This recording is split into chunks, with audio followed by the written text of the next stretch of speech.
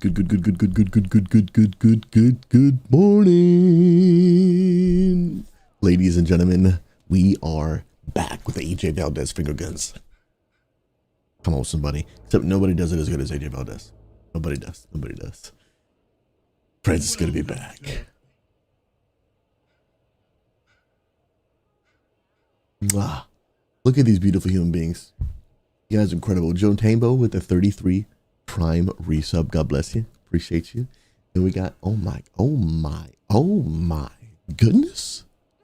Y'all are different. Amelia Silverheart with the 2-month. Welcome back to the Penguin Palace. God bless you. Appreciate you. And then, of course, Quick Killer with the 32-month resub. Guys, thank you so much for supporting my stream, my ministry, my content, my family. Again, every resub adds one more to the monthly sub goal. From the bottom of my heart, thank you, thank you, thank you. You guys are absolutely S tier human beings. Thank you, thank you, thank you, thank you so much, guys. It means the world. It means the world. Also, by the way, I got a shout out Havoc. Welcome on, Kick, bro. It's good to see you. Come on now. Welcome, What's Clay and Sneaky on the good old TikTok. Guys, it has been a journey, okay? We have been on vacation. Just staying home from vacation, getting some rest, some relaxation. My wife is still recovering from surgery, and we just did a little staycation. But we have been taking some time off, and we are back in action. We normally take a vacation every year in January. Although we've already been talking about next year, maybe not doing it in January, but maybe doing it in like the spring instead of January. I will figure that out later. But we're back, man. We've been kind of back the past 2 days, not really to streaming, but just back to work. Is the past 2 days, guys, I had the privilege, man, it was so awesome to actually teach at what's called Multiply School. Multiply School is an annual school for basically people from all over the world who are looking to learn about how to do gaming ministry. And we had the privilege to actually be invited to come and teach some students. Now, when I say students, they're not, like teenagers. They're adults, but they're wanting to learn about how to do gaming ministry. And so I'm gonna talk about that here in a couple of minutes. Give you guys a little recap because it was a blast. But yeah, I want to catch up, say hello, Hardcore Mike. Guys, 07's in the chat for the Guild Wars 2 Guild Leader. Absolute legend, my friend. I appreciate you. Wyatt, God bless you. Good to see you. Tobias, always a pleasure, friend. What's up, homies? Joe Tamo, always good to see you. What's up, Ox? Ox, I played some Guild Wars 1 while on vacation, bro. Come on now. Amaras, I don't know if you saw last night. I did clip the taco dance for those who missed it. Yes. Amarasu, where is it? Did you make like a clip on Twitch? So I can go on my own channel and just find it. Because that was the best like stall because there's ads playing literally ever. That was absolute peak. Oh, yep, here it is. Here's tacos. Goodness, hold on, let me get this clip. This was too good. Yeah, so this was us. This was all of the students. That's Z Sariu right there, and I just kind of you know what? I'll actually get off. Well, yeah. I'll stay on camera. Oh wait, I can do this. That's better. This was us stalling because we were about to pray. Okay. And then an ad started playing. And so we stalled by doing this. Hilarious. Where's the draw, bro?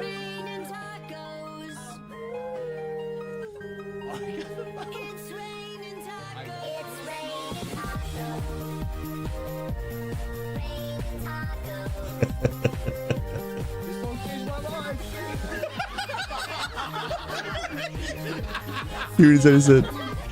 He said, this song changed my life. Hold on, dude. It's so good. Wait.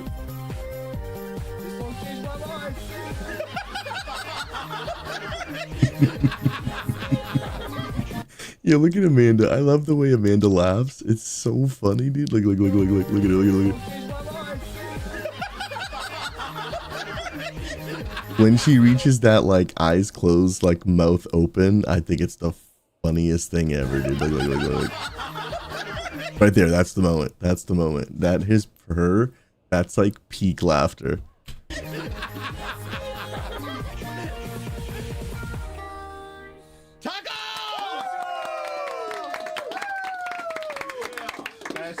Dude, the energy was on point, dude. The energy was on point. Man, it was a blast, dude. It was a blast getting to invest in the lives of, again, students. Like, again, when I say students, I know we normally think like, oh, these high school students. No, like this guy's 42 years old. This guy's older than me. Boomer, dude. But like, it was powerful, man. Like getting to invest in the lives of students. This year, most people were from North America. Last year, we had people from like Egypt, Tajikistan, Trinidad. I mean, countries I literally had never even heard of until I met the people from those places. And it was crazy, man. It was so crazy. It was just so crazy, man. So crazy. So that's really where I've been the past couple days. And Wednesday, we did teaching in a Q&A on Discord and online community. Normally my wife actually does the Discord part, but she's recovering from surgery still, so she didn't do it this year. But I went on Wednesday, did that. So that was my first day back from vacation. And then yesterday was teaching all day on content creation, how to find your niche, social media. No, I'm only kidding about 42 years old. He was saying it about himself. I'm 34, so I'm you see the hairline? I'm getting up there, brother. 42 is a young and in its prime, baby. And yes, content creation, live streaming. And the cool thing, guys, about all these students at Multiply School is they don't know what's happening during Multiply School, and that's on purpose. So it's not that Multiply School doesn't have a plan. They have a plan. Every day is mapped out and planned way in advance. But they keep the students surprised because, you know, if you're going to go into ministry, man, so much happens unexpectedly. I mean, so much happens unexpectedly in life and no matter what field you go into. But in ministry especially, like you gotta roll with the punches. You gotta expect the unexpected. And so they do that on purpose, and I think it's actually very, very beneficial. So they didn't actually know that they were going to be streaming with me. Rickenheimer, God bless you. Good to see you. Potato Head, welcome. Liner Oath, God bless you. Savage Lord, love you. Good to see you. Come on now. They didn't even know that they were streaming until the day of. Until about, I think, maybe 4 hours before this started, they didn't even know. They didn't even know that we were going to be streaming.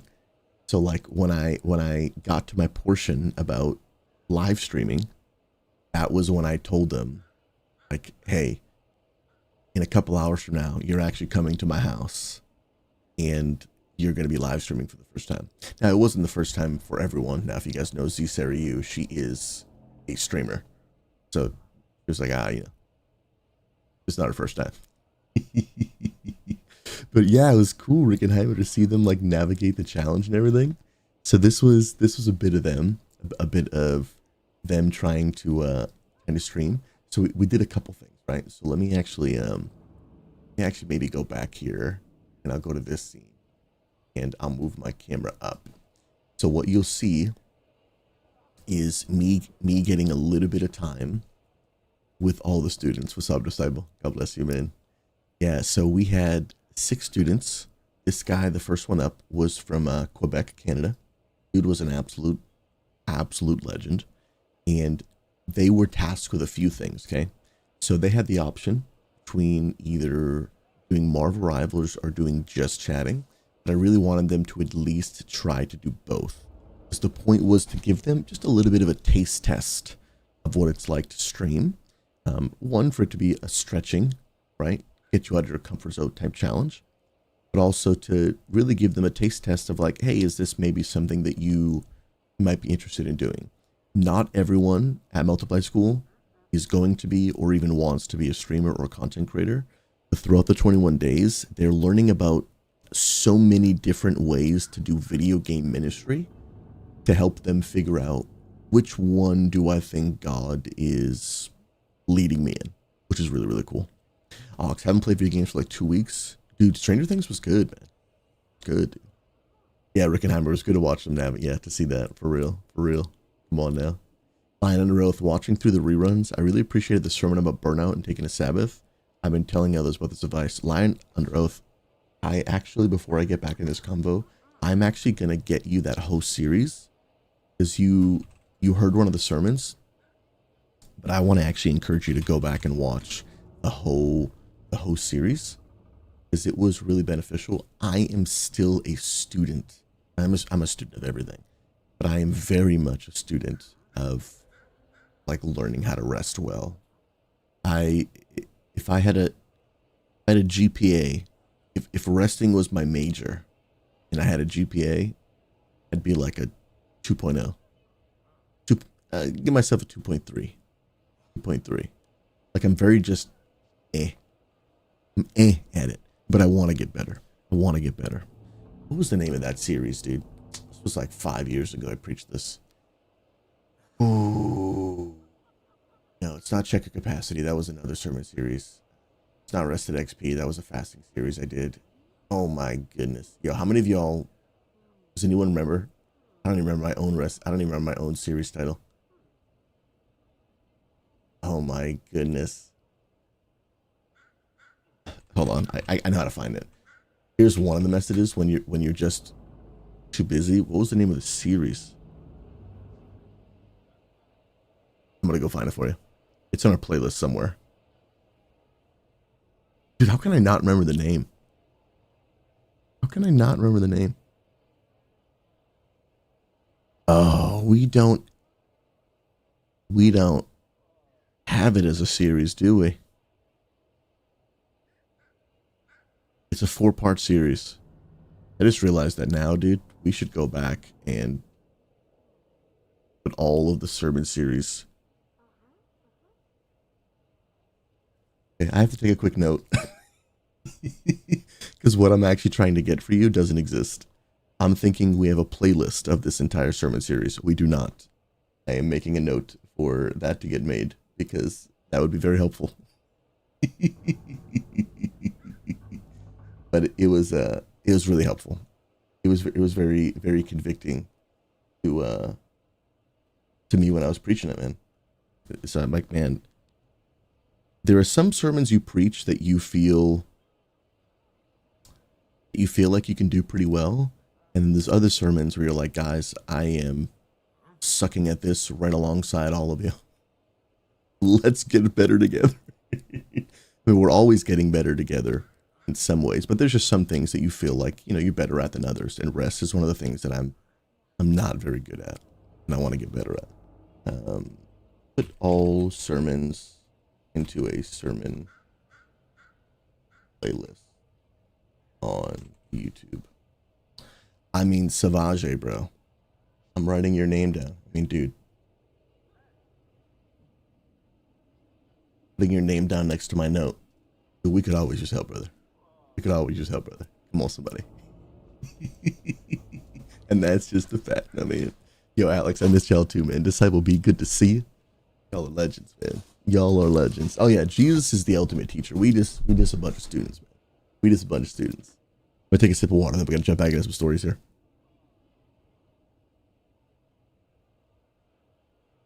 I have so much to tell you guys today, man. So much to talk about. Oh my god, it's so crazy, dude. I love getting time to rest, but I love coming back. Oh, it's so good. It's absolutely just peak. Absolutely peak. So this was one of the students. This guy, his name was Sebastian.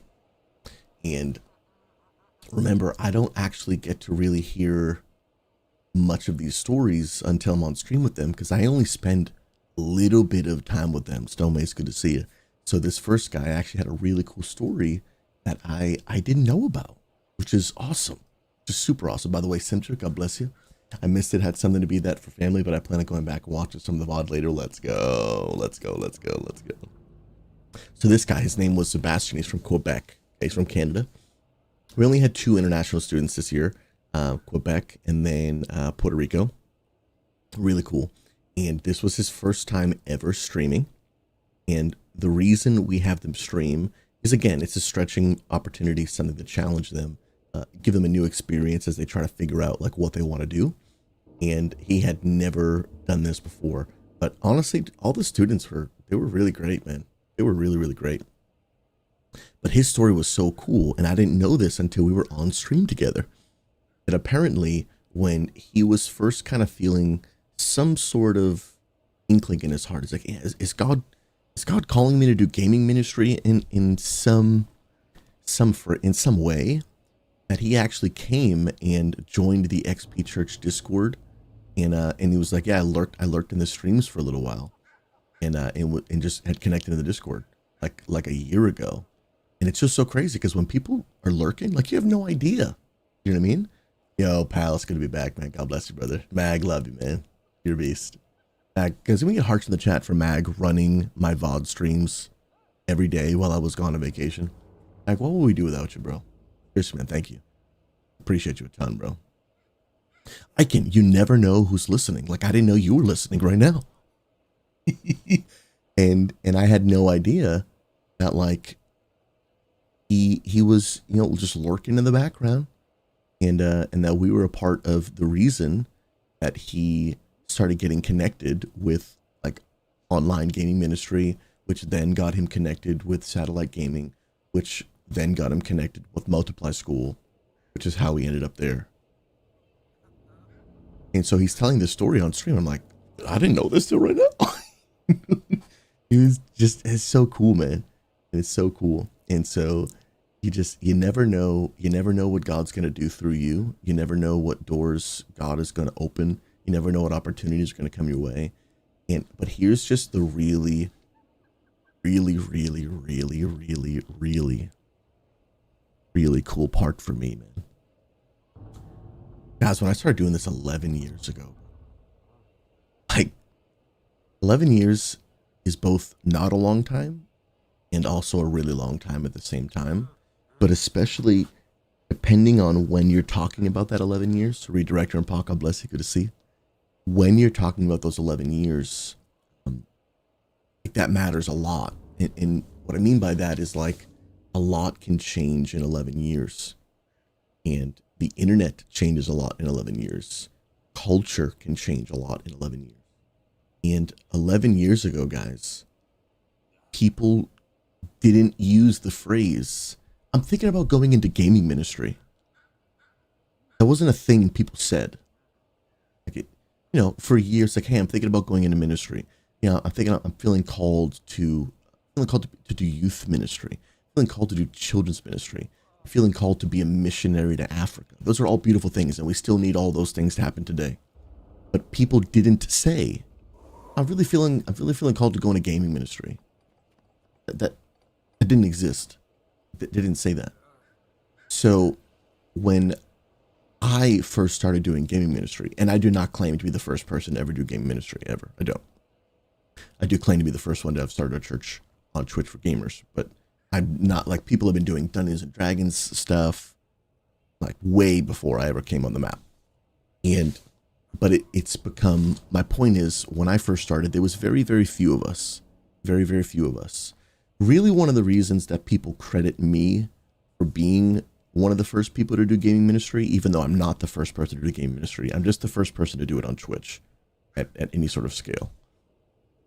But because of social media and the internet, like, there was other people doing something involving gaming, maybe a youth group, maybe a guy doing Dungeons and Dragons. There's a few people, but because they weren't using the internet, like, nobody knew about them.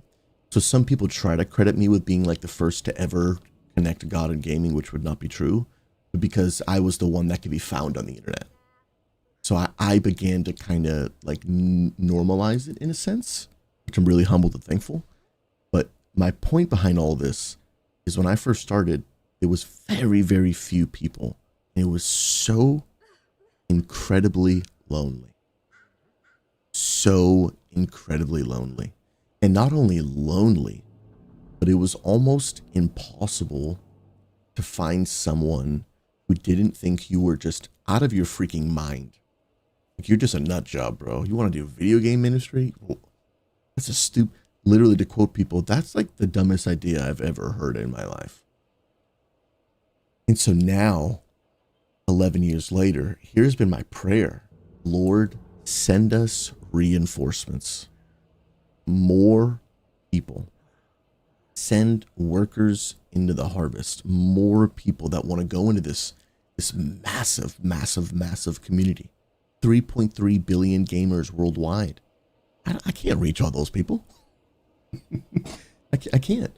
We need more and more and more and more people in game industry. And not even just doing it like full time, not even being a streamer. We just need more people that would say, hey, God, send me in some capacity. Am I going to be a moderator? Am I going to be an editor? Am I going to just be someone that spends time in Discords with people?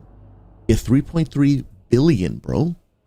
3.3 billion. I mean, we're getting pretty close to like half the planet status. We're getting pretty close, man. Oh, I could talk about this for hours, but it's not the point of the story. So we need more people. So now, guys, to be a part of something that is helping people who feel called of God to do some sort of gaming ministry is not only an answer to my prayers, it's not only incredible, but it is such a blessing to me. The more I see it become normal. Because when I first started, man, I people treated me like I was a freak. This dude is crazy. You are out of your mind. And so now to be around other people, and I'm like, you don't think I'm crazy? I mean, everyone thinks I'm a little crazy because I am. But like, I'm just talking to someone about what I do, and I'm like, wait, I don't have to try and convince you that this is important. You already know. And you want to do it too? You know, it's just, it's powerful to see, man. And that's why I love our community, because we're a community of people who get it. We're a community of people who get it. But it's just, the more I see it become normalized, the more it just, I'm like, God, did you really do this? You're really asking more people to get in on this? That's just it. It's powerful, man. It's powerful. Disciple, how many of those people do you think are on Twitch? You don't have to look up the stats of like Twitch monthly viewers. I think there's a couple 100 million people that watch Twitch. I think there's like 200-ish. That might be an outdated stat. Hey, go check it out. I don't remember the number, but go check it out. You can find it on Google. Pal, 3.3 billion gamers worldwide, which is crazy, crazy. And let me tell you another stat that is mind blowing. 3.3 billion gamers worldwide, and in America, there's only like 200 million gamers or something like that. So you start talking about gamers, and you start realizing, bro, that like there is a huge world outside of the United States that you and I know nothing about. And that's what's been really eye-opening from working with Multiply School and the organization that they're under called Go Game. They are a global entity. So once a month, guys, I join a call with people doing gaming ministry from all over the world. Countries I didn't know existed. Now, my geography is not great, so it probably doesn't surprise you, okay? But I mean, it's unbelievable. And it's really opening up my eyes to realize, dude, there is so much I do not know. There is so much I do not know. The amount of people that are doing mobile gaming ministry, because in countries, some countries, that's all they have. Like, that's all they have. They don't have Xboxes, they don't have consoles, they don't have PC, like they have phones. So they've got full-blown thriving ministries, people on their phones. It's crazy. I'm talking like people in Egypt. We're talking like ministries in South Africa. It's wild. It's wild. I'm in on these calls, and I'm just like listening to these people share their stories, and then they ask me a question. I'm like, I'm not qualified to be here. It's crazy, bro. It's wild. It is one of the coolest things I do every month. Just jump on this call, and there's like a bajillion people from everywhere. It's insane. Zar13, Pokemon Go ministry feels like an untapped area. Bro, I did a Pokemon Go outreach like, gee. Hold on. I don't want to give you false information. Crazy. Crazy.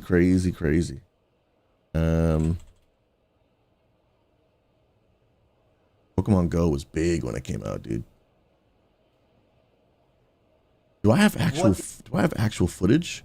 This was me. No, that's just B-roll. That's not actually me. But I did a Pokemon Go outreach in person and invited people to we had a booth outside of our church. Because our church was what do they call it? You know, one of those stops. I forget that I haven't played Pokemon Go in a very, very long time. Yeah, our church was like a gym or whatever. And so we set up a booth outside of our gym. And we just invited gamers to come. Pokestop. That's what it was. Yeah, we had a Pokestop. And we just invited, we had snacks, and we sat there talking Pokemon Go, and people would come and hang out. We would invite them to church. It was a blast, man. And this was, sheesh, bro. Sheesh, bro. This was July 2016. Dang, bro. I've been doing this too long, dude. Okay, not long enough. Not long enough. Pokemon Go is, dude, huge untapped area, dude. Guys, the amount of gamers in the world is mind-blowing. The amount of ministries that we could do through gaming. So don't get me started on what we could do. What we could do if the global church, not even the global church, because honestly, the global church, I'm going to be honest with you, the global church in terms of like the whole world is way more open to video game ministry than the American church. The American church is still, unfortunately, very behind on its openness towards gaming. And I will tell you, I was having a conversation with someone yesterday. I'm gonna go on a small rant, then we're getting back to the conversation. I was telling someone yesterday, friends. I'm telling someone yesterday. Look at this. How many gamers are there worldwide? These are loose stats, okay? If you want to really dive deep and like pay for actual stats, you can get like, you know, really, really accurate ones. But take this with a grain of salt. There is somewhere around 3.3 billion gamers. Pal, I don't know if it's one just like I can get anyone on. I don't know about that. I think they're trying to keep it to people who are trying to specifically do some sort of gaming ministry. But if that's something you're beginning to get into, you let me know, bro. It's not just like open up to the public type of call. But if you are getting into gaming ministry, like you don't have to be like a full-time gaming minister like I am, but they do want people who are like involved in some sort of gaming ministry. So if that's something you're getting into, you let me know, bro. You let me know, bro. Come on now. I was talking to someone yesterday with over 3.3 billion gamers worldwide, okay? This is crazy, guys, because when I first started 11 years ago, this number was 1.2 billion gamers. 1.2 billion gamers. Now there's 3.3 billion gamers. And some people are like, oh, well, the number is growing because of COVID. Dude, COVID is yesterday's news, bro. Okay? COVID was 5 years ago. Like, we are post-COVID. Now, obviously, people still get COVID and stuff, but like, the world isn't shut down anymore, okay? I think we're all agree on that. And this number is skyrocketing. Every year, this number goes up. Every year, this number goes up by hundreds of millions of people.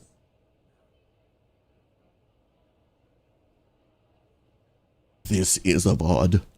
I'm still on vacation.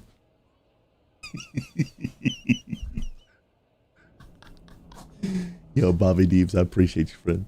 You absolute legend, man. Bobby Deebs, you got one more month.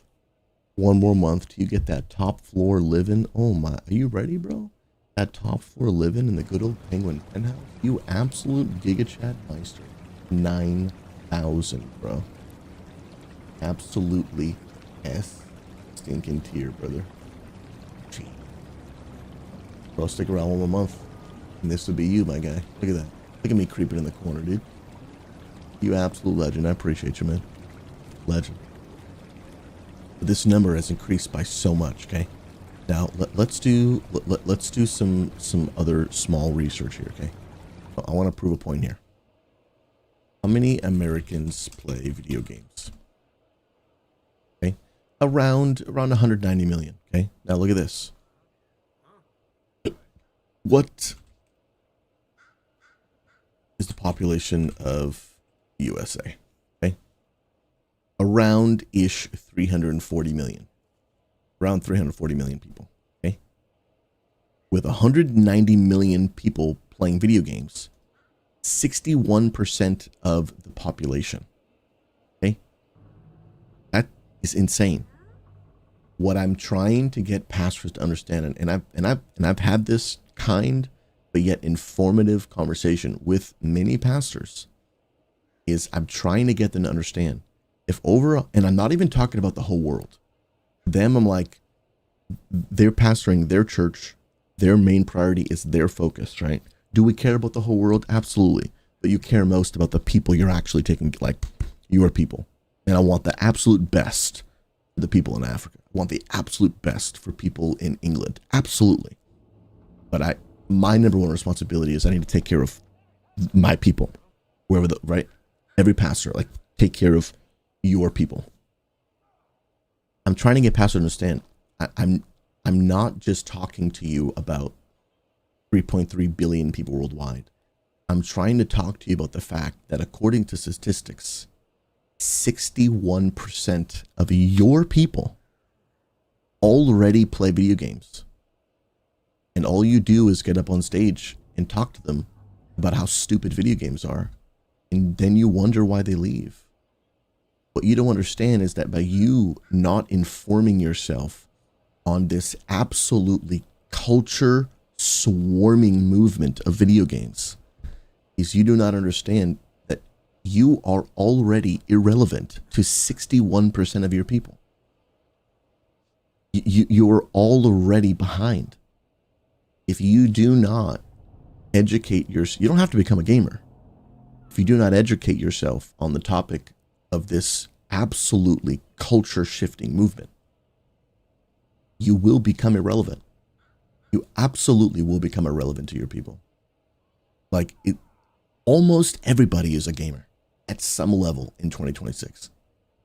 Like, and you're with all due respect, you're out of touch. You're out of touch. Getting up on stage like nobody plays video games and they're stupid and video gamers live in their mama's basement, when you don't know that actually there's a gamer who's a software engineer and he's your highest financial supporter. He's the smartest guy in your church, given the most money, and you think he's a moron, and you wonder why he just left. Get a clue, bro. I'm trying to help pastors, man. Educate yourself. Get in touch. Adapt. The world is different than it was when you got into ministry 40 years ago. It just is. And all of us, we have to adapt. We have to learn. We have to grow. Adapt or go extinct. Adapt or go extinct. The choice is yours. The choice is yours. Yep. Do you program the software you use to plan your sermons and you think he's an idiot? Bro, it just is. Adapt or go extinct. Adapt or go extinct. It just is. And I try to sit down, I try to help pastors. And some of them listen. And some of them are like, nah, this is dumb. And I'm like, here's the deal. The truth is, here's what I really believe. Havoc, God bless you, friend. Good to see you. Here's what I believe. This is my honest opinion, and I would be happy to be wrong. My honest opinion is that we are one generation away from absolutely just unleashing the cap of reaching more gamers. And here's what I mean. Let me tell you my experience for 11 years, okay? My experience for 11 years has been this, okay? We're going to call it decision makers. I'm going to call it church decision makers. Church. Okay? Church decision makers, okay? Right now, in the current leadership structure of church leadership, church decision makers, right? You have, depending on how the churches are run, you have a mix of either lead pastors, and I'm also going to call them board of directors. Okay. So every church model is a little bit different, but for simplicity of explanation, we have lead pastors and board of directors. These are the decision makers. Okay. And right now, underneath them, and again, every church is different. You have, we'll call it the associate pastors. Wise are you, Chad?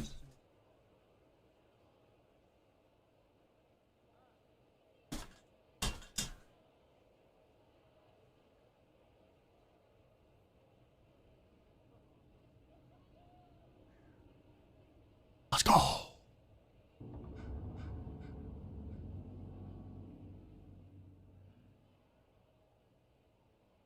Wise Otter, you legend. Wise Otter. Appreciate you, fam. Wise Otter. That's going to add a few more subs on the goal, my friend. Thank you so much for supporting the ministry, content, my family, from the bottom of my heart. Appreciate you. God bless you. I'm going to add that to the sub goal right now, my friend. That is 14 subs on the goal, brother. Absolute Chad Meister 9,000. I'll let you read my shirt while I bring out my path. You know that Jesus got the charges. Amens in chat. Amens in chat. Come on now. Those are legends, dude. Let's bring us up to 121. 121 on the goal. You're an absolute legend. Absolute legend. I appreciate you. God bless you. Havoc, the keyboard's been incredible. Papa Goose, that Warhammer book is the core book. It's got lore. It's got explanation on how to play the tabletop game. It's got everything you need. It's incredible. I love it. They make a new one, I think, every new edition of the game. And I love it. I love it.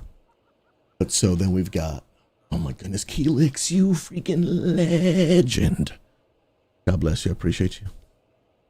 Thank you for supporting my ministry, family. 10-month prime. God bless. How you doing, friend? Good to see you.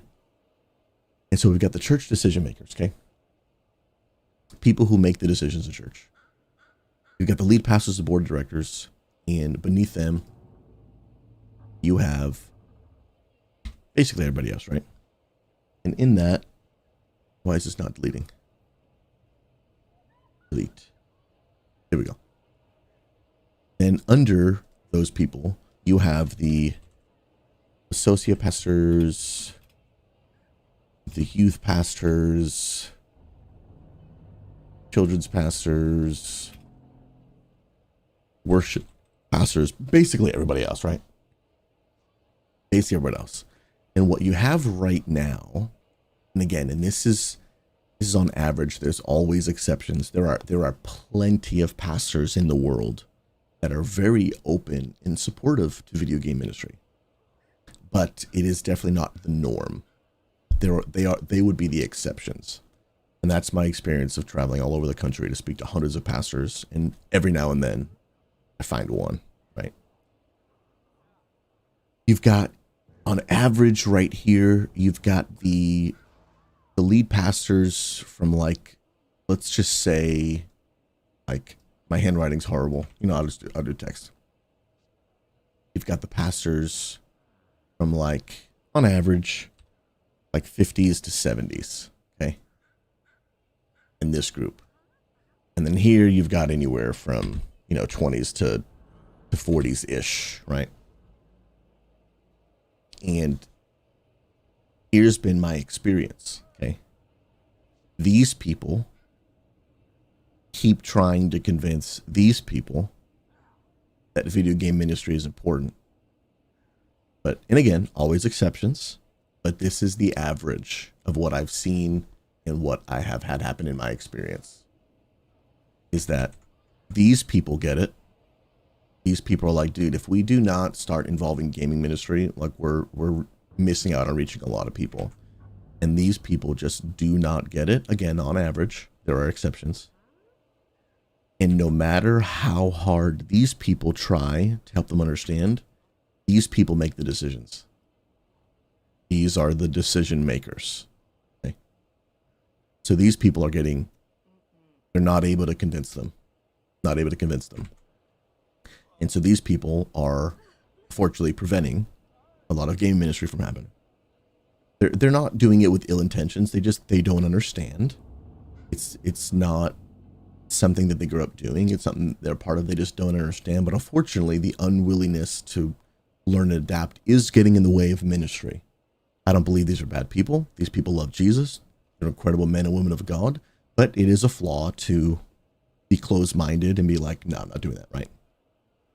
So here's what I mean. I believe that we're one generation of leadership away from just blowing the lid off this place and reaching gamers like we've never reached before. When these people retire and these people become these people who now are the decision makers, it's GG. It's GG. It's absolutely GG, dude. It's GG. I believe 10, 15, 20 years from now, you are going to, like, the average church in America will probably have a LAN center in it. The average church in America will have gaming events.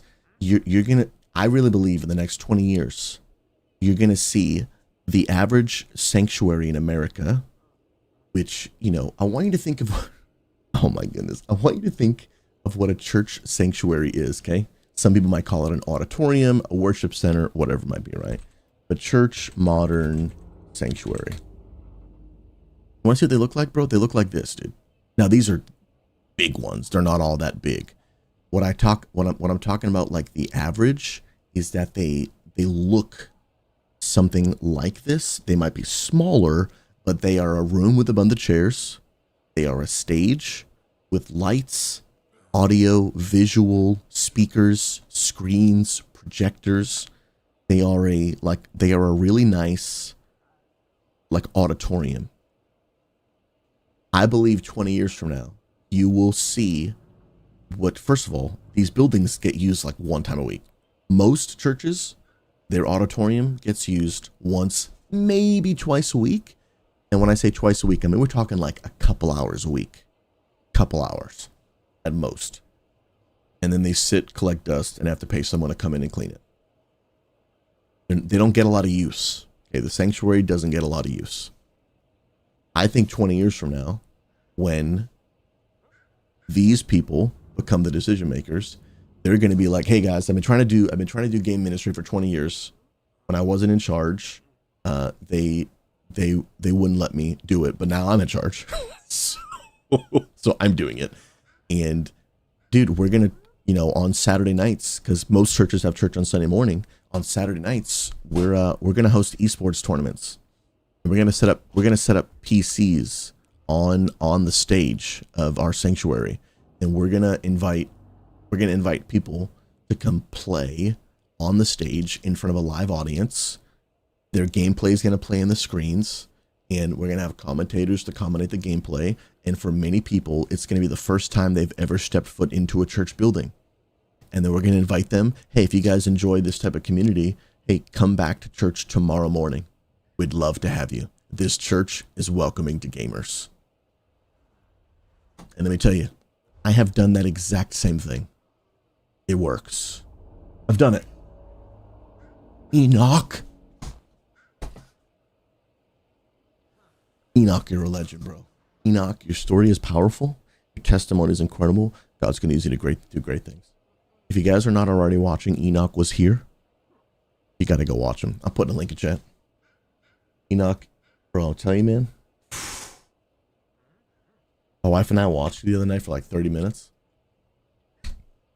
Just,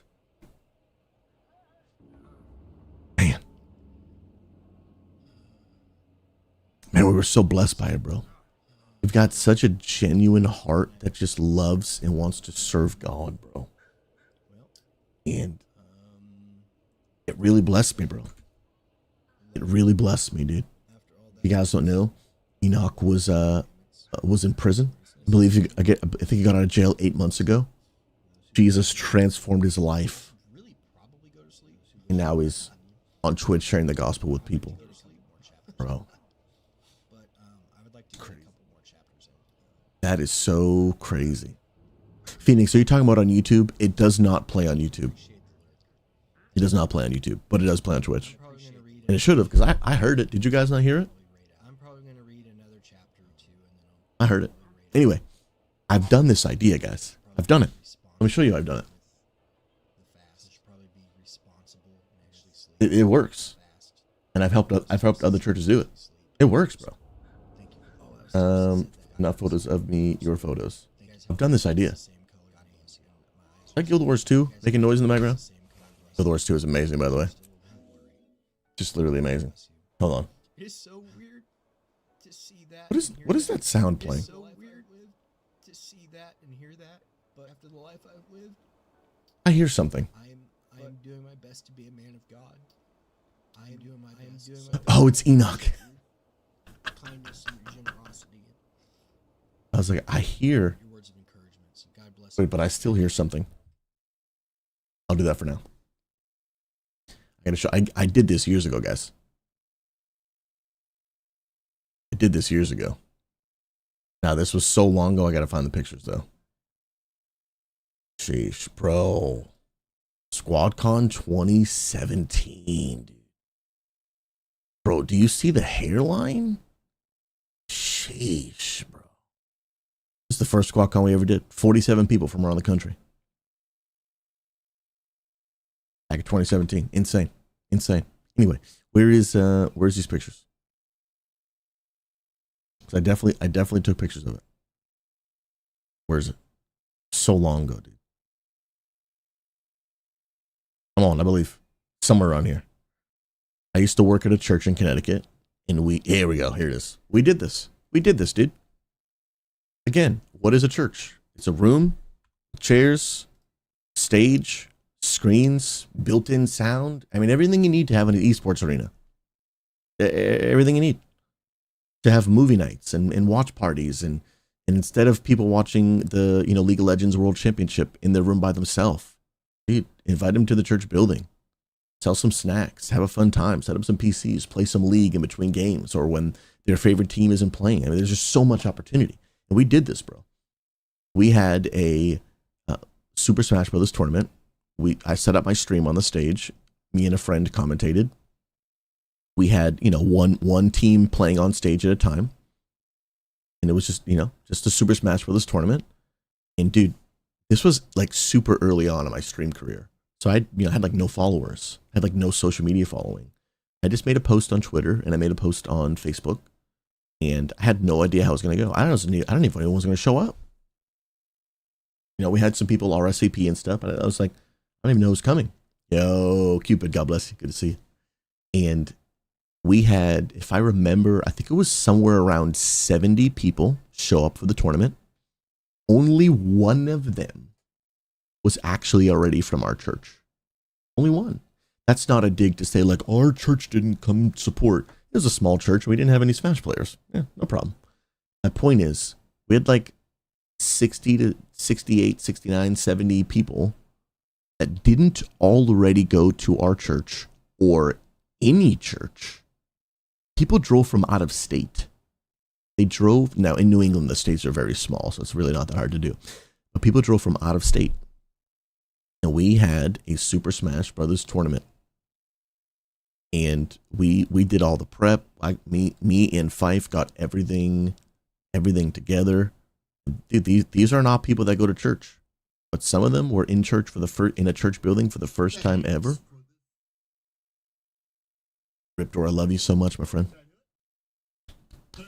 We're back in action, baby. God bless you, man. Love you, dude. Appreciate you so much. And thank you for adding one more sub to the monthly sub goal. Absolute Chad. Oh, I realize it's not on this screen. The back from vacay. The back from vacay hype. We get that up there. Oh, somebody. Riptor, I love your face, man. Absolutely S tier. And so literally, guys, we did this tournament. And then before the final game, I got up on stage. I very quickly shared the gospel. And I remember. And I said, I just want to invite you all here so I can be able to tell you that God loves gamers. That's what I said to them. God loves gamers. And dude, something I didn't expect happened. Again, there was about 70 people and only one guy was from our church. Okay. And most of these people, because I went around and talked to everyone, most of these people did not go to church anywhere. They didn't go to church at all. They're just Super Smash Bros. Players. And I said, God loves gamers, dude. And the whole room started clapping their hands. And some of them said to me, I've never heard anyone say that before. I never knew God loved gamers. I thought we were the outcasts.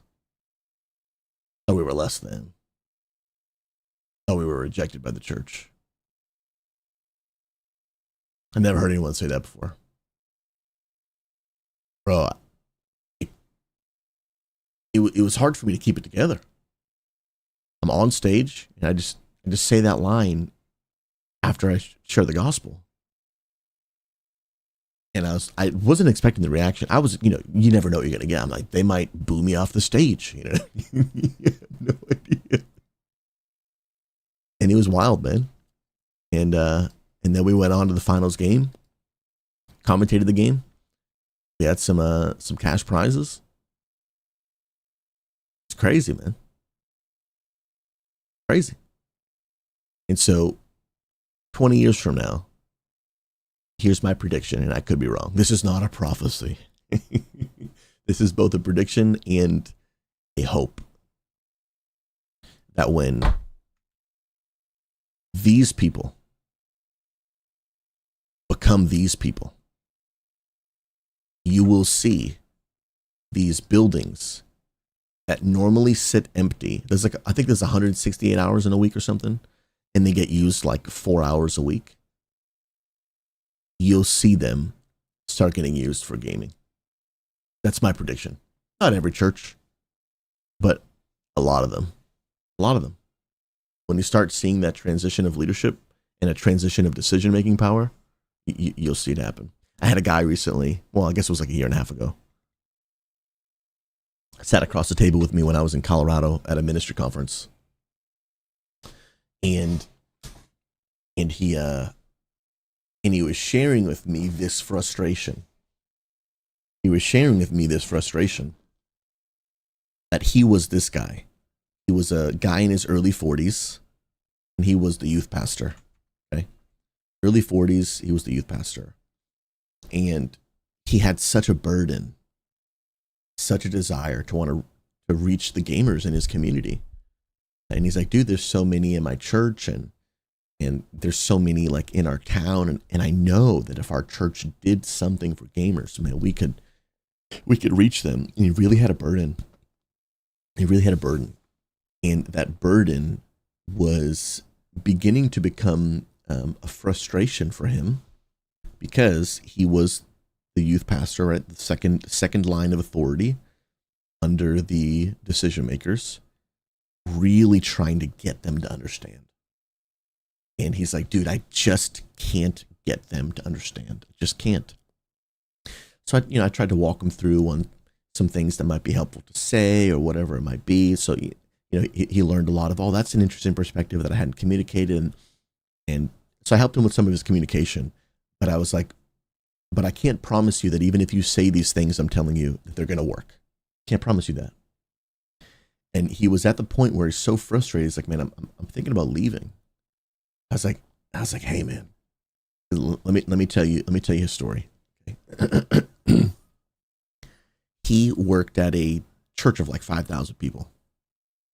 Big church. A lot of people, a lot of volunteers, and a lot of financial resources. Big church. And I was like, brother. And I start asking questions. Right? I'm trying to get down to what he's feeling, what he's thinking. And I start to unpack. And I was like, how old is your pastor? He's like 58. I was like, all right, so your pastor, do you envision your pastor sticking around basically until he retires? Yeah, I think so. I think he's a lifer. I was like, oh, yeah, awesome. And I was like, so he's got at most 10, 11 years at most, right? If he wants to go out at 65, he can do that. You got probably 10 years at most. I was like, normally when pastors start getting a little bit older, they either start preparing or people just start wondering, hey, like, I wonder who's going to take over when pastor retires. I was like, have any of those conversations begun to happen? He's like, yeah, man, and it's pretty crazy. They're really looking at me. They're looking at me to maybe be the next one to be lead pastor once my pastor retires. I was like, bro, I'm close. Well, we just met. Not that close, brother. Calm down. Okay. I was like, so what you're telling me is that you have a burden to reach gamers. And you currently work at a church that has 5,000 people, tons of volunteers, an insane amount of resources. And you want to walk away from all of that so that you can start from nothing with nothing and reach gamers? I was like, if you feel God's calling you to do that, then I'm not going to say no. You want my advice, my just non-spirit led advice, because you got to go pray and seek God? Bro, you just got to wait 10 years. You want to reach gamers? You just got to wait 10 years, bro. And you will be given the keys to this multi-million-dollar facility, multi-million-dollar budget, thousands of volunteers. You want to reach gamers? You start right now with nothing, with no one, no money.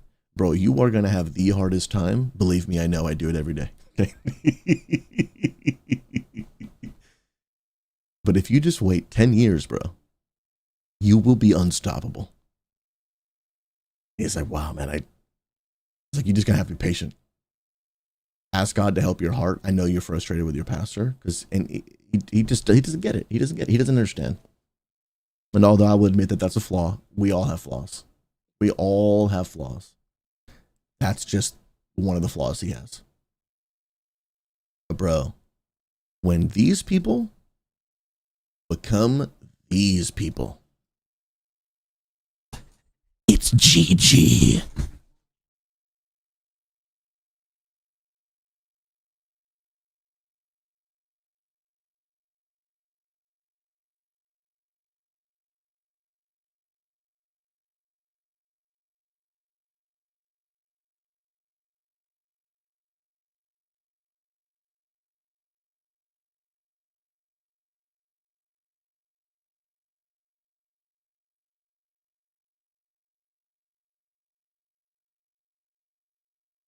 Enoch with the 5 gifted, bro.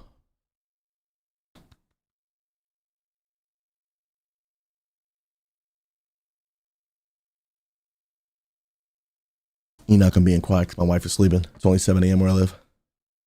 I appreciate it so much, man. Dang. Legends. God bless you, man. Enoch, he was forgiven much, loves much. Facts, dude.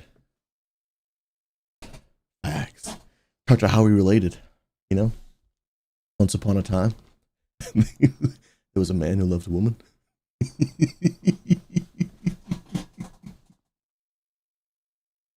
The rest is history.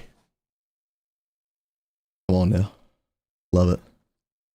Riptor, our church's budget is 22 million. I wonder what it look like when the transition you're speaking of happens. Interesting thought. Dude, I'm telling you, bro. Telling you, bro. It's gonna be GG, man. It's gonna literally be GG, bro. Like, and again, I'm not saying like, hey, this lead pastor should take over and stop everything else they're doing and just focus on gaming. No, that's not a good idea either. Just gotta add it to your current outreach strategy. Just, it's a new addition. I'm crazy, bro. Matic, from my experience with lead pastor board of directors, they're spirit led. When asking and they just say no, it's a them problem. However, when they say let us pray about it and come back, it's most likely a timing issue. Now, not that it's not a good idea. I remember growing up in my church had a gaming night with the youth. They played games like Desert Storm and Halo. I believe we've had over 2,000 youth there. Absolutely. And not every single church needs to have, well, that might change. I mean, if 87% of Americans 10 years from now are playing video games, most churches should probably have a game ministry. And at that point, it just literally is a matter of math. Just a matter of math. But right now, you know, not every pastor is called to do game ministry. It might not make sense for every community, depending where you live. So it's definitely not like every single church in America today absolutely should have gaming ministry. I wouldn't say that today. And what I'm talking about right now is obviously just the unfortunate, like we still have the negative stigma where people still think like video games are bad, and we don't acknowledge the need to reach gamers. But yeah, if there's a pastor that hears about gaming ministry and then sincerely is like, you know what, I see the need to reach gamers, and I'm gonna really take this to prayer and think about it, and then come back and be like, I just really feel like at this time, like the Lord is saying, this is just not the direction for us. That's a very different story. Very different story. The Lord directs his church. What I'm talking about is when you try to get people to understand this massive, massive, massive, massive need. Now, God bless you, good to see you. And are met with, that whole thing is stupid, and gamers are not a people group. Like, well, you just lied. You not intentionally, but you're saying unfactual things. You're saying unfactual things. Come on now. Sarem, hey. Sometimes it'd be like that. Sometimes it'd be like that, man. Riptor, there's a large movement right now taking place from Gen Z and younger going back to dumb phones. Really? And going away from technology because they see the damage it's caused the world? I wonder if we don't have a big snapback season where the assumed numbers diminish greatly. Really? Really, bro? I haven't heard of that. Analog mode. Now, is that... Hold on, this is interesting. Are people... Now, and here's my initial thought, could be completely off course, right? But let me read this and then I'll give my, I guess, first thought of what I hear, what I think when I hear that, right? Yes, a significant trend of people returning to analog modes driven by digital fatigue and a desire for more focused, tangible experiences and privacy.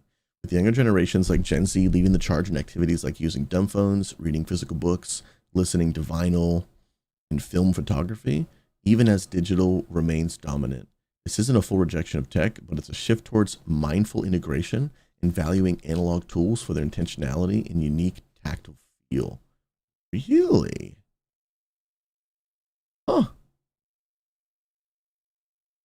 Dude, it's crazy how the world changes, man. Cassette tapes are coming back too. That is insane. Here's my first initial thought. And I could be totally wrong because this is new information for me, but here's just like boom, blind reaction, right? I don't know if I see this really affecting gaming, and here's why. What I think people are feeling is they are feeling what a legend. I appreciate you. Thanks for adding one more sub of the monthly sub goal. Keeping the ministry full time so I keep on sharing God's love with gamers. I appreciate you. Thank you, my friend. What I think people are feeling is they are beginning to really, really, really realize not only the negative effects of being on technology 24/7, but they're also beginning to realize that social media is really not social at all. Okay? Social media, at one point, I do believe actually was social. Like Facebook groups, like it was actually, at one point, like people were actually like, you're connecting with your family, connecting with your friends. It was meaningful. But social media today is not, it's not about connection anymore. It's just become entertainment. People don't even really look at their follow pages anymore. They just look at the For You page. Just show me instant entertainment. Instant entertainment. And the reason I don't know if that will affect gaming too much is because gaming actually can be social. Scrolling on your phone is not social. It's just not. But playing video games with people on Discord and engaging in community, those are social. So what I see, again, this is like blind reaction, could be totally wrong. What I see is people are beginning to feel the negative effects of one, too much technology, which is a scientific fact. It really, really screws with you, especially like with your ability to like feel pleasure and too much dopamine. There's a whole bunch of things. But also people are like, they're longing for human connection. I think people are longing for a slower paced life. And I think that's some of the effect that people, yeah, I can't do the treadmill redeem right now. It's too early. It'll make too much noise for my wife sleeping. But once 8 o'clock hits, I can normalize. 8 o'clock my time. That would be my prediction. That would be my prediction because I think people are longing for more togetherness. Now, I long, to be honest, personally, I long for things to go in some ways back to the way they were, like even probably before I was a kid. Neighborhoods, kids running around, people spending out time outside, talking to their neighbors, where people had more free time. I long for the world to go back there. I don't know if it ever actually will, unfortunately. But I think that's what I sense. That's what I sense people longing for. And because I don't know if we're ever going to get back there, I think actually video games give us a glimpse of that. Where for example, Nug, we can instantly just turn on Discord and have fellowship and connection. So although I do long for the world to return to back that way, I don't know if it ever actually will. But I do think that video games might not suffer from this whole analog mode thing, because for me, my prediction is analog mode is a result of people feeling disconnected. But games actually can connect people. Social media does not. Social media, it's a horrible name. It originated because it actually used to be kind of social. Social media is not social anymore. It is ad central, information central, entertainment central. It is anything but social. It is literally everything except social. Back in the MySpace days. It's everything. It's everything but social. Everything. Yeah, it's a place for opinions, it's a place for jokes, entertainment. It's literally everything but social. And so I don't see gaming being affected too much from that, but I could totally be wrong. Love to say, dude, did I log out of RuneScape? I'm throwing, bro. Actually throwing, man. Actually throwing. Crazy. Well, I'll give a very, very quick recap and then we'll move on. But if you guys didn't know, this was us just yesterday teaching at Multiply School, which was amazing. So quick glimpse, check it out. This is all these students in my house.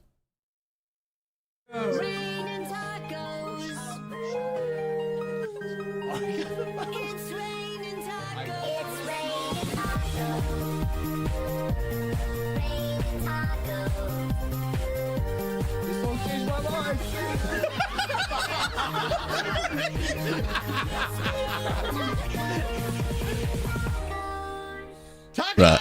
I'm sorry, it's so good. It's so good.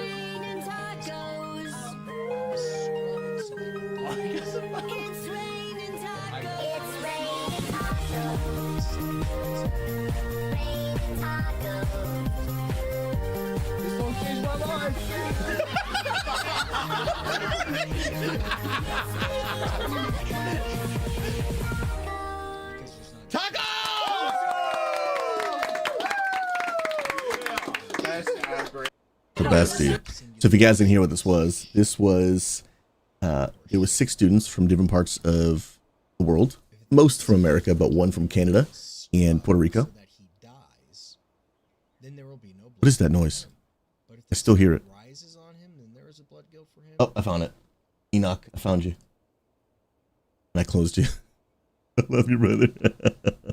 And they were getting a chance to learn about learning about different areas of video game ministry. And so they're not all looking to be streamers and not all looking to be content creators, but it's 21 days of intense training on different areas of video game ministry to help them figure out what area of video game ministry do you think God is calling you to. So I invited them all on my stream. We did this last year, and they got a 25-minute window each to get a feel for streaming. And so I did a whole teaching, taught them how to stream, gave them some do's and don'ts, gave them, some things to look out for. We did a whole teaching on it kind of thing. And then they got to really experience it for themselves. So this was 6 individual students. And they got to play Marvel Rivals and chat, talk and answer questions. And it was just, man, it was powerful.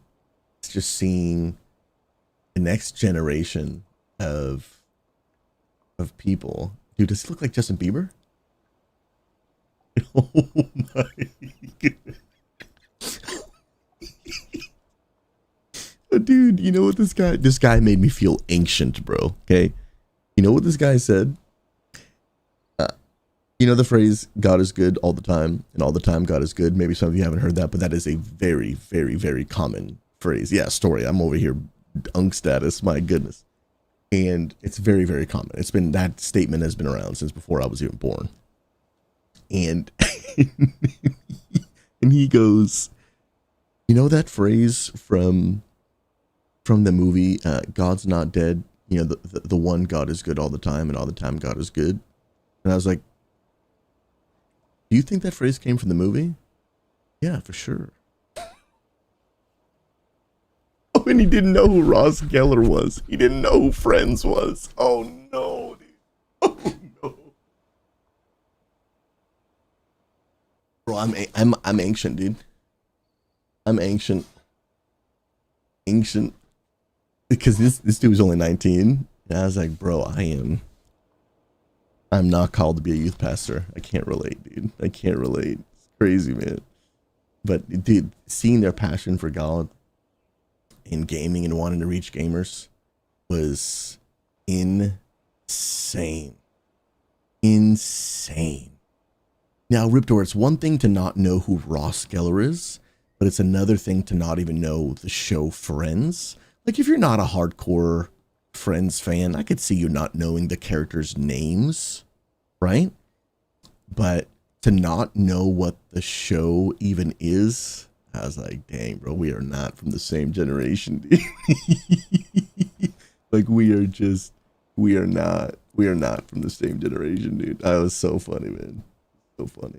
It was so great, man. Seeing these people and their passion for God. And it was beautiful, man. It was beautiful. It was 6 students in total. Here was she went by Coco. It was just amazing, man. Amazing. And I think next was Cole next? Yeah, Cole was next. This guy was funny, dude. He was so funny, bro. Because so he's from Colorado, and before he followed Jesus, he was like, dude, I used to be a big pothead. And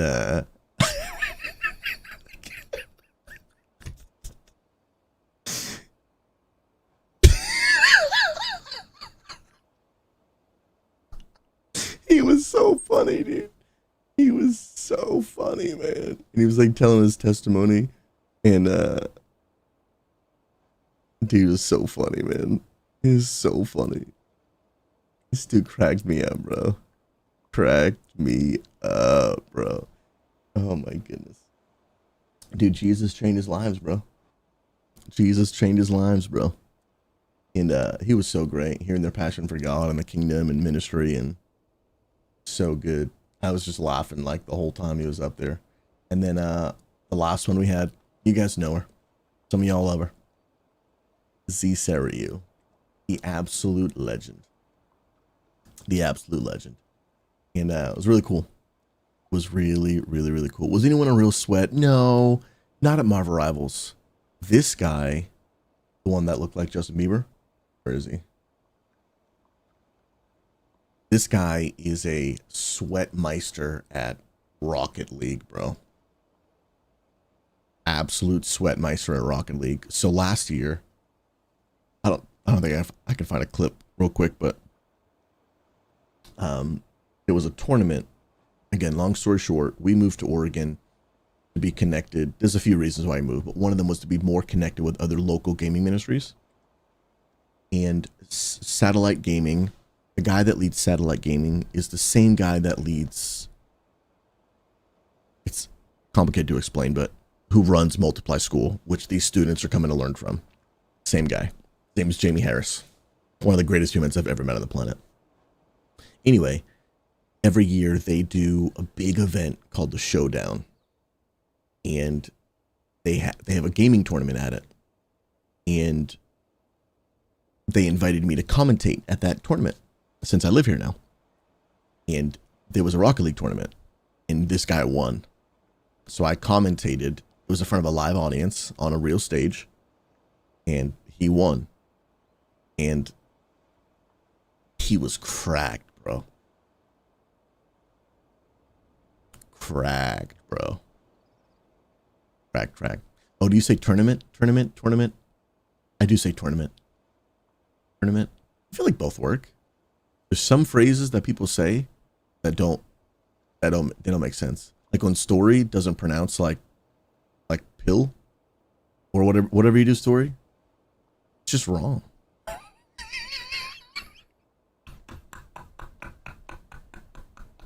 Bro, I will fight you right now. If you say pillow, dude, that's at least a 10-minute. Dude, that's at least a 10-minute, bro. Where are we at? That's at least a 10-minute, bro. You know what? I'll show Grace here, dude.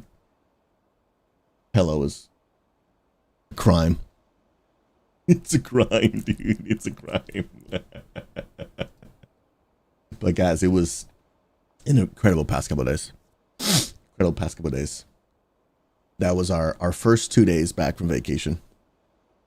Was teaching at Multiply School. And man, it was it's just a dream, man.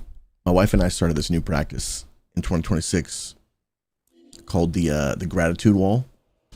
And so every night before bed, we hung up this thing on our bedroom wall, and it is just, there's just a thing for all 365 days of the year. And you just, every night before bed, you just write one thing that you are thankful for. And so we have just gotten the practice of writing it every night for bed. And the past 2 nights, especially yesterday, because my wife got to be involved yesterday. She wasn't involved the day before because they invited her to teach, but because she's recovering from surgery, she couldn't go. So the day before was kind of just me solo, but yesterday, because everyone came to our house, she was obviously involved.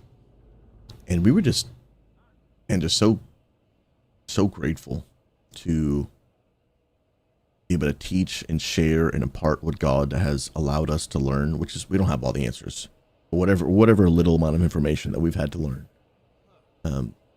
getting to share that with others has been really special.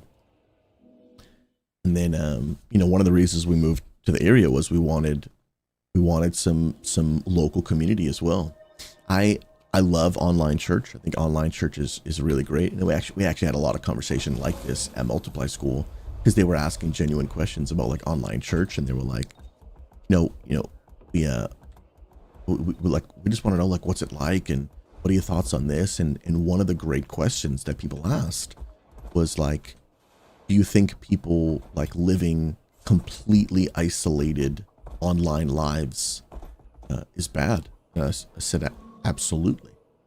I think if you work from home, have only online friends, don't have any local family, and go to an online church, I think it's probably too much. I think it's actually too much for you. Like, even just scientifically proven, like, we need a certain level of in-person human interaction. Everybody does. Where I land is, I don't think that has to happen. Like, your need for local in-person human touch and connection, I don't think that has to be your church. Like, if you have family, local, some coworkers and friends that you get together with in person, and you get that human connection part from that, and then you have an online church, well, I think that's very different. But if you don't have any human in-person connection in your life, I think that is actually harmful for just humanity, especially when you're growing up. 100%. But for us that run an online local church, like an online church, like I still want some, like, I want some local people in person. But I don't want, here's what I didn't want for my life. And because we're all so busy, it's hard, right?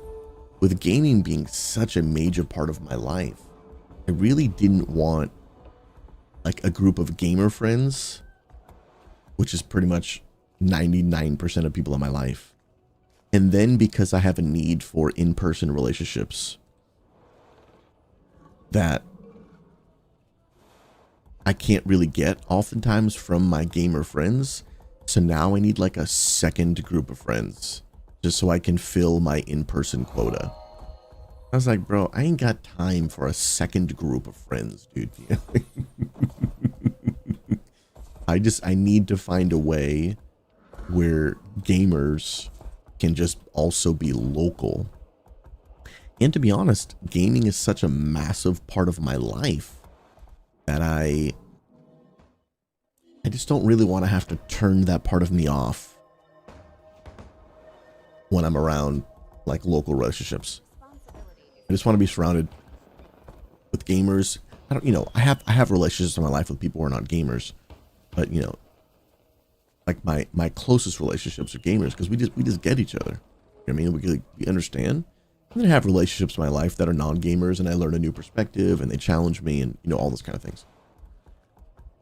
But to be able to be local here and have a bunch of gamers that all live in the same area, so that when I do get some human connection, it's also with gamers, is the absolute best.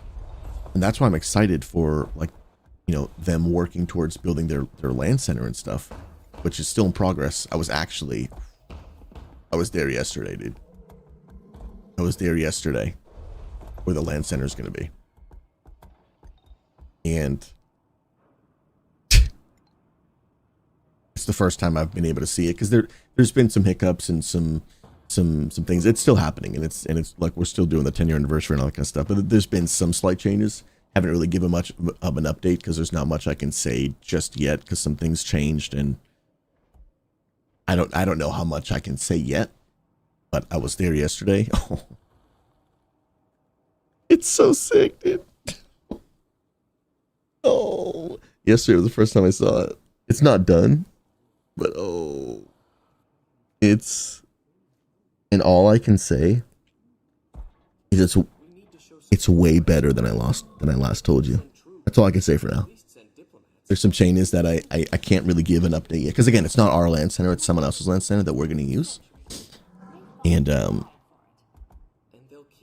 there's some changes that, like, again, I can't talk about publicly just yet. It's better, dude. All I can say is it's better. That's all I can say for now. It's better. It's better. And Game of Christ, God bless you, friend. You're a legend. Yeah, it's I mean, I have a video on my phone, I just can't show it to you yet, but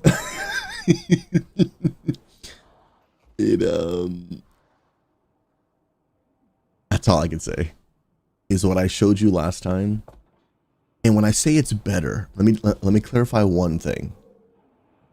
It's not just better because it's beginning to actually be built out. It's better. What can I say? It's better because it's different than what we originally thought. And it's better. That's all I can say for now. Until I get the green light to say more. Because again, it's not ours. If it was ours, I'd just tell you everything right now. But it's someone else's that we're going to be partnering with and using. So I'm at their liberty. He who pays the bills makes the rules, right? A phrase I heard one time that was so funny is do you guys know the golden rule? Let me know in chat if you know the golden rule. Anyone know what the golden rule is? This might catch some of y'all off guard. But how do I get to this place? You guys don't know the golden rule. The golden rule is treat others the way you want to be treated, right? That's the typical golden rule, okay?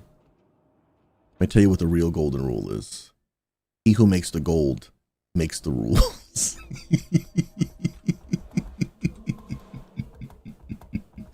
I heard a dad say that to his kid one time. I died laughing, dude. I died laughing, bro. Thought it was absolutely peak. I am trying to go right here ish. Right here. Here we go. That's where I'm trying to go. Oh, it's so good. So good. Bro, isn't my character 6 stone mace?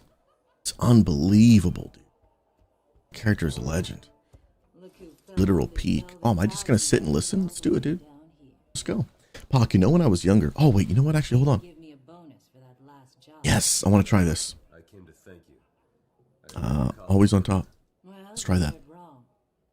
That's the chat actually on my screen. Pog chat. I'm saying, dear boy, that I had help. Let me introduce you to my son. I've been wanting to try this.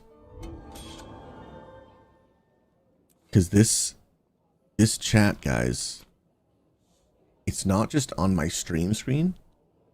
It's actually on my game screen. Like I see that chat right in front of me.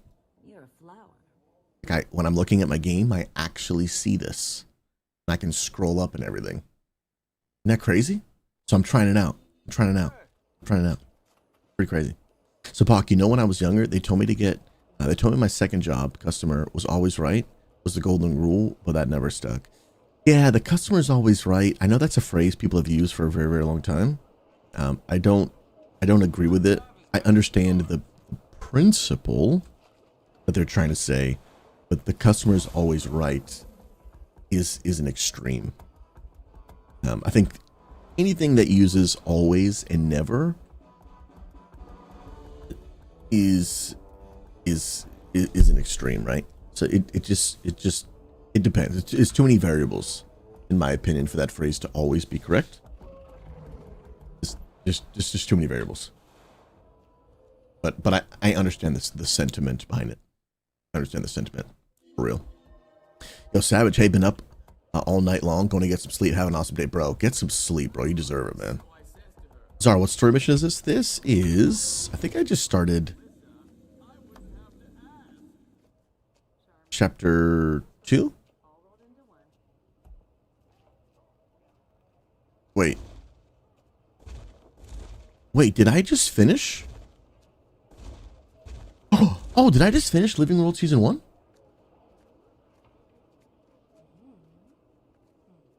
I think I just finished. Let's go, dude. Not too bad, bro. I think I'm going to give my thoughts on Living World Season 1 and Living World Season 2 together in a video. And the reason I'm going to do that is I don't really feel like there's too much for me to say about Living World Season 1. Again, let me make this clear. This is someone that's not really paying attention to the story. Okay? I don't really like... Oh, wait. I did not finish. I finished chapter 2. I have to finish this. Okay. I take that back. I don't have much to say because I didn't finish. I was like, man, I really feel like there wasn't a whole bunch to that. Susie, maybe you should finish the story. Oh, well, that would make sense. That would make sense. So it makes ain't nothing or nobody, always, never anything. That's a whole lot of nothing right there, brother. That's a whole lot of nothing. Where does this take me? Where is the storyline? Oh, read the official letter. Is it in my mail? Show me. Let's go. Yeah, this one is pretty long, to be honest. I feel that, man.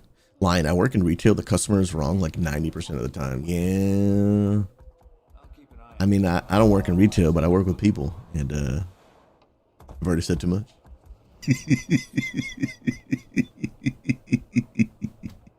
Atrophied. It's half the phrase. The customer's always right in matters of taste. Like respect, and the customer makes their own choices. Sure, yeah, I mean, the customer knows what they want for sure. And is it our responsibility to do our best to meet the needs of the customer? Absolutely. Absolutely. But there's just exceptions, right? Yo, Saint Bear, God bless you. Good to see you, my man. Good to see you, my man. Saint Bear, we're back from the vacay, bro. Dude, Multiply School was peak, dude. Absolutely peak, bro. And we loved it, man. Bias, you work in food service? Don't get me started about customers. I will reach. How did this hole in my monitor get here? How did this hole in my monitor get here, man? LOL, dude. Okay, so I thought I read the letter. Okay, I did. Sick. And then I gotta go right here. Sweet deal, man. Let's go. Saint Bear, I've been lost every morning. No stream to hang with to start my day. Now I'm whole again. Hallelujah. Bro, so what you're saying is you don't like my VODs. Respect, dude. Respect, bro. I feel that. I feel that. I feel that. Guys, I'm actually I'm thinking about creating a second channel. Thinking about creating a second channel where I just play my sermons when I'm not streaming.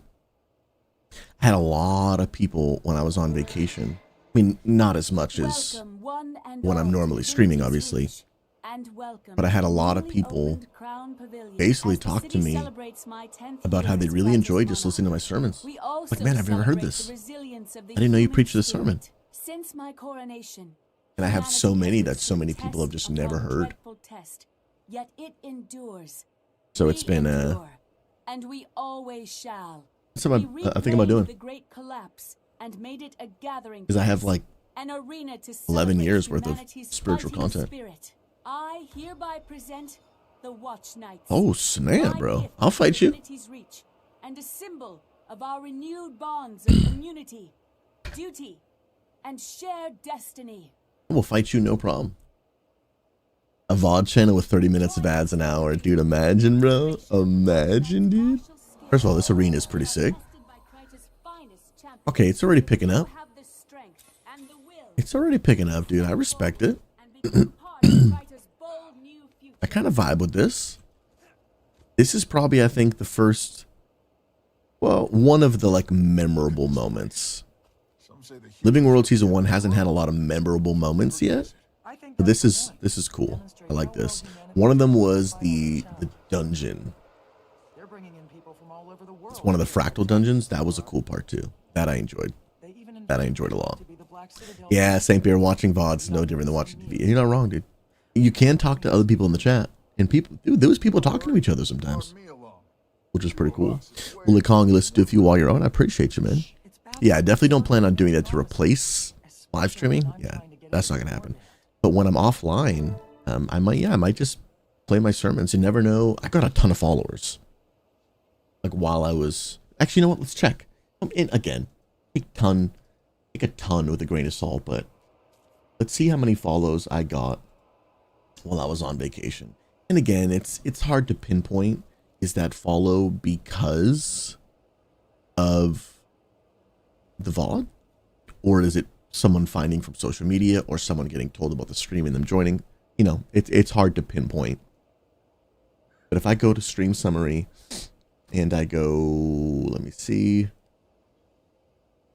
overview, and I go from January 5th, which is my first day of not streaming, to, I mean, basically yesterday, right? No, we'll do the 14th. How many follows did I get? No, that didn't do that right. I was like, there's no way that's right. Oh, because I did December 5th. Okay, I see. I got 50 follows while on vacation. I mean, that's not bad. Yeah, dude, check this out, bro. Check this out. Now, obviously, the average viewer count, way down, of course. I don't think a VOD channel is going to be as successful as like a live stream. I don't think that's probably ever going to happen. Maybe. But, dude, 2,783 unique people tuned into my stream while I was on vacation. That's just a crazy statement. 50 new follows. Someone must have rated the channel. I think Assassinator Steph rated the channel, because there's no way we got to 103 organically. Look at all that watch time, dude. Okay, she did. Cool. Yeah, I remember coming back to my PC and I was like, oh, she rated. Sick, dude. But dude, that's crazy. This is crazy, bro. This is just like a glimpse of what, like, a potential VOD channel would be. Yeah, St. Bear. Yeah, they're cool with a bunch of people that have VOD channels. Yeah, and they only get screwed when it's a huge streamer who doesn't turn subs on. Let me see. I want to see if, can I check? Let me see. I don't think I can check for,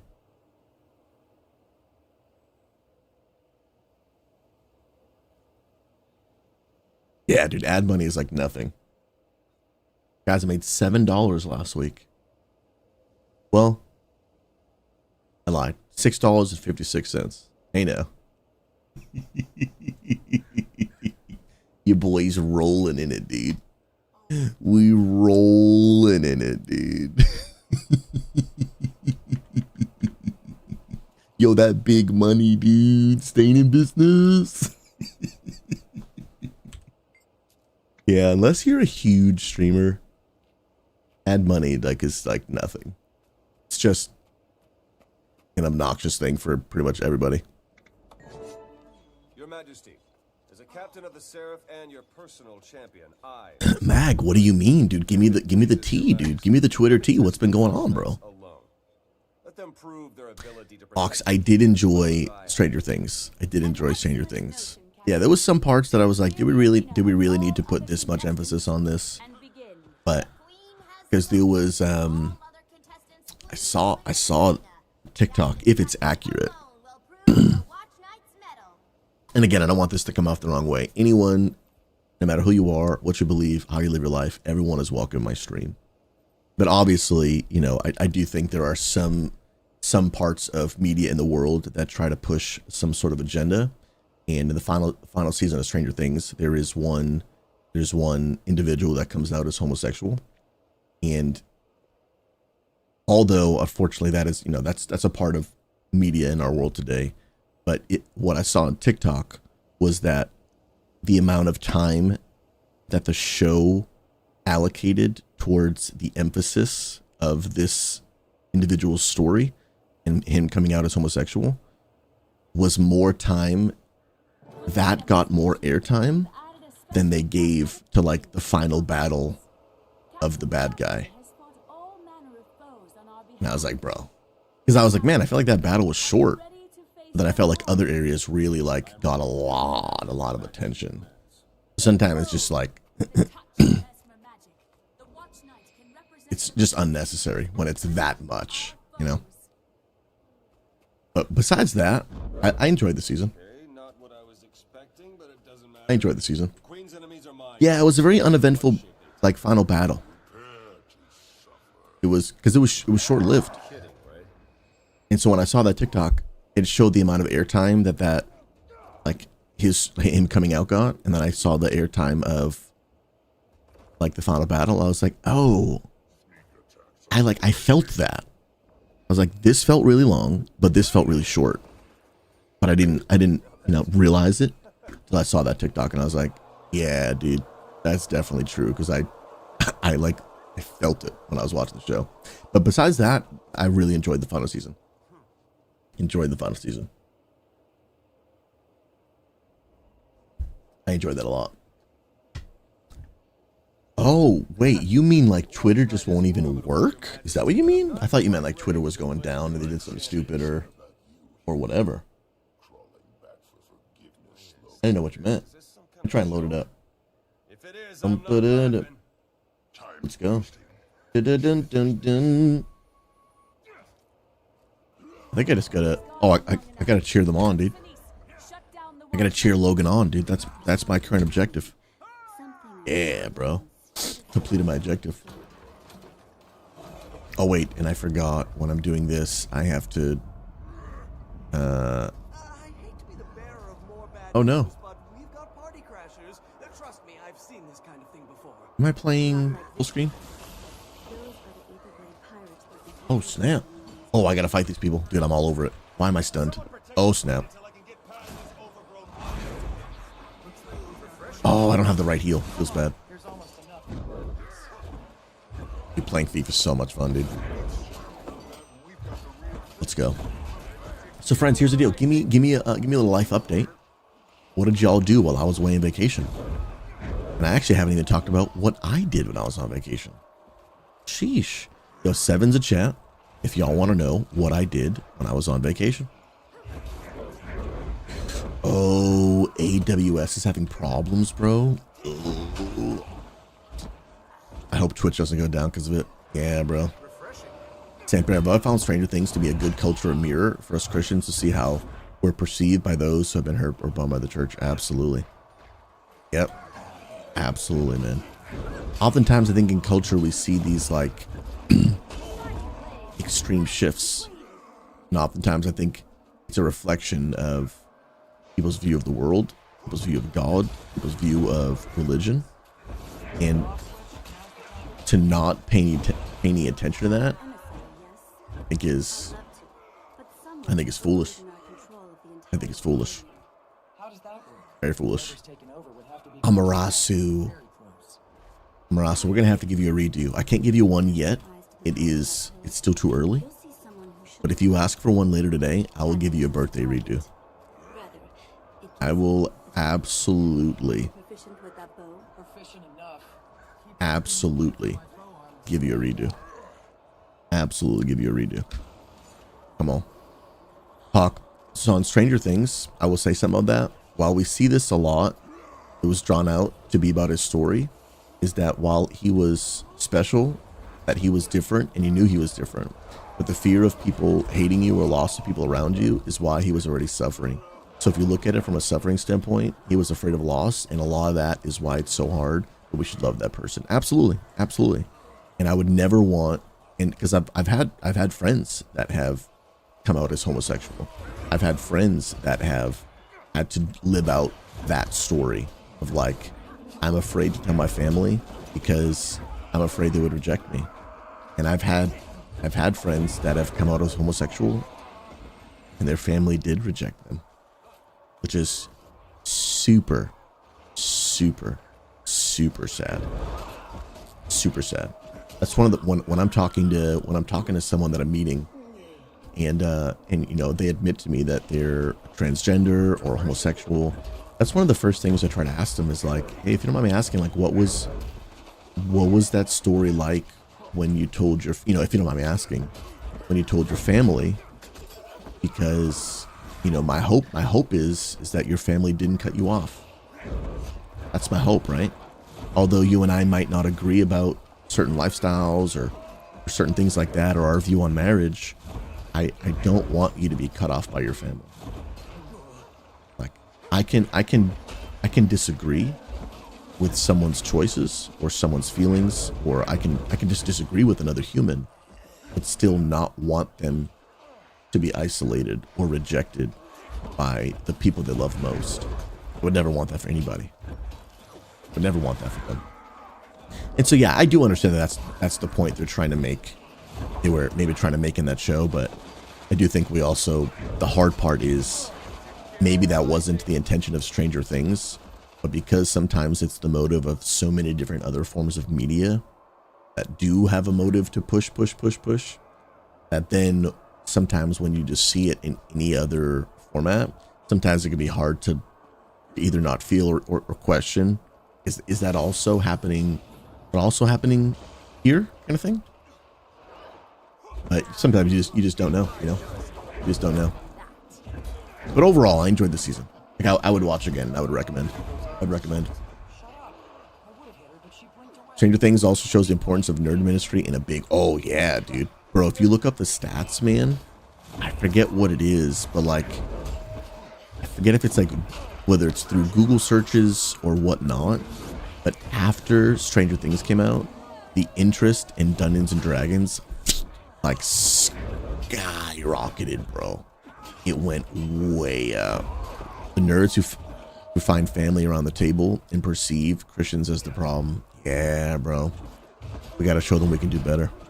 Yeah, and we can be mad all we want as Christians, or we can take responsibility for the fact that the generation behind us, they created this problem for us, and we can be mad like, oh, well, I didn't make this problem.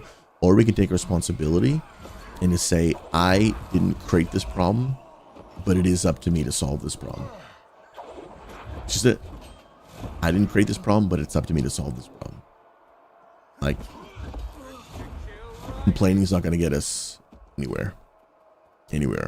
Amarasu, nice. Went out to dinner, got some Japanese hibachi. Okay, hibachi is peak.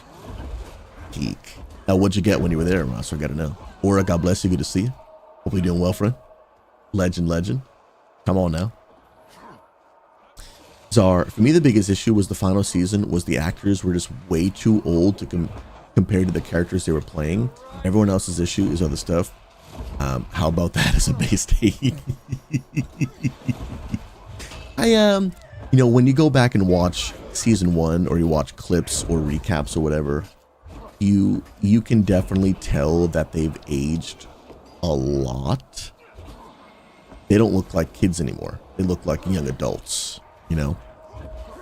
I didn't really care too much, but if you're like a big story person that wants to really pay attention to the details, then yeah, it's gonna probably feel like a big thing, but I didn't really care too much for me personally. But I could definitely see some people. Oh, what the heck? I thought I had to go fight that person. I was incorrect. Incorrect. Come on now. Yeah, that's true. They did kind of apply that like some years had passed by. That is kind of true. That is kind of true. Callie, it's totally possible to love the person while not agreeing with sin. It doesn't make us anything bad or them anything bad. We can disagree to disagree in a loving and accepting way, just like Jesus did. Yeah, we can love a person and disagree with some of their choices or the way they think or the way they see the world. I can accept you as a human being without accepting every single part of you. And here's the reality. There are parts of, Dino, I do love you. God bless you, bro. There are parts of people literally watching this stream right now that we don't agree about everything.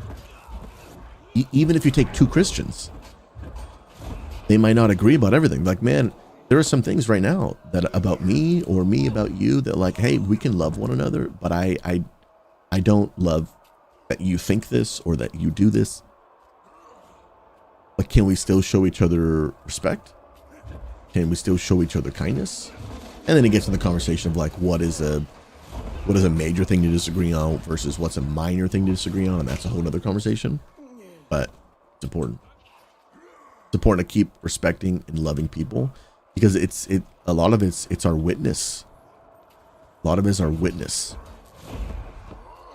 Absolutely. Ox, I love you, but I disagree with that hairline. Dude, let me tell you something real quick, bro. Guys, I was feeling a little bit of inspiration last night. Let me talk to you. Oh, did I close that window? That's a throw and a half. It closed. Actually, a very important window. Actually throwing, dude. Let me show you all this. I was feeling just a little bit of inspiration, but it depends on Twitter, if Twitter will work. Because it's a Twitter picture that I'm trying to show you. And if I can't get on Twitter, then unfortunately I can't show you what I'm trying to show you. Which I might not be able to. It's not looking good, chat. But anyway, it was a picture of 4 big RuneScape streamers. And they're all bald in a picture together in person. And I posted on Twitter, I was like, yo, should I just full send it? Should I full send, bro? I don't know. Has the time come? We'll have to just, we'll have to wait and see. We'll have to wait and see. We'll see though. By the way, later today, probably in about, I think my alarm is going off at like 9:30 to remind me. But we are actually going to be watching the 25-year anniversary video of RuneScape, which is going to be a blast. 25-year anniversary of RuneScape. It's going to be a blast, man. Cannot wait to see that. That's going to be sick, dude. Yeah, Mag, I heard about that, dude. They officially announced, guys, January 31st. 2027, New World will officially be going offline. They are officially going to shut down the game. Insane. Absolutely just nuts, man. Can't believe it's actually stinking happening. Crazy. The COO of Facepunch Studios, the team behind it, has offered $25 for the game.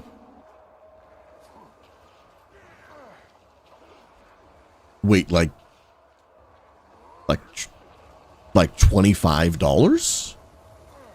Like, okay, $25 million.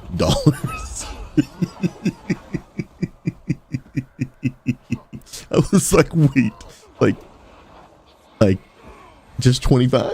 That makes more sense. 25 million. Okay. We do not know if it's being considered by Amazon. I don't know why they wouldn't consider it. You know? Like, Mag, I mean, you know way no more about New World than I do, right? Like, why wouldn't they sell it? I don't know if it's a legal thing, but like, is there? I don't get it. If somebody wants to buy it, why wouldn't you sell it? You just gonna shut it down? Now I get if no one wants to buy it, that's different. But if you have a buyer, why wouldn't you just sell it?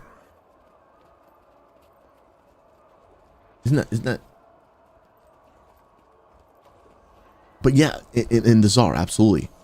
Like, if Amazon could find a way to salvage the game and then make it profitable, for sure, but that's not their plan.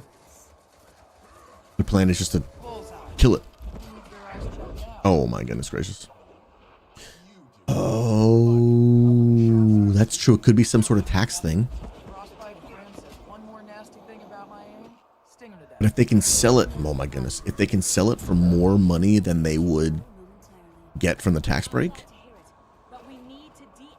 and I mean, I would hope it would sell, because dude, I don't want to see New World go down, bro. Real talk.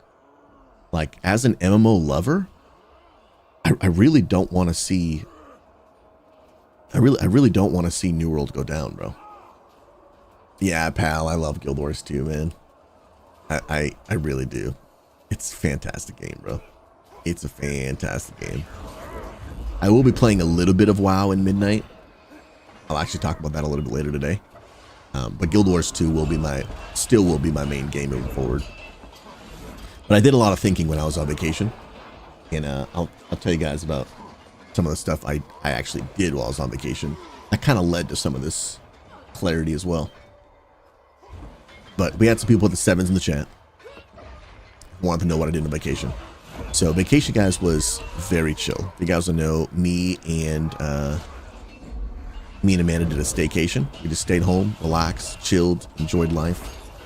We actually, for the first couple of days of vacation, Z Sariu, who was another streamer, she's part of our church, and she is a friend of my wife, Amanda. Well, she's our friend, but you know, she's mostly my friend's wife. And she is at the Multiply school that I was just teaching at in Salem, Oregon. She's there for 21 days. So she came, and she's from Puerto Rico. So she came a couple days early to hang out with my wife. And she'll be at Multiply school for 21 days. And then she's actually going to come back to our house, stay for a couple more days, and then go back to Puerto Rico. So first couple days, we were hanging out with her. Pastor Influence and his wife came over. We hung out. We went hiking. We took her to Silver State Falls, which, if you don't know, is a beautiful state park here in Oregon. And I mean, some of the most beautiful waterfalls I've ever seen. You get to walk literally behind them. I'll show you guys real quick if you've never seen it, because it's breathtaking. Silver Falls, sorry. State Park. So this is like 45 minutes from where I live. I'll show you an image. This is what it looks like in the winter. Well, if it snows. But you literally walk behind the waterfall. It's breathtaking. And even in the winter, when there's no snow, everything is so beautifully green. Because in the Pacific Northwest, the green doesn't go away in the winter. It actually becomes more green because of the rain. Oh, it's just breathtaking. So we took her there. She had never seen anything like it. Bro, Jacoby, you guys went there for your honeymoon ages ago? That's sick, dude. That's sick. Tartar Binks, my favorite energy drink is Advanced GG. It's fantastic. I'm currently out, but I love it. It is so good. It's one of my sponsors as well. It's incredible. So we hung out, played some Magic the Gathering. Spent some time chilling, hanging out together. Now, I got quite a bit of alone time on vacation. Because like I said, my wife was hanging out with her friends, Isariu, those couple of days. And we spent some time all together as well. But, you know, then they got some one-on-one girl time, which is great for them. And I got just to get some good old chilling in the gaming chair time, baby. I went for some walks, spent a lot of time in prayer, sat down, had a lot of time to think and chill. Hang out with some friends, got to call some buddies from college that I haven't talked to in too long. Boom, boom, God bless you, good to see you. And guys, I found myself on vacation doing something that honestly was a realization. It's a realization for me, and I kind of knew this about myself, but I think it became really evident while I was on vacation. When I was on vacay, guys, I did play a lot of Guild Wars 2.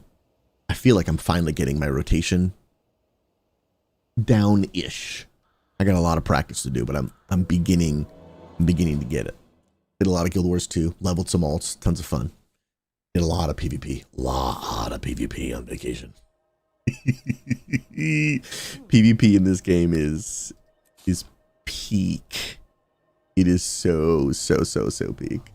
Another thing I got to do that was pretty cool is I got to actually hang out in a lot of streamers' chats and just sit down and play games with them. So like AJ Valdez, he's our associate pastor at our church. He's one of my best friends in real life, but he streams World of Warcraft, and I actually played a lot of World of Warcraft with AJ on vacation, just sitting back, chilling, enjoying life, hanging out, and just casually playing some WoW, which was actually, it was a lot of fun. We did some PvP, some Mythic Plus, and it was cool just to hang out in streamers' chats and just be a viewer and have nothing. Like I have nothing to do right now. Literally responsibility free right now. I'm on vacation, and just like, hey, what are you doing? I'll come play with you. It's kind of cool. It's kind of fun. And so played WoW. I didn't play any WoW like on my own, but when AJ was playing WoW, I'd come play WoW with AJ. But I also, guys, found myself playing I mean like a million different MMORPGs. Literally, guys, while I was on vacation, I played the most of Guild Wars. Second, I probably played the most of World of Warcraft, because I was playing with AJ quite a bit. But like when he was streamed during the day. And then I played Destiny 2. I forget how good Destiny 2 is, man. We got any Destiny 2 fans in chat? Game is fantastic, bro. It's not a perfect game. No game is perfect. Man, that game is freaking fun, dude. That game was so good. Just feels fantastic. I played Final Fantasy 14. I actually re-upped my Final Fantasy 14 subscription. I got to level 100. And I'm AFK in RuneScape, absolutely. Absolutely, man. Yeah, I got to level 100 in RuneScape. I wanted to try the new raid. I didn't actually finish enough of the story to unlock the new raid, but I want to eventually do that. I played Ashes of Creation. Guys, the Ashes of Creation current like progress is really good. When I played it last year, when I had the Alpha 2 test, whatever. Oh, this thing looks sick. When I had the Alpha 2 test, I'll be honest, it was clunky, it's mid. Again, it's an alpha. The game's nowhere near done. So I expected it to not be very good. But I'll be honest, I really wasn't going to play it again right now because the game is still not done. So I was like, it's still probably not going to be very good. But I was on vacation. I was like, I got nothing to do. I'll check it out. I don't know what this dude's doing. I don't know what she's doing. But, oh my goodness, it's come a long way, dude.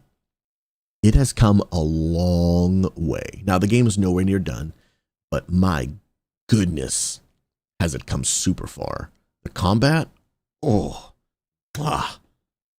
fantastic, bro. The class design, top notch. The combat, the graphics, oh, wow, it feels fantastic, bro. It feels fantastic. Like it feels really good. I only played for a couple hours, but man, I gotta be honest. If they can really nail it, if they can do everything they've set out to do, and release the game before the rapture, it's got a contender for maybe one of the best MMOs ever made.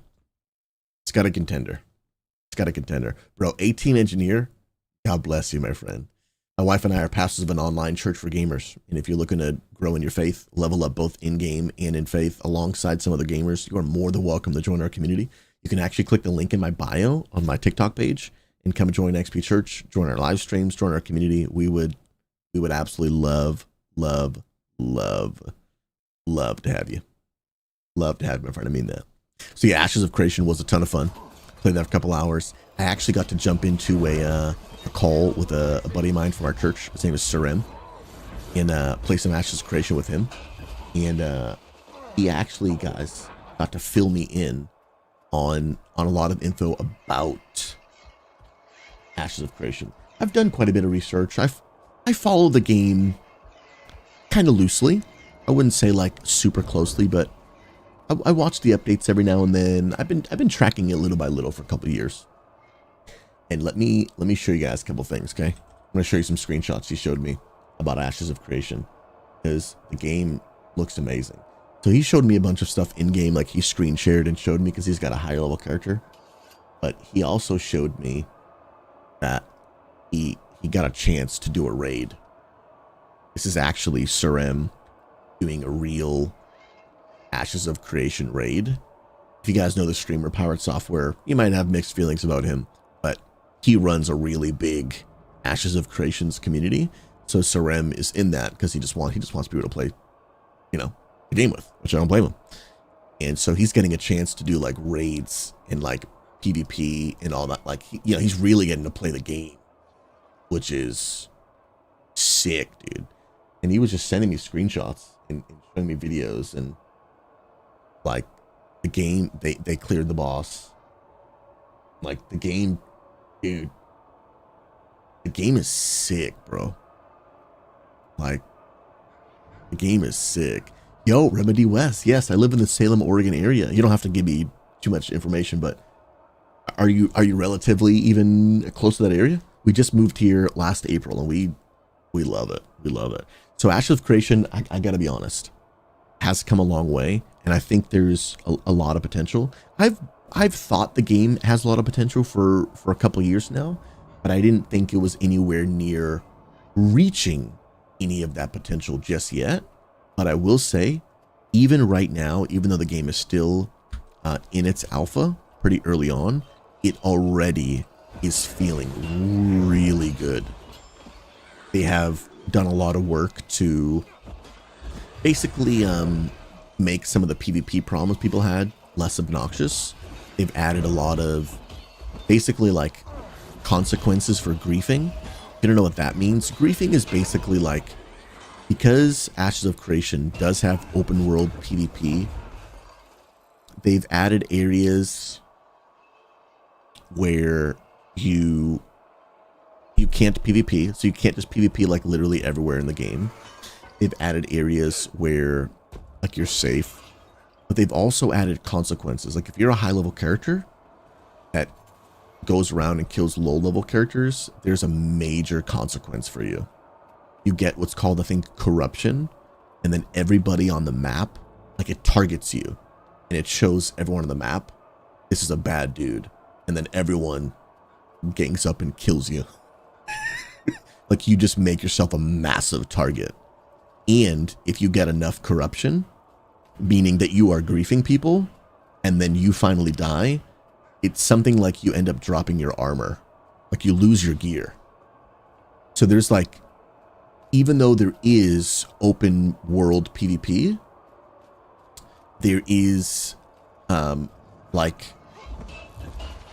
there's a lot of consequences for being that guy, because that's a big reason why people hate open world PvP, you know, because like you don't want to get griefed while you're just minding your business. I don't want to get killed by a max level character where I'm just minding my business, because that sucks. So in this game, technically, can it happen? Yes. However, it is so discouraged by the mechanics of the game that Sir M, you know, he was telling me, is like, to be honest, it like never happens because people are so afraid of the consequences, as they should be. If you're like a level 50 character, don't go kill a level 7 while he's minding his business. And technically you can, but if you do, you're gonna regret it. And so I think that's great, because I like open world PvP. It's not everyone's cup of tea, and a lot of people have been saying that, you know, if they don't like PvP, like Like, you don't have to engage with it. Like, a lot of people just can mind their own business. However, it does have open world PvP, so you are not safe. Not ever, but most of the time, you're not safe. And some people just don't want to play that, and that's fine. That's fine. But I love open world PvP. Yo, Gina, it's good to be back, friend. It's good to be back. Come on. Phoenix, I like that idea, and I like that player seeking vengeance on the griefer get progression for it. Oh yeah, dude. Oh yeah, bro. They get rewards and benefits. The game's got a lot of potential. So I played Ashes of Creation. I played Old School RuneScape, and like actually played, not just like, you know, attacking the crab like I'm doing right now. I also downloaded Neverwinter. It's hardcore Mike. Our Guild Wars 2 guild leader told me that it was free on Epic Games, so I went and downloaded that. I also played, was there another MMO? I played Guild Wars 2, Destiny 2, World of Warcraft, Old School RuneScape, Ashes of Creation, Final Fantasy 14. Is that it? I think there's another. I played some Overwatch, but that's not an MMO. I think that's it. But I found myself just like, no, I didn't play any New World. Feels bad. It feels bad. I love New World though. The game's fantastic. I really hope that other game will buy it, man. And it really just really reminded me of how much I love MMORPGs, man. And there really is just so much content. Really, it's just so much content that I just love it, dude. And you know what it made me realize too?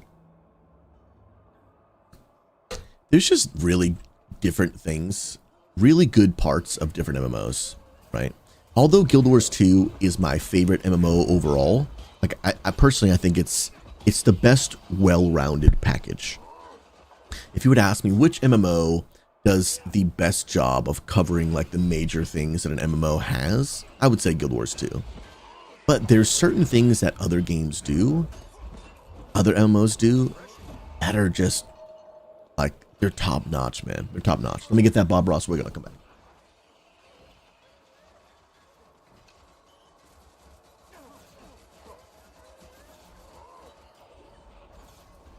Yo, I got you, fam. I got you, fam. Come on now. You're a beast. Like, for example, I'm still learning about Guild Wars 2. But I think, I don't know, it's gonna be tough to beat the raids of Final Fantasy 14. Like, Cena, I agree. The Final Fantasy 14 raids are absolutely unbelievable. Unbelievable. That it's going to be hard to beat. Dr. Binks, we're actually in talks with your mom about that. We're gonna see if we can make it happen. It might be hard because obviously you live all the way on the other side of the country. But we're in talks about figuring out what maybe we can do. So no promises, but we're figuring it out. Love you, buddy. Legend. That is my nephew. He wants to be water baptized. Come on now. Let's go. Love that. Oh my goodness, amazing.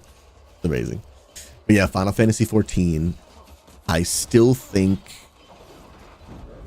until I get more experience doing Guild Wars 2 raids, I still think it might have the best raids.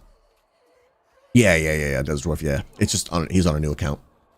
I still think it might have the best raids, although I did quite a bit of Guild Wars 2 raiding, and oh my goodness, it's unbelievable. But the mechanics of Final Fantasy raids are just, they're top notch, man. They're top notch. They're so good.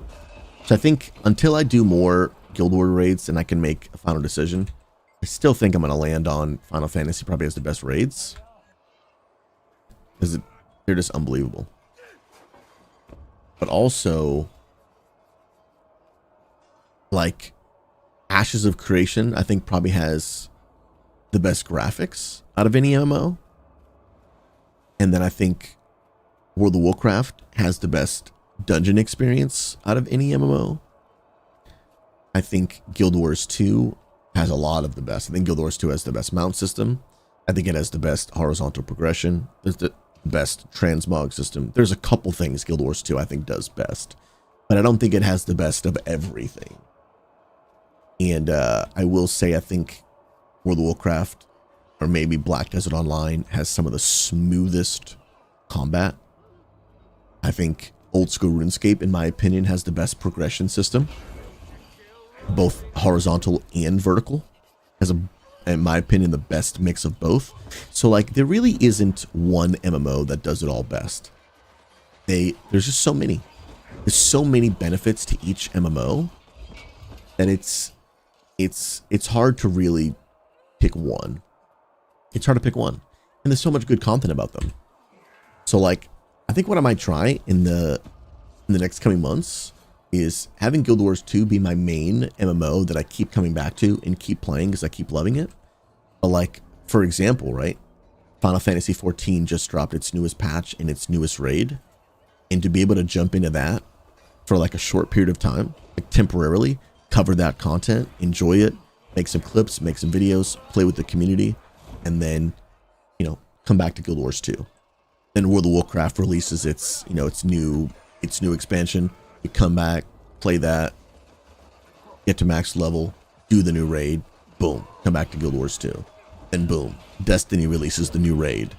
You get some gear on week 1, go do the raid on stream with the community, touch base with people you haven't played with in a while, get the new raid jacket, boom, back to Guild Wars 2.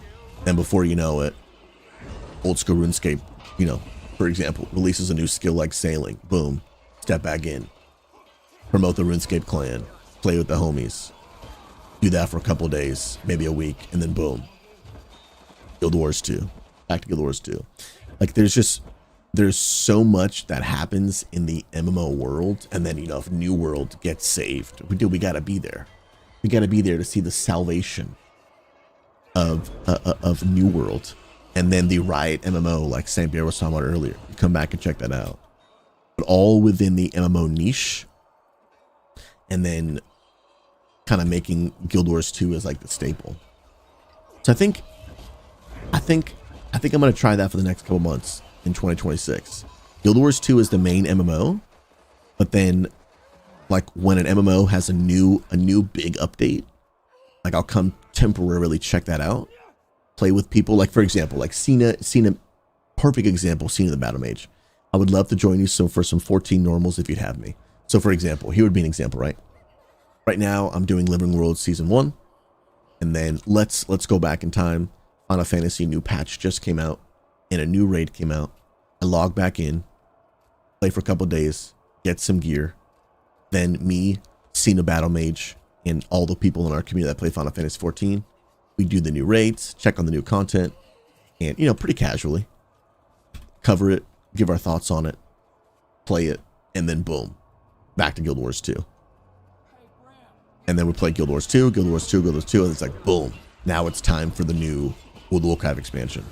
Me and AJ duo stream, get to max level, do the dungeons, play it a little bit, boom, finish that, back to Guild Wars 2. Boom, a couple months later, new Destiny raid comes out. Aki and fam's doing some community runs. We get some gear, go do a run. Me, a couple people in the community, Aki and fam, finish the raid. Boom, back to Guild Wars 2. Because when I was on vacation, dude, I found myself, I was like, dude, not only do I love MMOs, I just have so much experience playing so many of them. Like, there's like multiple MMOs that I have more than 500 hours in. Like, how many MMOs? I have more than 500 hours in New World, more than 500 hours in Destiny 2, which I would consider being an MMO. More than 500 hours. I have more than 5,000 hours in World of Warcraft. I have a couple thousand hours in Old School RuneScape. I don't have 500 hours in Guild Wars yet. That I do not. I don't know if I said Final Fantasy 14 yet, but I have like 900 hours in Final Fantasy 14. So like I just have a lot of experience and a lot of knowledge and a lot of like love for MMOs. And it's like, and I find myself like, what are the YouTube channels that I like following the most? Like one of my favorite YouTube channels I love the most is Lazy Peon. Anyone know Lazy Peon in chat? He's just an MMO content creator.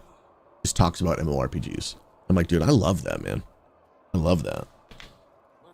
I love that. And so I think, oh, Hardcore Mike, yeah, dude, love me some Lazy Peon, bro.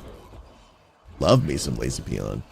And so I think I might do that. I really like Guild Wars 2 as like my main MMO, but as a content creator and MMO lover, not jumping on like the big moments in the MMO genre, I feel like it's kind of a miss. So I'm gonna try that in 2026. Again, I do believe in like having a niche and sticking with it for sure. And so there is also some negatives of broadening a little bit. And so that, you know, if I find that is maybe hurting my viewership by every now and then not playing Guild Wars 2, then, you know, I'd have to reassess, you know. What up, user? God bless you. Good to see you, friend.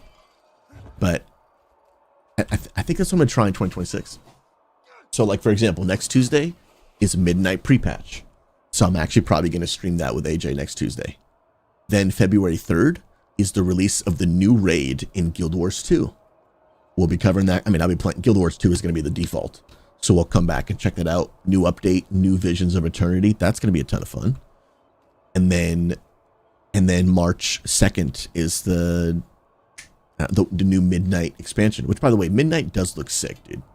Like, for me, as my new main MMO, I just think Guild Wars 2, for me, I just like it a lot better. But that doesn't mean I don't think WoW is not an amazing game. I just like Guild Wars 2 better. And I think it fits better for me, my content, my stream, the kind of content I like to make. But that doesn't mean I don't think Midnight is not going to be a great expansion. I do think it's going to be a great expansion. That doesn't mean I don't want to do the raids. That doesn't mean I don't think Mythic Plus is the best dungeon system on any MMO in the market, and it's not even close. Okay? World of Warcraft dungeons are like just unbelievable. They're so good. Final Fantasy 14 needs to step up their dungeon game, all right? They need to step up their dungeon game. They're peak. St. Pierre, I see very few creators stick to only one game. Main game and dabbling in others seems most common for sure, in my opinion. Every game has its peaks and valleys, so having other stuff to dabble in, keep things interesting is good. I agree. I agree, man. I think me doing that, but staying within the MMO genre is, I think that's where I'm going to head for 2026. I think that's where I'm going to have 2026, because I agree. And it doesn't even always have to be like catching the new content always on release. I think that's the most ideal, because then you catch it while it's hot. But if there's two things, like for example, if there's something big happening in Guild Wars at the same time there's something big happening in Final Fantasy 14, I'm going to pick the Guild Wars, obviously. But then once we've done the Guild Wars thing, and then there's kind of some downtime, well, then we can go back and revisit the Final Fantasy 14 thing, you know? I think there's a lot of potential. I do agree, Cena. I think WoW's doing a lot of things right now. I think they're doing a lot of things right now. What are my thoughts on Midnight? I think Midnight is going to be really good. I think it's still going to have a lot of the same problems that I have with World of Warcraft. You know, vertical progression, temporary progression, things like that. But the things that WoW does right, I think it's going to do even more right in Midnight. The dungeons look great. I'm really excited for the change they're doing to raids. If you guys didn't see, instead of releasing one big raid with 8 bosses, they are releasing, correct me if I'm wrong, fact check me, I think it's 3 raids. I think one raid has, 4 bosses. One raid has 2 bosses. And then one, I think, has just 1 boss. And that is going to make raiding for me so much more tangible and possible. Because, you know, playing WoW moving forward, it'll be a lot less frequent, and it'll be a lot more casual I'm not going to be going for like, 3K sweaty gaming. I'm just not going to be doing it. I'm probably only going to be playing WoW once a week on Tuesdays with AJ. That's right now what we're thinking is going to be our plan. I think me and AJ are going to duo stream every Tuesday playing World of Warcraft. And the rest of the time, I'll be playing Guild Wars 2 or covering whatever new big MMO is, hot at that moment. But even if it's another MMO, I'll cover that content for like a couple days. I'm just going to come back to Guild Wars 2. But I'll be doing more casual. And here's why I think that's important. Because, dude, the truth is, man, most people are not getting 3K Mythic Plus rating. Just not. Most people are looking for someone to do like 4s with. And if I want to build community, I want to meet the needs of the masses, right? Not just like, hey, what's like, the top 0.1% of you doing? And how can I serve you? Like, how can I serve the majority of people? And that's what me and AJ want to do, bro. Like, how can we just serve the majority of people while we just hang out, laugh together, encourage people? You can like, so Tuesdays, man, you're gonna get the double pastor action while playing World of Warcraft. That's our plan. We'll see how that goes, right? Everything's an experiment. Literally everything is just an experiment. You don't know how it goes until you try it. But carrying people through tens. I mean, we can, you know what I mean. You know what I mean. we can do a little bit of that, dude. We can do a little bit of that. Come on now, let's go. Dino, did you know that 3K is only obtained by 10% of the player base who have stepped in Mythic Plus? And that, so it's only about 10% for 3K, but that is only the people who do Mythic Plus. So if you think about the entire player base, Dino, do you have a number for the entire player base of how many people get 3K Mythic Plus? I can imagine. I would assume it's probably like 0.01% of all WoW players that get 3K. I would assume it's probably 0.01%. Now, I just made that up. It could be horribly wrong, but I would assume. Because the amount of WoW players who actually don't even raid or do Mythic Plus at all, it's millions of people. Millions and millions of World of Warcraft players have never even stepped foot into a Mythic Plus. Like it's a really high number. It's a really, really, really high number. So I would assume like it's like something like 0.01%. So like, I used to focus all my attention on doing 10s and, doing higher keys. I never got into like super duper duper high keys, but I did do, like 13 to 15 range, which for some people is low, for some people is impossible, right? But it's all relative. But you really realize like how many people are doing keys at that level? Just a tiny percent. So from a content creator perspective, if you don't do keys at that level, you're washed, bro. You're old news. But from a community standpoint, dude, most people aren't doing keys at that level. So if you really want to serve your community, do the key levels that people are actually doing. And just have some fun. Have some fun. Pretty WoW players can be toxic, especially with the key runners. They can be. Not every WoW player is toxic, but toxicity is definitely very prominent in World of Warcraft. Very, very, very, very prominent. And that's why we do what we do. We want to have a positive environment in the MMOs that we play. And so I'm playing a little bit of WoW, a little casual WoW, some chill WoW. Would love to, potentially still get AOTC, be vibing it up, be chilling, doing some gaming. So that's the plan, guys. You'll see me and AJ playing WoW on Tuesdays, moving forward. And we'll see how that goes. If it's a complete flop, we'll stop doing it.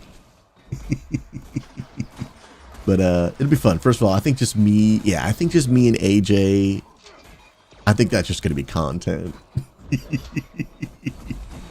I think that just in itself is going to be just sheer content, dude. And then, two pastors carrying people in keys. I there's some potential there, man. I think there's some potential there, man. Influence, dude. We don't stream at the same time, otherwise we find a way to do some RuneScape, bruh. Do some RuneScape, man. Influence, what do you think about RuneScape, bro? You've been, I know you've been enjoying it, but like, how's it been working for the stream? Let me know, bro. It's been so cool to see you enjoying it, bro. Oh, the famous finger slinger, AJ Valdez. Come on now. The dude is a legend. I don't really have any crowd control abilities. Feels bad. Yeah, yeah, absolutely. Absolutely, Freddy. It's one of the biggest reasons that people don't run keys. It's because they just don't have people to run them like at their level. And most content creators are only doing like the highest keys in the world. But I think the internet has enough content creators doing insanely high keys. I think we need some more community leaders who just run keys at the level that people actually are doing keys at. What's up, Cider Bear? No, this is a VOD. Still on vacation. By the way, someone asked where I got this shirt. You guys know Kissy Shell, absolute legend. She's one of the leaders at Unity Gaming. She's S tier. Okay. I may have stepped down from my leadership position at Unity, but still love those people. They're incredible. I'll be playing some WoW with them as well. Still in the Discord. They're beautiful. Kissy's an amazing human being. And she bought me this shirt. She indeed bought me this shirt. Bunch of peak humans, man. Bunch of absolute peak humans. Cider Bear, it's good to see you. It is good to see you. Come on now. By the way, I do want to let you guys know you're going to hear more info coming up soon. AJ is working on some graphics. I did already announce, if you guys didn't hear the announcement, I think I have a command. Actually, Point Unity. If you guys have not heard that I have made... No, it's not that. Is it update? Oh my goodness, bro. Yes, that's the update right there. Oh, and I died. That was bad. You guys haven't heard, I have made the difficult decision to step down from my leadership role at Unity to focus all of my attention on leading XP Church. And that video will explain a lot more details as to why making that decision was really, really important. And so what you guys are going to begin to hear is Pastor AJ is actually looking for someone who wants to help him lead a guild for the church. So XP Gaming will actually have a World of Warcraft guild that they're already beginning to prep for midnight. So this will be a WoW guild where anyone will be welcome. Anyone can be a part, but it will be one similar to Guild Wars 2 where people can level up both in faith and in gaming. So people can literally fellowship, have spiritual conversations while doing keys. I mean, picture a raid team where we might pause and pray before the raid starts. Like it'll have obviously a strong faith element. You're not required to be a Christian to join the WoW guild in any way, shape, or form. But if it's somewhere where you want to be able to be open about your faith in Jesus, ask questions about Jesus, grow, be discipled, connect, just like people do in Guild Wars 2, just like people do in Old School RuneScape, you will be able to do that in World of Warcraft with the guild, with the legendary Pastor AJ Valdez. And again, I'll be in it. I'll be dabbling casually, but moving forward, when you're looking for like the WoW guy, I'm going to encourage people to check out Pastor AJ. Check out Pastor AJ, because he's going to be the guy that's going to be really prominent in the guild, playing with people, raiding with people. He wants to start a raid team. Like I'll be jumping in and out, but he'll be the consistent WoW guy. I'm actually really trying to get AJ to just be the WoW pastor. Like I'm working with AJ on some like branding and like stream stuff, and I'm like, AJ, be the WoW pastor, bro. Be the WoW, like if AJ was actually just starting content creation today, I probably would have told him to make his stream name the WoW pastor. Literally just make that your name, dude. Make that your Twitch name. Just be the WoW pastor. Like, but he's already AJ Valdez. We can't change that now. Could be a legend. So the guild is already made. Invites can already start going out. people that want to be able to in that. And then for people that are like, hey man, I really love World of Warcraft, but I'm not interested in their faith, I will encourage people to be a part of Unity Gaming. They're a great group of people, super positive community, and they've already got a well-oiled machine, man. Mythic Plus nights, raid teams, and they're gonna hit the ground running at midnight. But I will be mostly, you know, like I said, I know it was a hard decision, but I've already explained in my video why it's important for me to put, you know, my attention into the church. But I do have a few characters that are in Unity. They'll stay in Unity. I'll still be bouncing around saying hello. But my attention, like I've already explained, will be on the church for sure. Roland Spall, the chat you had, and it was beeping. AJ was beeping at you? What was it? Really? I'm actually using a different chat than I even told you, AJ. This one's way more complicated. I would recommend you use that one. And this one's only beneficial if you multi-stream. Like I'm on all the platforms, and this is a transparent one. And this one's sick, AJ. Look, I can scroll up through it, dude, on my screen. This is a game changer, bro. This is a game changer. Now, the only thought is, guys, how does it look on the screen? Like, does it look bad? Is it a little, I don't know. What do you guys think? Is it too small to even read? Because it's great for me. It's great for me. I don't know how it looks. Looks the same as the other? Okay. Looks good? Cool. Cool. You guys are legends. I love it. Cider Bear, and honestly, Susie, if it wasn't for you and hearing you speak and preach like you have, I probably would have never decided to take that leap of faith. So thank you from the bottom of my heart. Yo, Cider Bear, yo, can we get some love in the chat for this legend right now? Oh my goodness gracious. Dude, praise God, man. Dude, if that's literally not the reason why I started streaming in the first place, then I don't know what is. I don't know what is. Desert, can you switch to the scene that has the chat on the top, on the right above the game? On the right? Oh, good point. I see what you're saying. Because when I show this screen, yeah, you can see it cut off over there. I guess I could fix that maybe if I cover it up. Problem solved. So I was going to say, when I'm reacting to videos, if I cover it up, will it go away? And it actually did. No, Cider Bear, I didn't see you talk about getting baptized. Please let me know, bro. That's insane. Yeah, I want to get that update. And then we're actually going to pivot real quick, guys. And I'm actually going to react to this 25-year anniversary video of RuneScape. Okay, so there it is, Cider Bear. It happened yesterday. I got baptized finally. I talked with my pastor and decided that it was finally time. So now I can say I actually took the first step in my mind to fully committing myself to Jesus.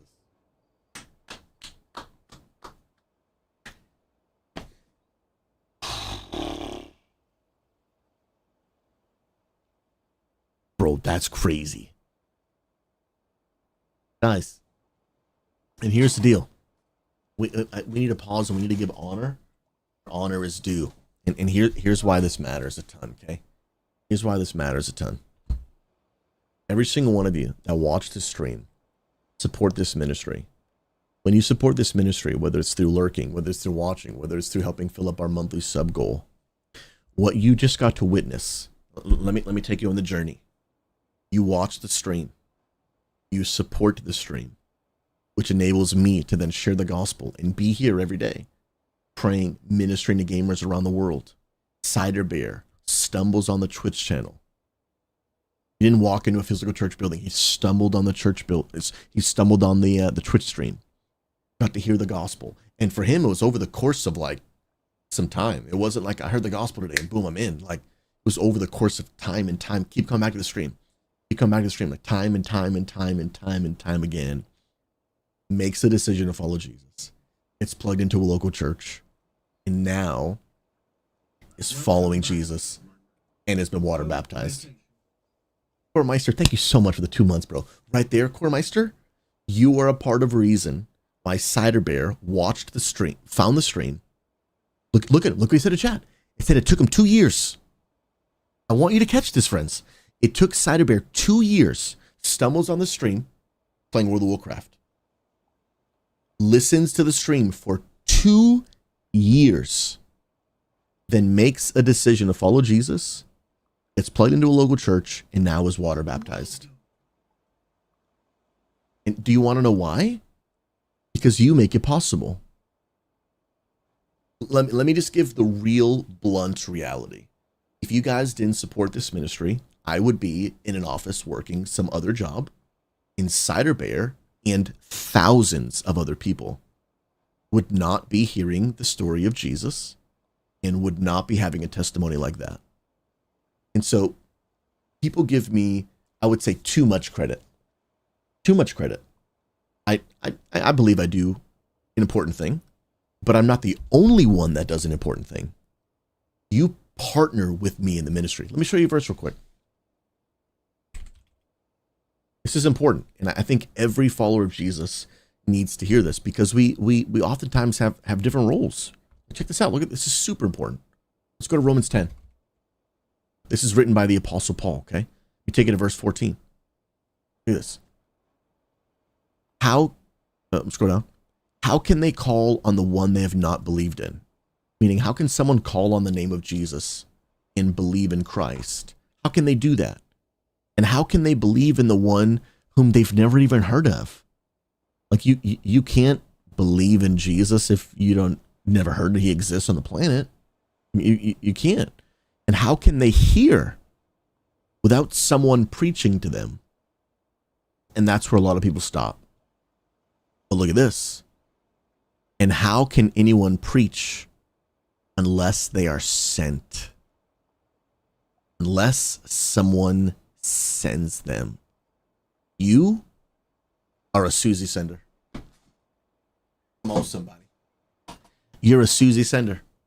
As it is written, look at this, look at this, look at this. How beautiful are the feet of those who bring the good news. The good news of the story of Jesus. That Jesus died on the cross. He lived a perfect life, died on the cross, rose from the grave, offering now the forgiveness of sins for all people, that whoever would believe in him, no matter your past, no matter your present, and no matter what you believe, and no matter how you live your life, no matter what it might be, Jesus invites all people the way they are today to begin to follow him and align their lives with the teachings of Jesus and have their lives transformed forever. How beautiful are those who bring the good news. Who brings the good news? It's not just me. It's us together. Your role matters. I want you to hear, like, you're a partner. You're a pastor, partner, Susie sender of the good gospel.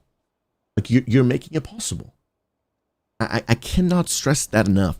Those that support this ministry, every single one of you, whether you're supporting on Twitch, Patreon, whatever it might be, every single one of you, you are the reason people like Cider Bear are now following Jesus and water baptized. And here's the goal, man. Like, we don't have a mission to grow the largest church in the world.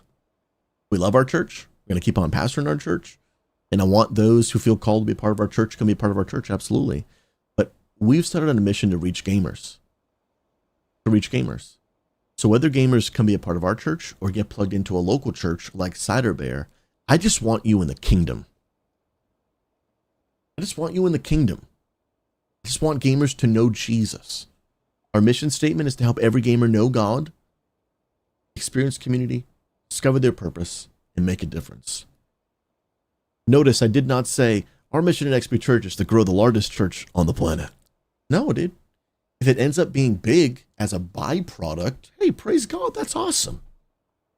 I mean, we want to reach gamers.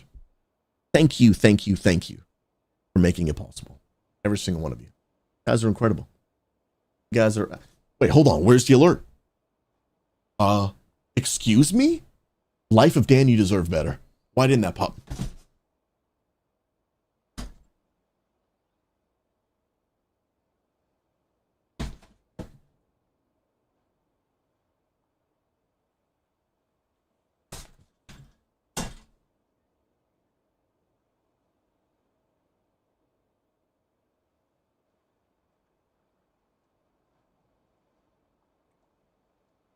That hurt a little bit.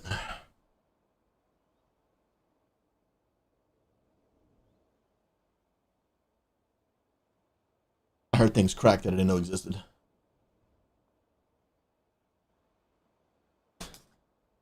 Hurt a little bit. Yo, Puffy Panda.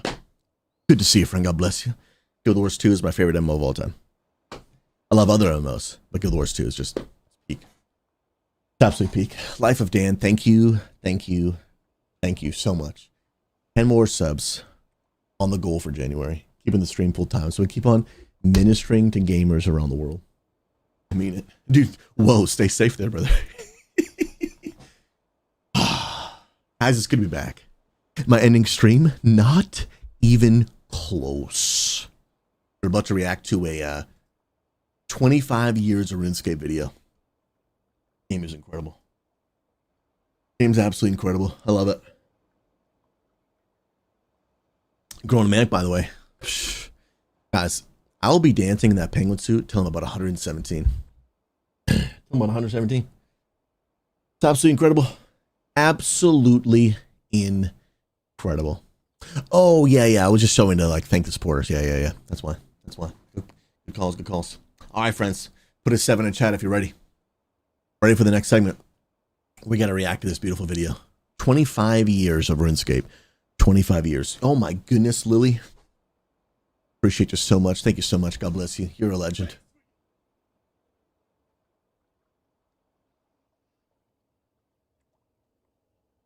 Casual John, you realize you're different with a $10 donation. That gets manually added to sub goal, bro.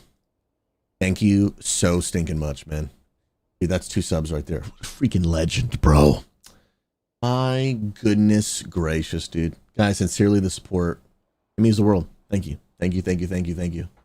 Especially with me having been gone the past, like 10 days. We are going to have to put some overtime.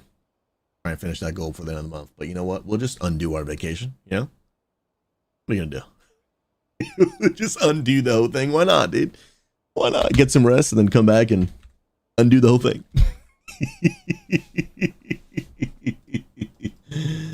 Keep your job. Don't be a streamer. Keep your job. Do it. I have not, Callie, but now that the holidays are done and back from vacay, that's one of the things on my list is update the Patreon list. So I know that you guys have become one and I haven't updated it. So thank you for your grace while we get through the holidays. And you know, with Amanda surgeries and everything, my life is just crazy. So my list of things has fallen a bit behind, which is on me. So I apologize for that. But I will get that soon. Absolutely. You guys are amazing. Bro, Potato, go do some prayer. Dude, do your dailies, bro. Guys, if y'all haven't seen, this is not a finalized graphic, but we are starting a movement in 2026 for our church where a major focus that we're doing is just encouraging people to do their dailies. 7 dailies of just drink water, pray, read your Bible, sleep well, eat healthy, move your body, and practice good hygiene. If you can do those 7 things every day, in 2026, 1 year from now, your life will be drastically different. So we're practicing daily habits. Legend, bro. Another month on the month. Sub of the monthly sub goal. Appreciate you. Remember, guys, it's not just new subs and gifted subs, but anytime you resubscribe, that also adds to the goal as well. So thank you so much. If you got any free primes, appreciate you. Come on. But yeah, we're doing dailies, weeklies, and I didn't introduce it at first because I didn't want to overwhelm people. But in a couple weeks, I'm going to come back and actually introduce monthlies. And if people will just practice these habits, it's going to become a part of our regular language. It's going to become something you're going to hear us talk about frequently. Like, do your divine dailies. If you want to get to your next level, if you want to really level up in your life, your faith, your relationships, every area of your life, your health, everything, you just focus on doing some small things every day. We don't need these big changes to change your life. But if you just do a couple small things, just 1% better every day. It's about consistency, just good decisions every day. Your life will drastically change. It will absolutely drastically change. It's going to be insane. Absolutely insane. Yo, by the way, speaking of events coming up, chat. Influence, you mean next week, right, bro? you mean next week, right, dude? Unless something changed while I was on vacay. But guys, we're starting prayer and fasting 21 days. This 18th. Tomorrow, guys, I'm doing a teaching. Not a teaching, but a Q&A on prayer and fasting. Okay. Pastor AJ Valdez did an insane deep teaching on what biblical fasting is all about. So good. That is going to be tomorrow. I'll be doing the Q&A. People have sent in their questions. I'm answering them tomorrow. And then, guys, don't forget, community Overwatch event. Saturday, good old 25th. Pastor Influence. Yes, that's him as an Overwatch character. Come on now. The Discord says Overwatch tonight. Oh, snap. Does it indeed? Does it indeed? Let's take a look-ski here. It does say today. There is an oopsie. There's an oopsie. Alrighty, Influence. Can you, this is the old graphic? Did the date get changed? There's an oopsie somewhere. Influence, can you navigate that with Amanda? I'm not sure if this graphic is wrong or if the Discord's wrong. One of them's wrong. But we need, we just got, if there's an oopsie somewhere. We'll get it, I believe. Actually, the real problem, guys, is the event's actually in 2027. In 2027. That's actually when it's happening.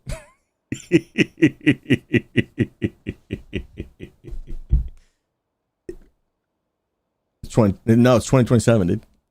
2027. LOL, bro. LOL. The 2nd is a Sunday, I believe. I don't know if that's a typo or not. Or if it's just feeding the whole troll of all the things going on right now. Cal, I got my question in. Pastor AJ was fired last week. This week during prayer. Told me it was okay to stumble, especially it's my first time, and show myself some grace. Absolutely. Absolutely. Facts.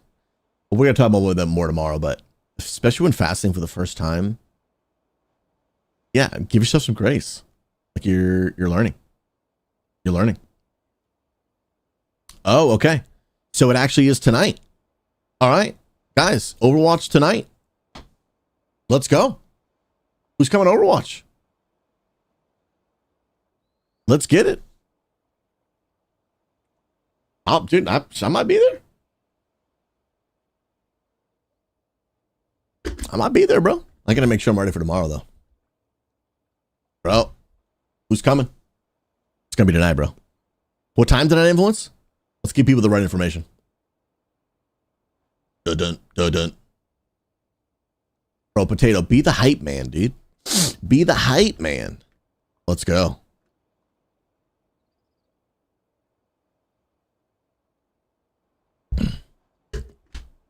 Okay, I'm not sure. I've been gone. I've been on vacay. I don't know what happened.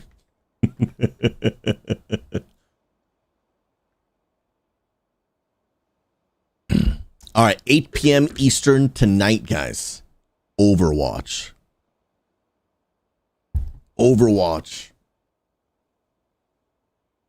Yeah, I might have had the wrong graphic. I might be there. Still Mesa be in chat. Come on now. Come on now, dude.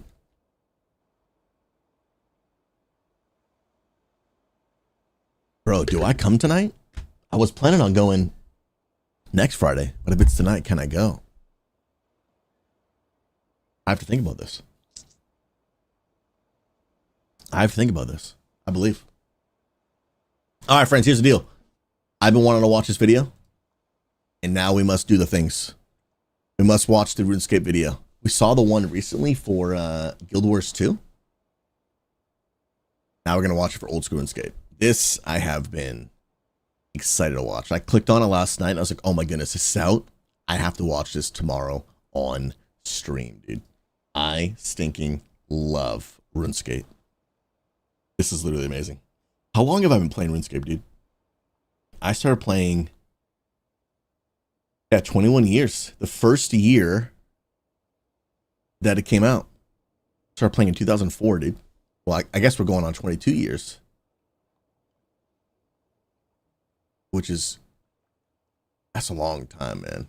That is insane. All right, I'm hitting record. We'll slap this on YouTube. This is insane. As someone who's been playing RuneScape for 21 plus years, literally playing RuneScape right now. I started playing in the first year of RuneScape 2 back then.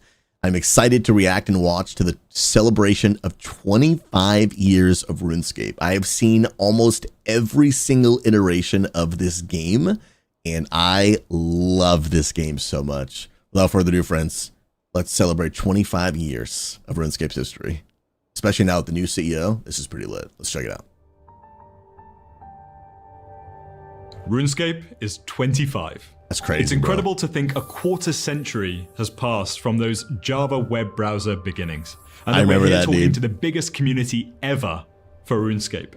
Today, we'll kick off our year-long RS25 celebrations with a few fun announcements and some first details on when you'll hear about what matters most. Ooh. This year's game content. Oh, we're getting But announcements. first, let's get a little nostalgic, shall we? Oh, a trip down memory lane? Bro, okay, so I didn't play Classic. A buddy of mine, my friend that got me into RuneScape, it's actually the same buddy Joe that got me to play Guild Wars 2 and then he quit and abandoned me. Anyway, we're done. He played RuneScape Classic, told me about RuneScape 2, and back in 2004 I started playing. Did anyone in chat actually play RuneScape Classic? Did anyone actually play it?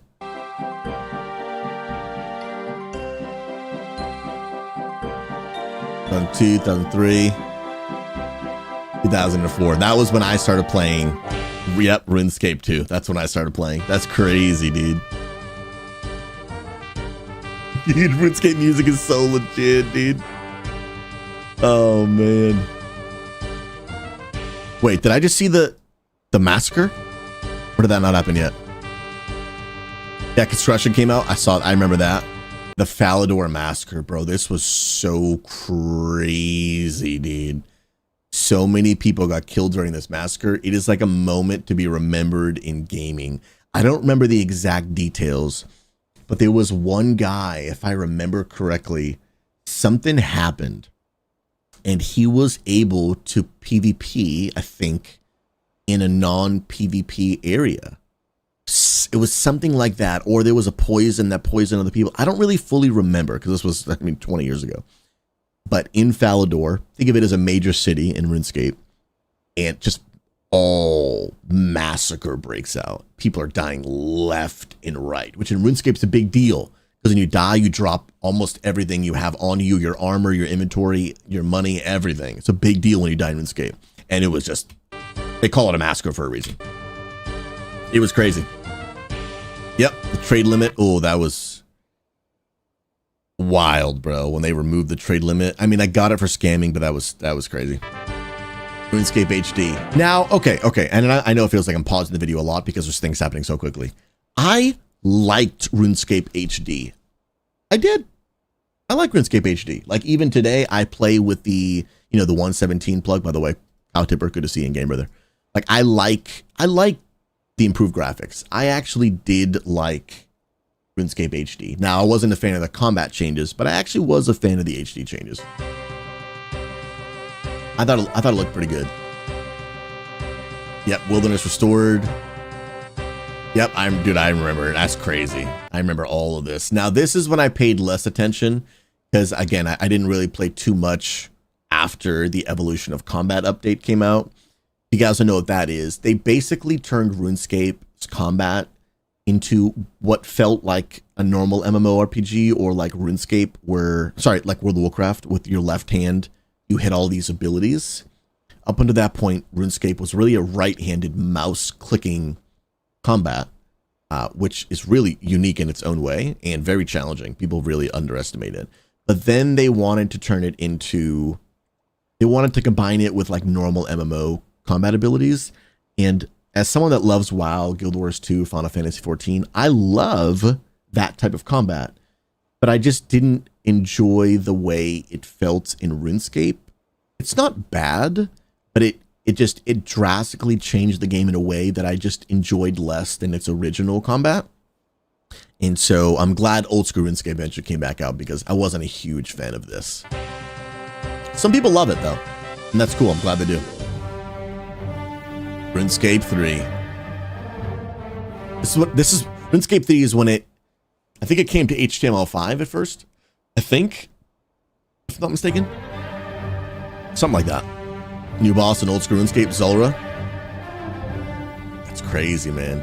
You know what makes me sad is that I didn't catch the opening wind of Old School RuneScape. I played it, I think, in 2017. I think that's when I got into it. But I kind of wish I'd caught the very beginning wind. RuneScape 3 invention skill. I didn't really do that. I didn't basically do any of this new RuneScape 3 stuff. Just the old school. Dude, I remember. Oh my goodness, bro. Who in chat was here to watch the release of Inferno? Bro, I remember. First of all, Wooks is great. I got to sit down with hang out with Wooks for like 4 hours at RuneFest. Dude's an absolute legend. He's one of the best PVMers in the world. And I remember when this came out, and dude, hundreds of thousands of people. This was basically it's like a really big raid. You go in solo. There's tons of waves. It's hard to explain if you don't play the game, but it's like an hour and a half long solo experience. And we were just waiting to see like who's going to get further and further and like reveal the new content. And like nobody knows what's coming next, right? It's brand new content. And then like we're just waiting and waiting and waiting to see who's going to be the first one to clear it. And somebody would get close, then they would die, and like 200,000 people would leave that stream and go see the guy that was like, you know, in second place. And then is he going to finish it? He would die. 200,000 people would leave that stream and go. It was wild, bro. And I remember being there watching it. And I remember there was this one guy. I don't remember his name, and that is a sad part of the story I'm about to tell. Super small streamer. No follows. Like nobody knew this guy. And at one point he was in first place. Like he was further than everybody else. He had like 200,000 viewers. And I'm like, oh my goodness, if this guy wins, his life will never be the same. It will change the rest of his life if he locks in this win. And he did it. And now, like most of us, we probably don't even remember his name. And I was like, dang, bro. That hurts, man. I fell for that guy, dude. I fell for that guy.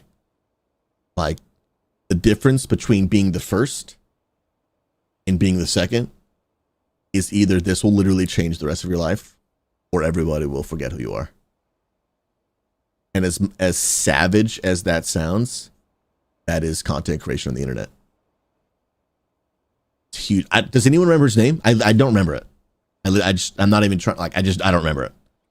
This is Wooks, the guy who actually won. Everybody knows Wooks.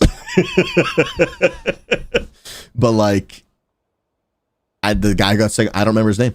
I don't even think he streams anymore. Like, it was genuinely sad to watch that. I was like, this would have changed his life forever. But now,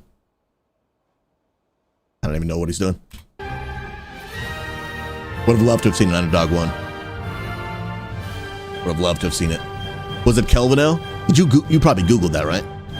Cybo, God bless you, bro. Look at this, dude. Leagues are clutch, man. At I remember, guys, when RuneScape Mobile, I was actually friends at I was actually at RuneFest in London. RuneFest is basically the BlizzCon, but for RuneScape. And I was there. I don't remember what year when they were beta testing mobile. I got to play it. Super cool, man. Super cool. Oh yeah, dude. Dude, old school RuneScape is so good. RuneScape 3 is good too, but I just prefer old school RuneScape. I like them both though. Dragon Wild. Dude, this game has good potential, man. This game has really good potential. I'm excited to see where it goes. Yep. Scaling. That was just recently, man. But wait, is this timeline? Hey, they missed the part where in 2025, I don't remember the exact date. Maybe some of y'all in chat remember. But one of the really important things that they missed is the fact that in 2025, old school RuneScape launched into XP Church. Come on, somebody. If you guys are looking for a place where you can level up both in faith and in old school RuneScape, you want to hang out with some pastors and spiritual leaders who want to love on you, encourage you, disciple you, help you grow, answer questions, but also teach you how to raid. I mean, these are multi-billionaire RuneScape players, max level characters, including sailing a couple days after it came out. We've got a top 500 Ironman in the world as one of our leaders. Come hang out. If you're looking for a positive RuneScape community, search no more. We've got you covered. Back to the video. Let's go. Guys, no credit for that segue. That was nothing. Y'all are savage, dude. That was 10 out of 10. Nothing? All right. What a journey we've been on together. And this story is far from over. In fact, it's just the beginning. Come on. Forget platinum eras. We want to be bigger and better than we are today. We're working harder than ever on delivering jam-packed content roadmaps, doubling down on how our games respect the time you put into them, and making more investment into our games and our services than at any point in our history. You're right. And of course, our awesome communities will always remain at the heart of everything we do. You guys don't know, this is the new CEO of Jagex, who is the owner of RuneScape, and I respect him a ton. He is, in my opinion, going to be what saves RuneScape 3. He is making a lot of difficult choices that need to be made. And I think he will be the one that will bring them into year 50. You know, he might not stay that long, but he'll be the reason the game keeps going. This is a time to celebrate you. And what better way to do that than to go bigger and better on the ultimate fan celebration. Come on now. Let's go. RuneFest is back. If you've never been, that feeling of being surrounded Dude, I wanna by go. thousands of people who love RuneScape as much as you do is pure magic. And we can't wait to do it all again. This year, we are so excited to be welcoming more of you than ever. We have doubled the size and capacity of the Different event, venue? with 6,000 tickets going up for sale this year. Whoa. But it's not just about bigger, it's about better. We'll now have... That's incredible. I went to RuneFest back in 2017 or 18, one of those years, in London. Absolutely incredible. I sat in these seats and I watched the announcements. I was on the live stream. I hung out with the live streamers. That's where I got to hang out with Wooks and Rig and Dow and MMORPG and Mammal and Bodhi and all them. It was really, really cool. I got to meet and spend some time with them. Because at that point, if you guys don't know, I've been streaming for 11 years. So I've had a lot of main games at some point in my career. And at this point, RuneScape was my main game. 8 hours a day for like a year and a half straight. And Ifigor is still traumatized. And so I went to RuneFest. And it's an incredible convention. If I had it in my budget, I would absolutely go to this every year because I still have some of those relationships. And it was one of the most impactful events I've ever been to. Now, TwitchCon 2025 was the most ministry effective convention I've ever been to, hands down, and it's not even close. But before TwitchCon 2025, even though I'd been to multiple TwitchCons, RuneFest up until that point was still the most ministry effective convention I'd ever been to. And I still think it would be that way. One, because it's smaller, but two, because I have a lot of RuneScape relationships that when I get to go there and reinvest in those and pray for people, people would walk up to me and be like, dude, you're the pastor that played RuneScape, man. You prayed for me one time. I had one guy, literally, he was drunk. And he's like, bro, I watched your stream and you prayed for me. He started crying. And it's like, if I could go to RuneFest every year, the in-person ministry moments that happen are powerful, man. I don't see myself going this year. I got to pay for my wife's surgery. But 2027, I would love to try and go to this. Have 2 permanent stages all weekend featuring the content you know and love, as well as some special 25th anniversary surprises. That's so cool, have man. All your RuneFest favorites returning. Brand new skill chips, swag, limited edition RuneFest merch, meet and greets, It's the community best, dude. meetups, LAN area previews, and socks. Who wants socks? Dude, And for oh those of you my who can't make the goodness, trip, dude. we want this to be for you too. We're working on some fun ideas to bring more of the show experience to you digitally, so you can feel part of the event, even tucked up in your pajamas at home. So we'll see you on October the 3rd and 4th at the Birmingham NEC in the UK and online.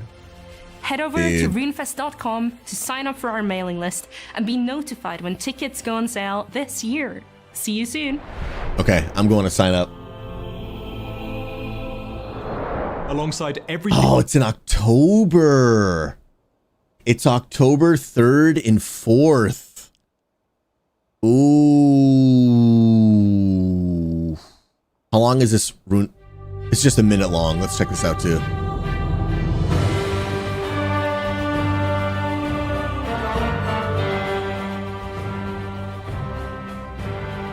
Yeah, bro. This is from RuneFest 2025.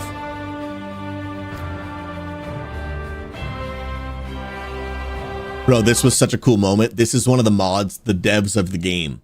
But he also is like an incredible violin player. And so this was such a nerd moment, dude.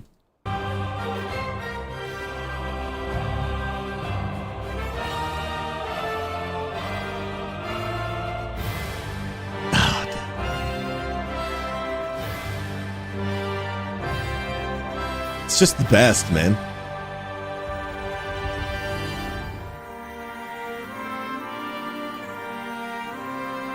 Dude. Dude, I love it, man. It just brings me so much joy, dude. I have dedicated my life to reaching the gaming community, bro. And when I see things like this, it just brings me so much joy, dude. It's just freaking crazy. Oh, bro, it's wild. Wild, wild, wild. Everything we're doing beyond our games, I'm proud to say that our focus on delivering phenomenal content for our games has never been greater. Oh, come on. This year, every game in the RuneScape franchise will demonstrate our mantra: consistent releases of high-quality content and the utmost respect for your time through integrity-driven design. Ooh. No industry hamster wheels to drive engagement. No escalation of Good looking at you, Blizzard. MTX, just killer content made to be fun. And here's our fantastic teams to let you know about future reveals coming this January. Oh, wow. ASAP. On January 19th, RuneScape is back. We're putting integrity back at the heart of the game. Nice. Starting with the removal of Treasure Hunter and 225 MTX related items across the board. So if you don't know what that means, unfortunately, before that CEO who you just saw a second ago, RuneScape 3 unfortunately implemented like some pay to win features and some pay to get XP, like basically just pay to win. And it really hurt the game. Really hurt the game. And so this guy came in and was like, dude, we're getting rid of all that, bro.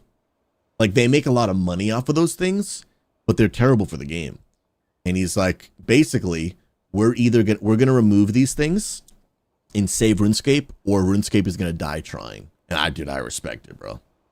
I respect it. We'll also be dropping a very special RuneScape ahead with one of the best content roadmaps in our history. Whoa. Alongside this, you'll get a detailed look at our integrity roadmap, addressing issues like visual identity, UI, game balance, and so much more. Nice, dude. See you on the 19th as we bring on RuneScape's greatest chapter yet. Oh, snap. That's Monday, bro. Join us on January 25th. Dude, he's lost some weight. Looks looking good. Look at this guy, dude. For Old School RuneScape's Winter Summit Good to for see him. our Getting roadmap healthy. for 2026. You'll hear about all the projects we've got cooking, and as usual, we'll be following the summit with a content poll. You don't want to miss out.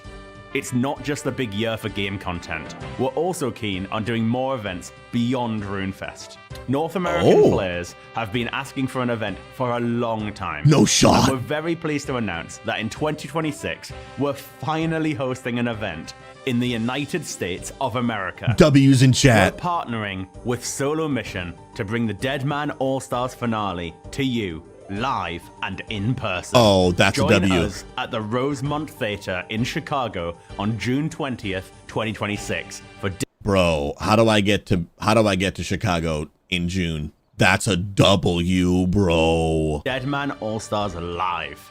Check out the Winter Summit for more details, including the date tickets will go on sale. We're so excited to bring our first live event to the US and meet more players across the pond. We hope to see you in June. Dude, that's actually sick, dude. Dang. Dude, this game is sick. If y'all haven't tried this yet, To see so many of you taking your It's first good, step man. into Ashenfall through Dragonwild's early access, including our recent Fell Hollow release in December.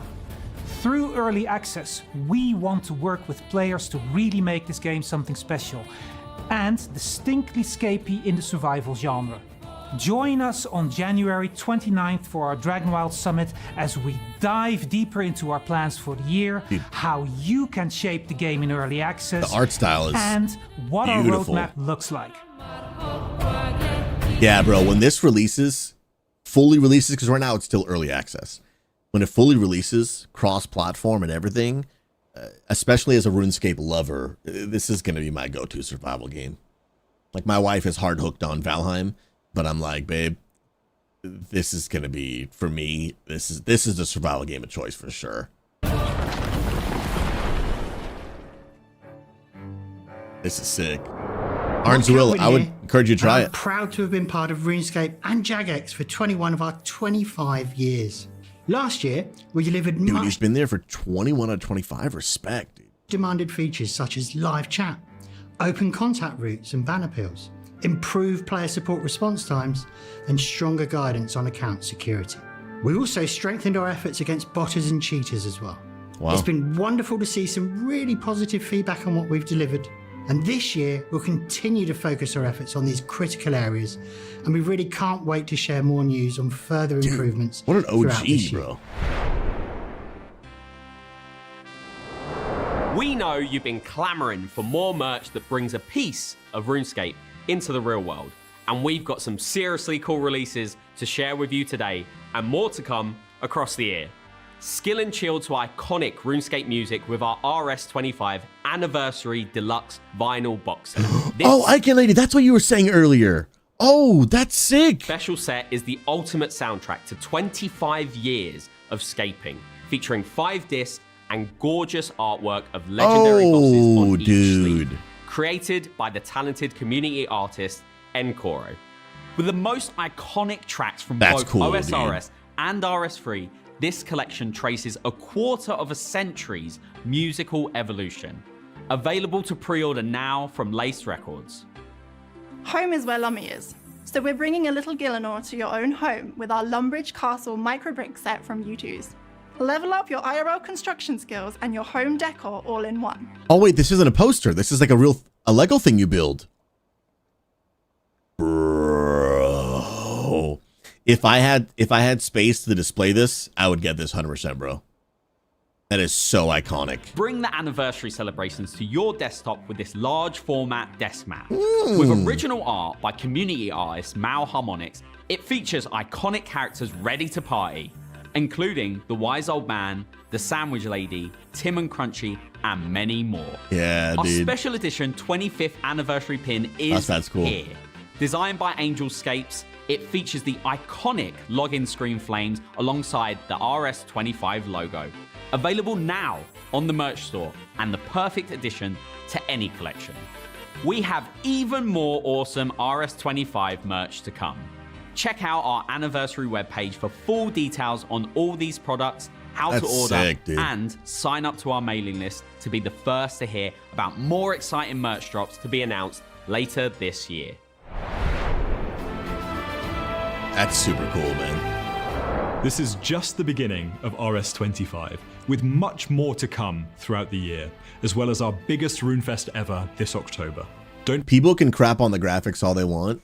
RuneScape has proven the test of time and is still breaking its own records of player base today, and has been one of the most successful MMORPGs of all time. Not the most. World of Warcraft still definitely has the biggest numbers of all time. But people think amazing Unreal Engine 5 graphics are needed for a good game. Graphics don't make a good game. I do like good graphics too, but so many people will never experience the beauty of RuneScape because the graphics hold them back. And again, if you don't want to play the game, that's fine too. But like, try the game. You might end up really loving it if you can just simply get past that. Much more to come throughout the year, as well as our biggest RuneFest ever this October. Don't forget to tune in to RS Ahead on January 19th, the Old School Winter Summit on January 20th. Okay, so 2 p.m. GMT. Let me do a quick little GMT to PST little converter. So 2 p.m. GMT is 6 a.m. Pacific.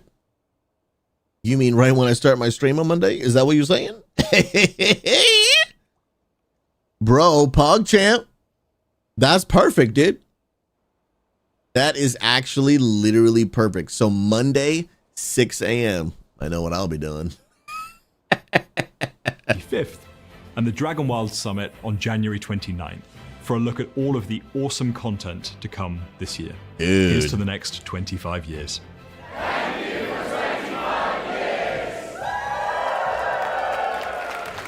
Dude, that's so cool, man. I love being a RuneScape player. I love being an MMORPG lover. And I am excited. Man, I'm really excited to see these MMOs that have proven the test of time. World of Warcraft, proven the test of time. Guild Wars 2, proven the test of time. Final Fantasy 14, proven the test of time. Old School RuneScape, proven the test of time. At least at a large scale. There's other MMOs that have proven the test of time. They've been around for a long time, but their player bases just might not be as big. But these are some of my favorite MMOs. And to be able to see them still doing well and thriving and hitting new records. Guild Wars 2 hitting new records. Old School RuneScape hitting new records. Like, it's just, it's super exciting. I love MMORPGs because I love how easy it is to form real relationships, build community, and have people just doing life together, man. Connecting in Discord. So if you're not already in the RuneScape clan, again, click the link in the description below. Join the XP Church Discord. Come get connected. We'd love to have you. And I'm excited. I'm going to cover this content. I'll be playing new RuneScape updates when they come out. And I will be covering that content on the 19th. And I'm pumped for the future. It's going to be lit. Let's go. I'm pumped, man. I love RuneScape, dude. There's just so many MMOs, guys, that I enjoy so much, man. I just enjoy so stinking much. They're peak, dude. They are just absolutely peak.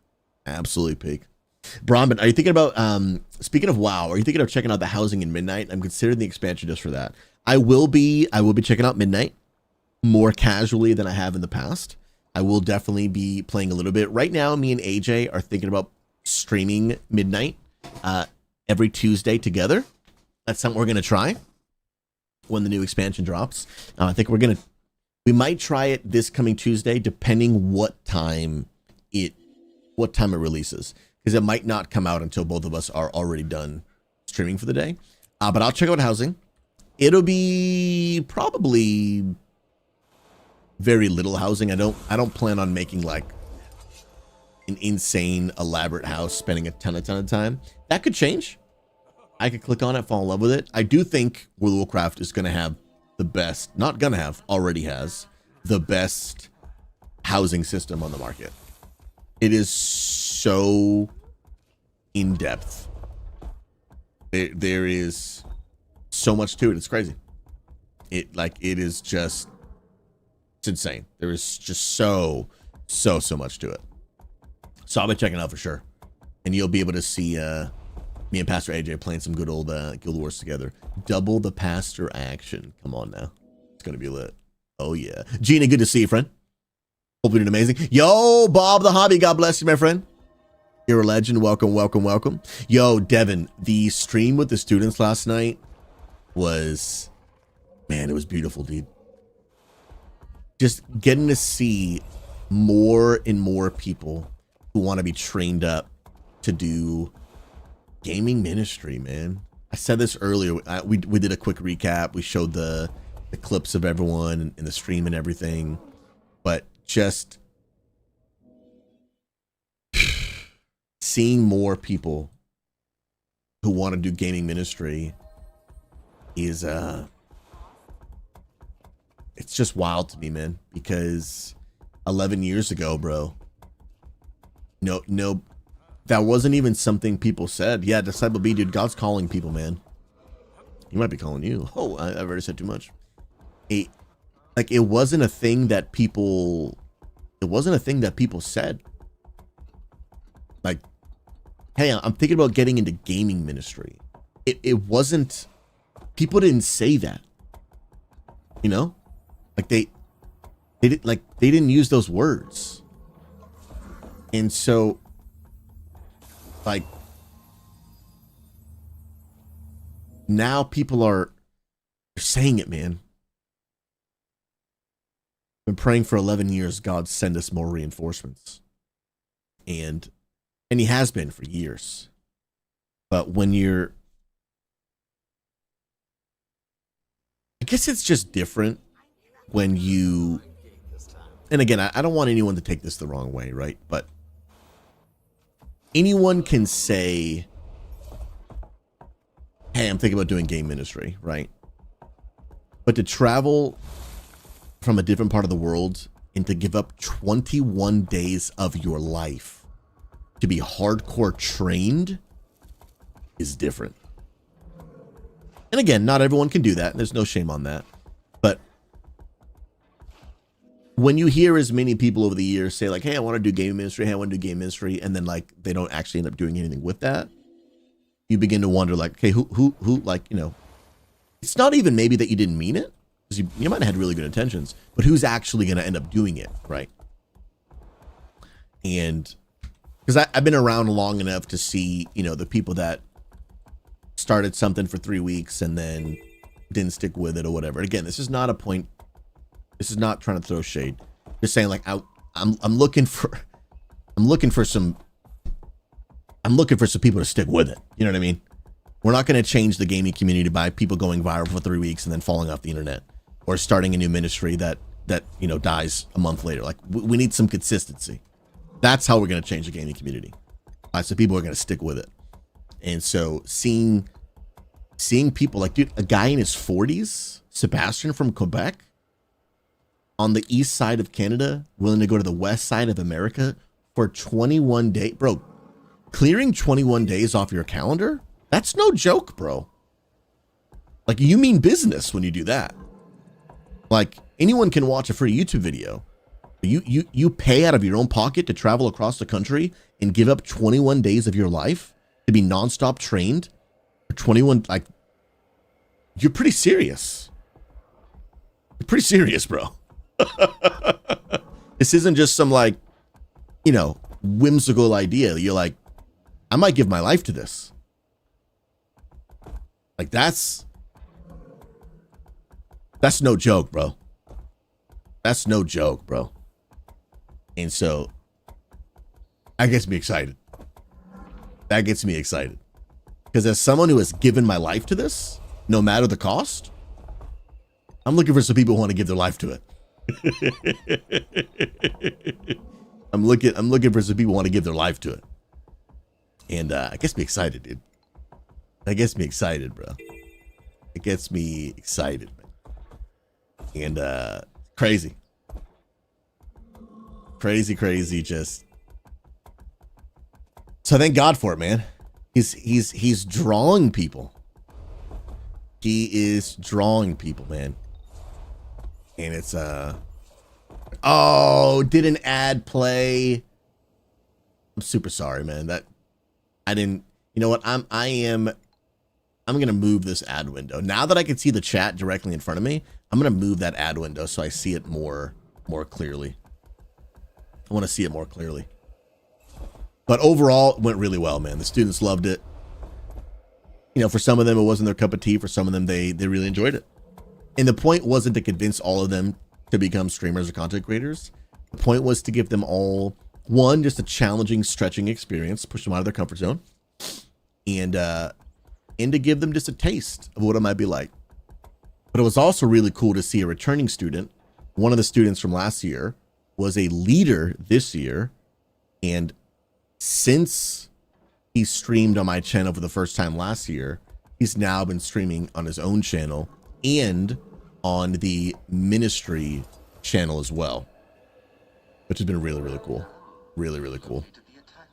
Callie, how's the wife doing? Miss Blondie, by the way, good to see you, friend. God bless you. And so, if you guys are wondering about Amanda, and we're about to get interrupted in 3 minutes by an alarm that's going to go off, and I'll explain what that means. My wife is not out of the woods just yet, guys. Unfortunately, please be praying for her and for us.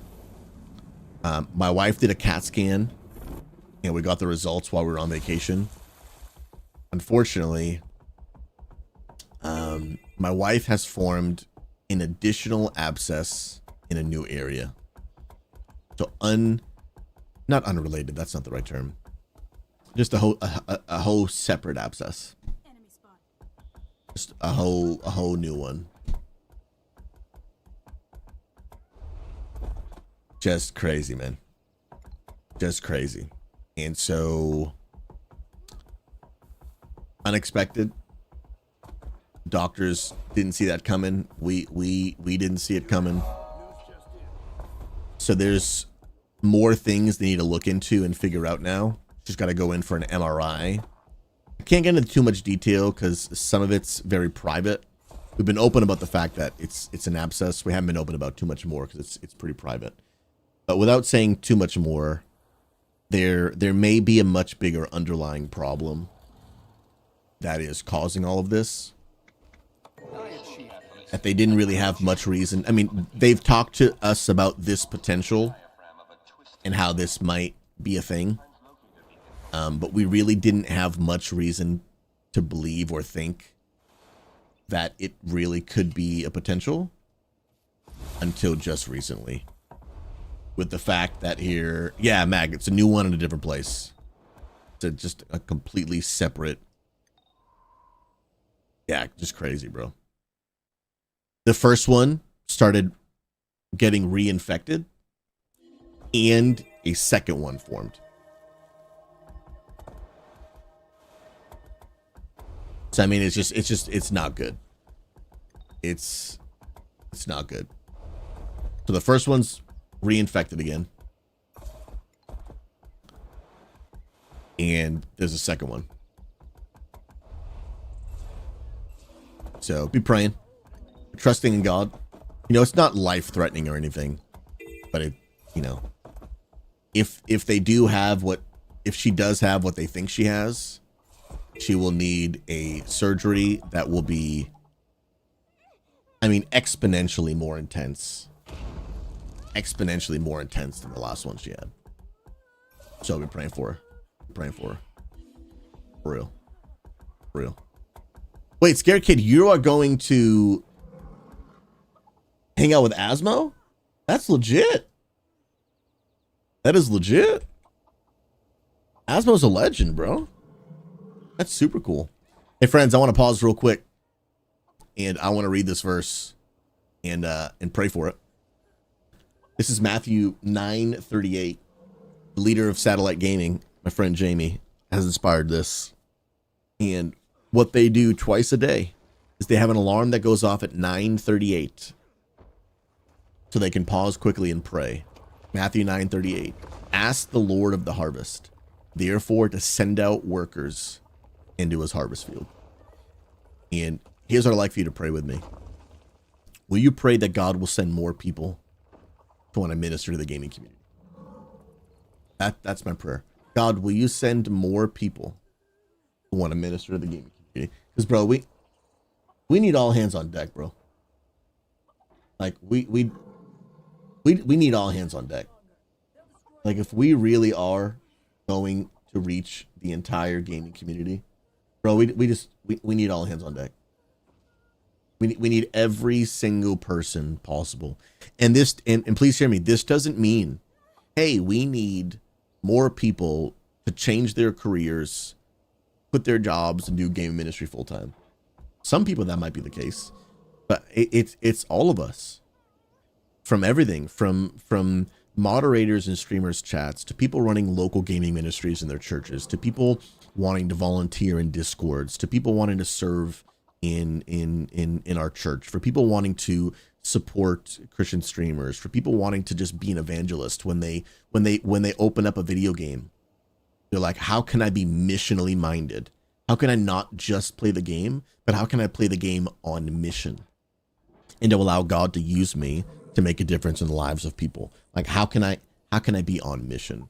That's what I want to pause and pray. Let's pray together. God, we just thank you first and foremost, God, that many of us here, like we have a heart to reach the gaming community. But God, the reality is with 3.3 billion people worldwide, just ourselves, like we don't stand a chance. We can't reach that many people. So God, we continue to ask, send reinforcements. We are coming to you to ask the Lord of the harvest to send out workers into the harvest field. There are people that need to be reached, but we need more people who want to reach them. So we just ask in the mighty name of Jesus, begin to give dreams, visions, callings on people's hearts and minds who want to serve, love, and minister to the gaming community. Rise up ordinary people just like us, to feel called to in various different ways, through Dungeons and Dragons ministries, through Magic the Gathering, through online video games. God, call Twitch streamers, call people to be moderators in chats, call people to be moderators in Discords, call people to have a heart that even when they just log into a Fortnite duo queue, like, how can I play this game on mission? Not just to get some W's in game. That's great. We're going to keep doing that. But to also be like, how can I love and reach the person I'm playing with? How can we go into Discords on mission? Not to just go into Discords and spam random Bible verses with no context, but to form relationship, to love people. God, I'm asking you, send and call workers into the harvest field, we pray. In Jesus' name. Amen. Amen. Hey, yo, if y'all want to set an alarm on your phone, 9:38, both day and night, whatever time zone you're in, and just pray that verse. And the time of the alarm will remind you of the verse. Matthew 9:38. Ask the Lord of the harvest. Send out workers to the harvest field. Bro, if we can get tens of thousands of people doing that every single day, whew, that's going to be some GG, dude. That would be powerful, bro. That would be powerful, bro. For real, man. Sheesh, dude. That's no joke. No stinking joke. For real, for real. Oh, guys, I don't know, bro. Something's cooking for...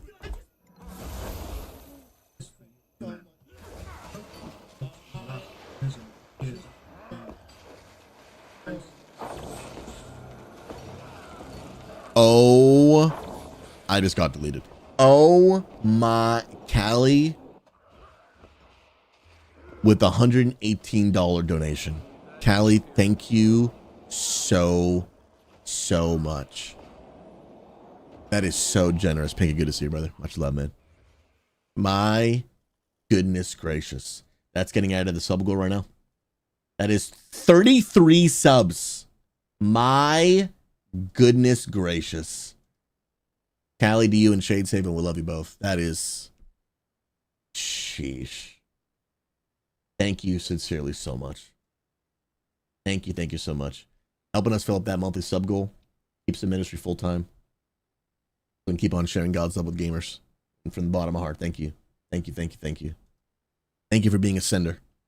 Thank you for partnering with that ministry. It means the world. I mean that. Let me add 37 to the goal. Woo! 183. You guys are different. My goodness gracious. Thank you. And I am big dead. Oh man. Let's go. Let's go, dude. Yeah, Anger Ashman. Yeah, dude, I talked about the stream earlier. I'm actually decided to become a full-time Valorant streamer. Yep, dude. Your dreams are finally coming true, bro. Just nothing but Valorant 24/7, dude. Hands down, bro. Hands down. He said that's hurtful, dude. That's hurtful, bro. Oh, Keg W, bro, dude. This guy's wanted me to be a full-time Valorant streamer for years, man. I love this guy. I love this guy, dude. Oh, man, that's peak, dude. Oh, that's peak, bro. Oh, man. I might actually unsub for 1 month for that one. Dude, you know what, dude? I would respect it. I would respect it. That was a low blow. That was a low blow. It's a low blow, dude. Yeah, so we talked briefly about it. And basically, there's a lot more that I want to say probably the next coming weeks. I just got back from vacay, so there's still some things I got to work on. Some Patreon changes, things like that. But Guild Wars 2 is going to remain my main game for 2026. Come on, Prime's coming in from Angry Irishman, dude. Brother, I love you, man. Love you, bro. Thank you so much, dude, for 64 months with the Prime? This man's different, bro. This man is straight up different. Sheesh, bro. Dude, sincerely to you and Brittany from the bottom of my heart, man. Love you, bro. That was me loving you like Jesus, dude. He subbed anyway. He showed grace and mercy. Hallelujah.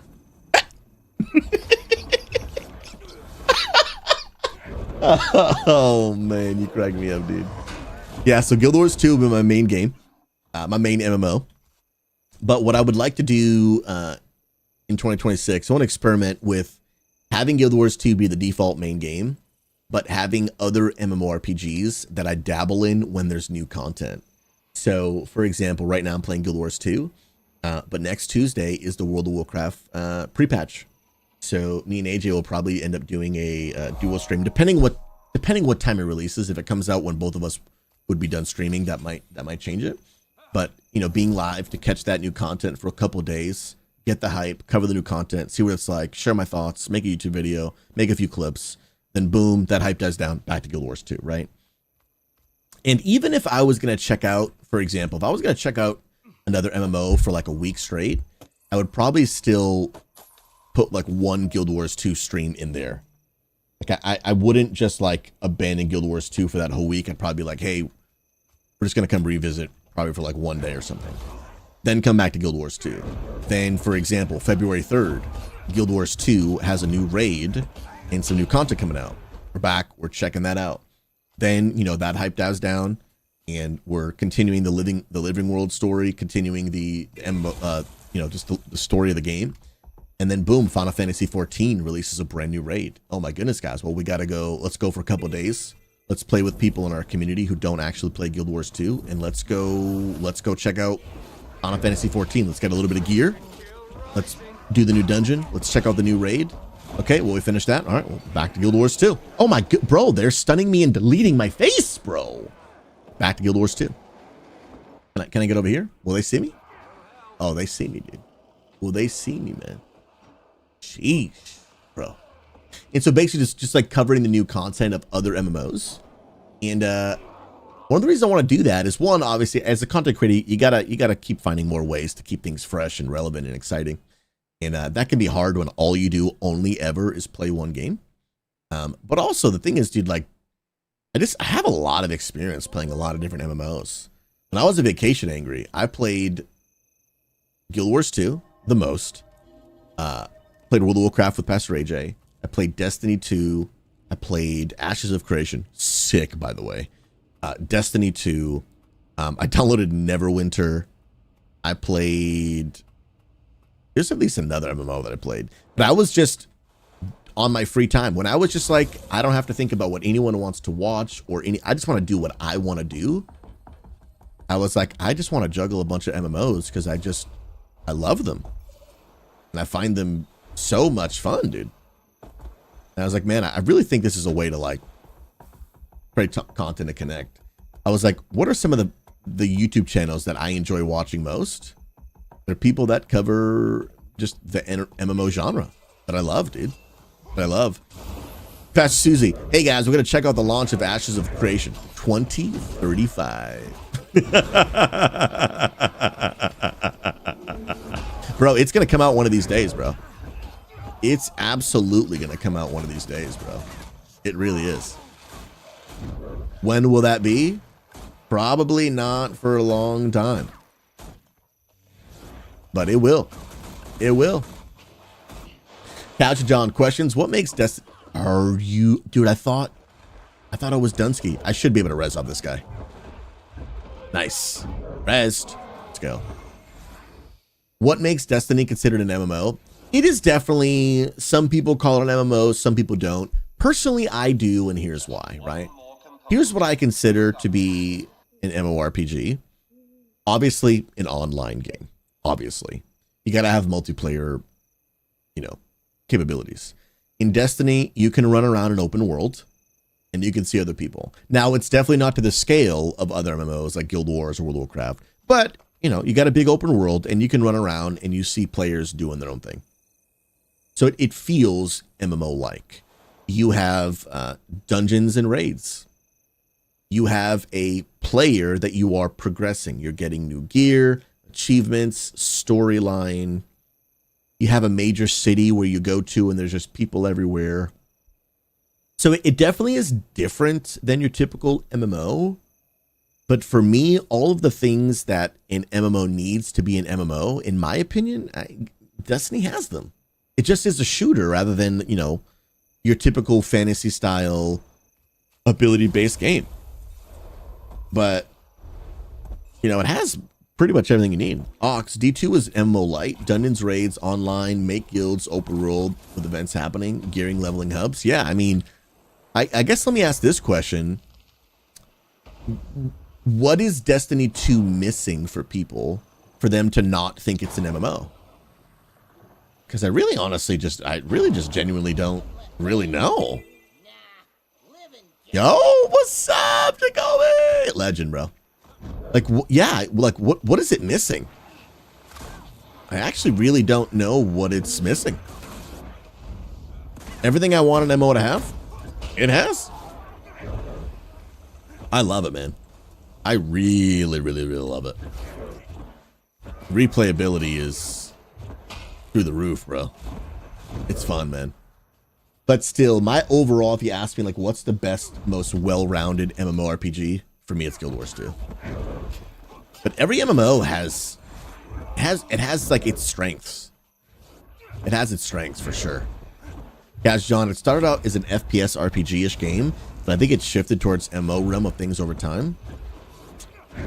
I mean, but even Destiny 1, because I played Destiny 1. It had all the same stuff. Open world, storyline, a character that you're progressing, raids, dungeons, achievements. You know, it had all that. So even for me, I considered Destiny 1 an MMORPG. It had everything. Arcone, I think because EverQuest and WoW, people think of that as an MMO. Well, that and the fact that Destiny has very small party sizes. I will agree with that the party sizes are definitely smaller, significantly. Well, I'm not even gonna go significantly, right? Because let's talk dungeon sizes.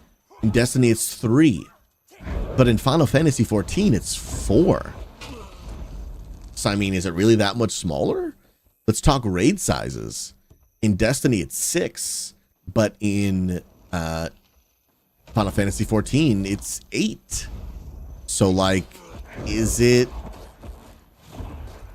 even really that, you know, that much smaller? Technically, it is smaller, yes, but pretty insignificant. Disciple B, I've been watching that TBC hype, dude. I've been watching that TBC hype. That's another thing, dude. Like, I want to cover the MMOs.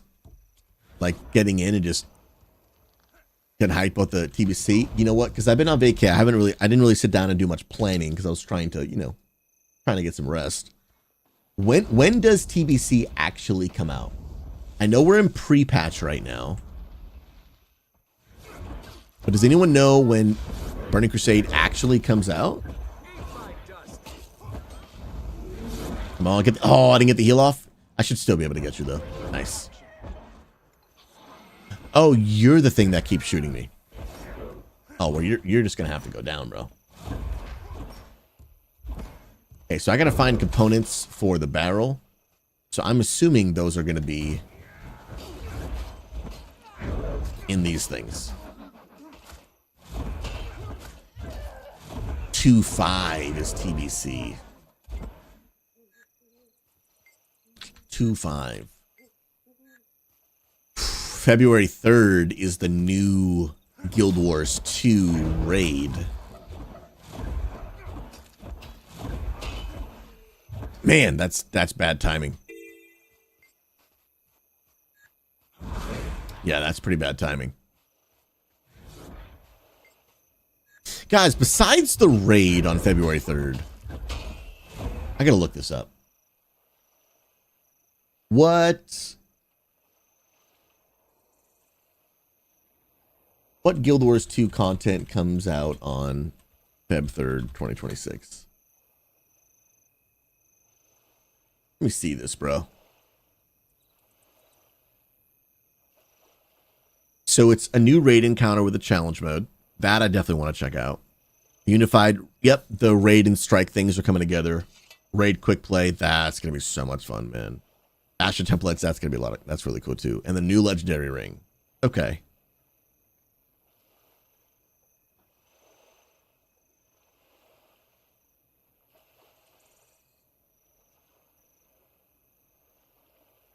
I actually might be able to. Well, but the thing about Burning Crusade is it's a really big time commitment. Classic WoW is a pretty big time commitment. It's not one thing you jump in for like a couple days and then leave. Because if I did that, I probably wouldn't even get level 70.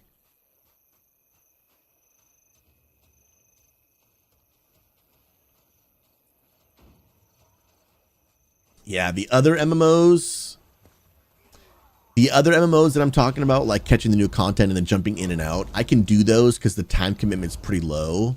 As much as I love Classic, I don't know. I don't think I'd be able to do it and do it well without completely abandoning Guild Wars 2 for like a month, you know? Because let me do a little out loud thinking, but I don't think it would work. But like, all right, so let's say on the 5th, I've already covered some of the new Guild Wars content, and I can obviously keep revisiting because the raid you can do over and over again. I check out the strikes, then the 5th drops. I log in on a level 60 boosted character. And, I'm streaming like 6 hours a day now.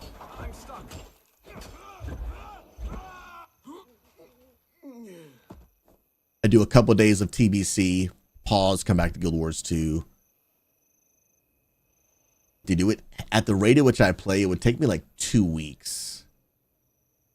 It would take me like 2 weeks to get 70. And then once I'm 70, then I could play a little more casually. But getting 70 would take me a while. And because I don't want it to take too much time away from Guild Wars. Yeah, because Mag's right. Guild Wars 2 is really not. Sorry, not Guild Wars 4. WoW Classic is really not a game. It's like a lifestyle. You can play more casually. Like, once you're max level, yeah, Mag, you can get max level and then basically just raid log. But to get to max level, and then I can do some heroics. I want to put some thought to that, man, because I love Burning Crusade. I really love it, and I do think there'll be a lot of hype around it. I think there'll be a lot of nostalgia. There's probably even a lot of Guild Wars 2 players who watch my stream that they remember. Obviously, and I've got years of WoW players, so, I don't want to just completely just lose touch with all of the WoW players that have been following me for a couple of years, right? That would be really sad for me. Even though I like Guild Wars 2 better than WoW as a game, I still love all the people that I've played WoW with. But I get it. I get it as a content creator. People want to watch their favorite game, and if you don't play their favorite game, they leave. I get it. I get it. But I do want to find strategic ways to touch base with those people, you know. But TBC starts influence February 5th.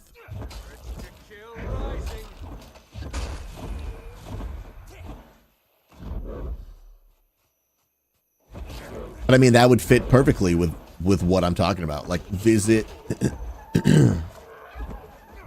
visit an MMO and then come back to Guild Wars 2. Is there a boost? Let me confirm, because if I can't boost a character, this conversation's over, right? It's over before it even begins. Can I pay to boost a character in Burning Crusade?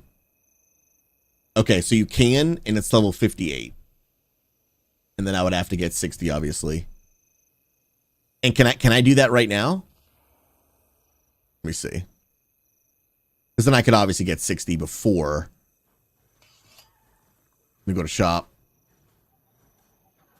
Ooh, $60. That's a lot of money, dude. That's mucho money. You can boost right now, any race and spec. Okay. That's a lot, dude. Guild Wars 2, you get a free boost with a level 25, sorry, with a $25 expansion. That's a lot of money, dude. Blizzard is such a cash penny pension cow, dude. Crazy, bro. That is crazy. Wait. Does it not come? It doesn't come with that, dude. And I'm not paying $80. You're on all kinds of stuff, dude, if you think I'm paying that money. That's crazy. Okay, well, if I can pay for a boost, that makes the idea at least possible.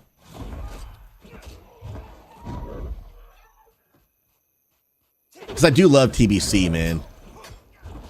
And I do have some classic WoW connections that they wanted me to come play TBC Classic with them. And so I could actually probably come get connected with them, dude. Ask AJ to send WoW Gold to buy it. Oh, yeah. Because you can use your WoW Gold to trade back into money and pay for stuff, right? I might be able to use some of my retail money. But I should probably save that for midnight, though. Yeah. That's probably like, it's a ton of gold. I don't have that much gold to retail. I don't have 1 million gold. I have like 300K or something. Okay. Yeah, I'm gonna put some thought to that, dude. I might check that out. I got a couple weeks. And I probably wouldn't even start doing it till we were really close. Dude, I cannot find. Is it in the sand pile? Can't find this anywhere, bro. Oh, he's streaming and I'm not lurking? I'm throwing, bro. But honestly, dude, here's another thing, too. Ooh, but AJ would need a boost. AJ would need a boost. Bro, if AJ would do Classic with me, you know, it'd be a temporary thing. We're not going to become hardcore Classic players. Any other MMO, basically, besides Guild Wars 2, will be, I'm going to stop by and visit for a short while. And then come back to Guild Wars 2. Like, I'm a Guild Wars 2 player, and other games, I'm a visitor. Is probably the best way, right? Best way to say it. Guild Wars 2 is my home, and other games I'm a guest. Just simply I'm stopping by. Yeah, no, Stonebase, we're both gonna play Midnight, right? But Midnight's not till March 2nd, and Classic comes out February 5th.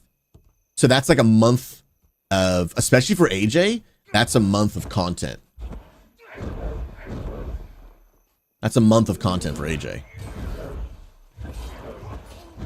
Bro's only got 100K in retail? Did he give away all his gold again?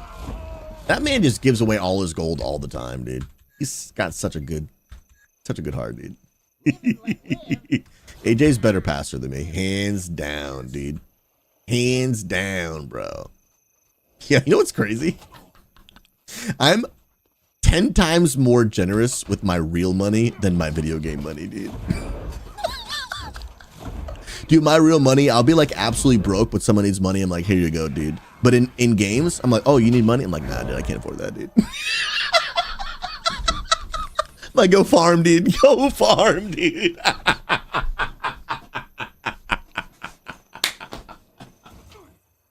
Dude, I have literally on many occasions in our lives given away the last dollars in our bank account. But in game, I'm like, bro, log in, dude. Do some farming, brother.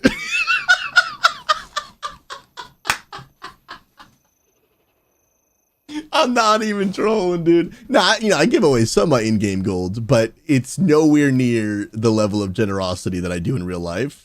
But in games, I'm a lot more stingy, dude. Oh, I'm an inconsistent generous person.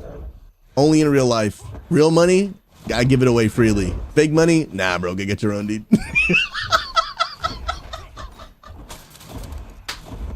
Yo, pray for me. I'm a work in progress. I'm a work in progress. Oh my goodness gracious.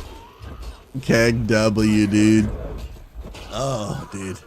I don't think I realized that until right now, dude. I just learned about myself in real time, bro. And where is... Oh, no, I didn't get it. Where is this item, bro? I cannot find this item. I cannot find this item for the life of me, dude. It's in this circle somewhere. Oh, is it this discarded crystal? Watch this. Oh, found it. Found it, bro. No, don't stun me. I will throw up right now. All over everything, dude.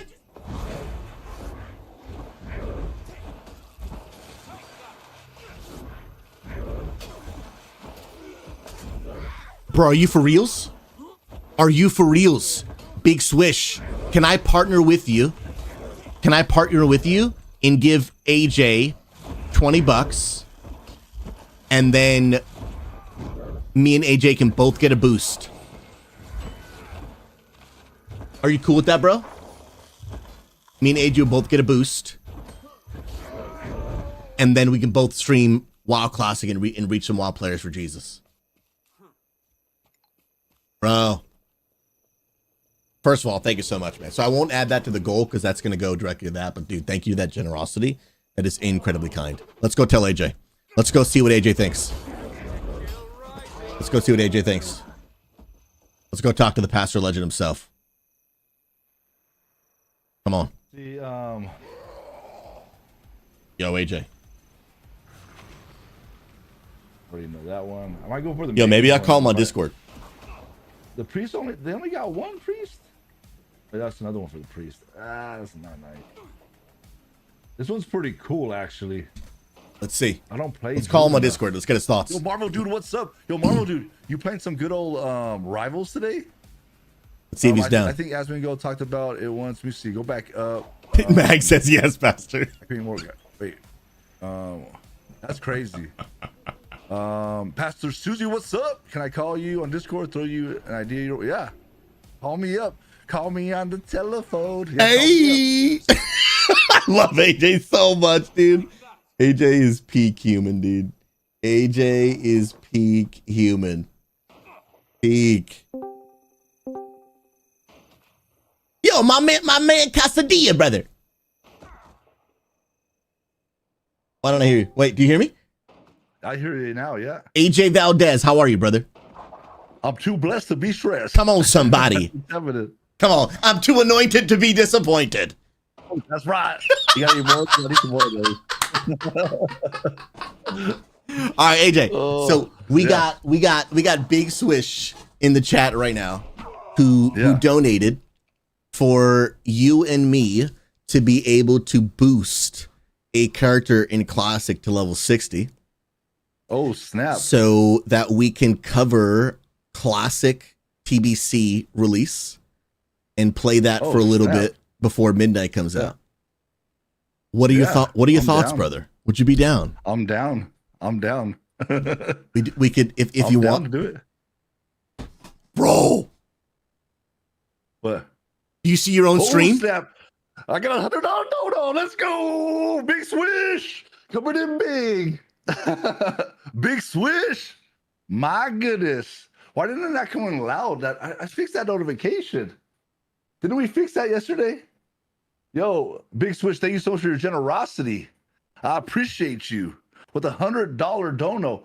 Why didn't my notification not come in loud, though? I couldn't even hear it. I got to fix that. Bro, that's crazy. Look at that hair. Big Swish, thank you so much. Wait, is that another one? No, I just refreshed it. Okay. I refreshed it. I didn't hear it. Bro, that up. What is that dono alert, dude? It's Everest made it an AI. It's a meme for me. It's the hair. You see the hair? And it actually says, "That's not me. That's not me." That's hilarious. AI. Dude.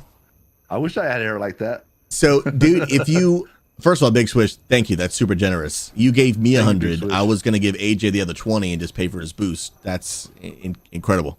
That's incredible. Yeah. And but yeah, if you want AJ, because it comes out February 5th for Burning Crusade Classic. Yeah. When we boost, it gets us to 58. So we could do maybe like 2 streams before February 5th and get to 60. Yeah. And then we could stream a couple days, Classic launch, maybe try to pug a raid, just cover the content a little bit. And then when midnight comes out, obviously we would full switch back to midnight. That'd be sweet. That'd be so sweet. Am my mic working? Yeah, you're good. Yeah. Oh, yeah, okay. Yeah. That'd be sweet. I'm down. It'll cover content, some fun streams. I think it'll be fun. Yeah, it's gonna be fun. Yeah. Sweet deal, bro. Well, yeah, we're gonna. So let me know what server you can go to and stuff, and then I'll do it. Yeah, let me connect with some of my classic WoW streamers. I think it's night something PvP. I gotta connect. Nice with PvP. I like that. I like that. Nightmare. I forget what it's called, but I'll connect with my classic streamers. I'll let you know what server we'll pick, and then if anyone wants to come level with us, you're more than welcome. Absolutely, but just know it's a temporary visit. if you hardcore commit to classic WoW, we will abandon you. just clear expectations. Yeah. We will leave you. Yeah. All right, AJ. Be sweet. I'll send you details. Hey, love you, bro. Cool, sweet. Love it. Okay, talk to you soon. Later. Peace. Let's go. Yeah, man. I wish. Here's what I wish we had. I wish we had like an XP WoW Classic guild, because there's a lot of people that are gonna wanna stay with it. But we can't commit to every single game. AJ is doing retail. I'm doing Guild Wars. But oh wait. I gotta leave a lurk up for AJ. Dude, that'll actually be sick, man. Just play that for a couple days. That'll actually be dope, man. I closed my AJ lurk. I got to support, dude. I gotta support my man AJ Valdez, bro. Got two boomer pastors, at least in the streaming world. Go back and play WoW Classic. That's gonna be content, dude. Hoagies, I know about some classic abandonment. It feels bad, dude. That is actually dark, dude. I'm so sorry, dude. Oh man, I gotta be upfront, clear expectations, man. But that's what I would really love, right? Is to like when we stream these games to partner in a sense with people.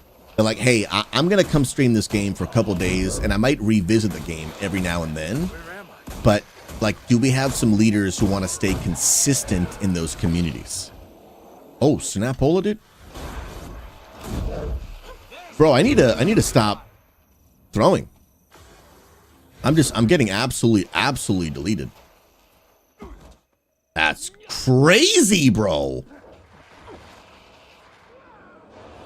That is utterly insane. Because like the stream is just such there's so much marketing, you get so many people involved.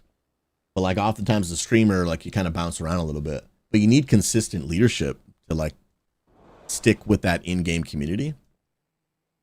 But oftentimes if you don't have like a streamer, or if you don't have someone promoting the community on social media, then it's hard to get more and more and more people to know about it, right? So you need both things. You need consistent presence and leadership, but then you need someone who can do like the mass promotion.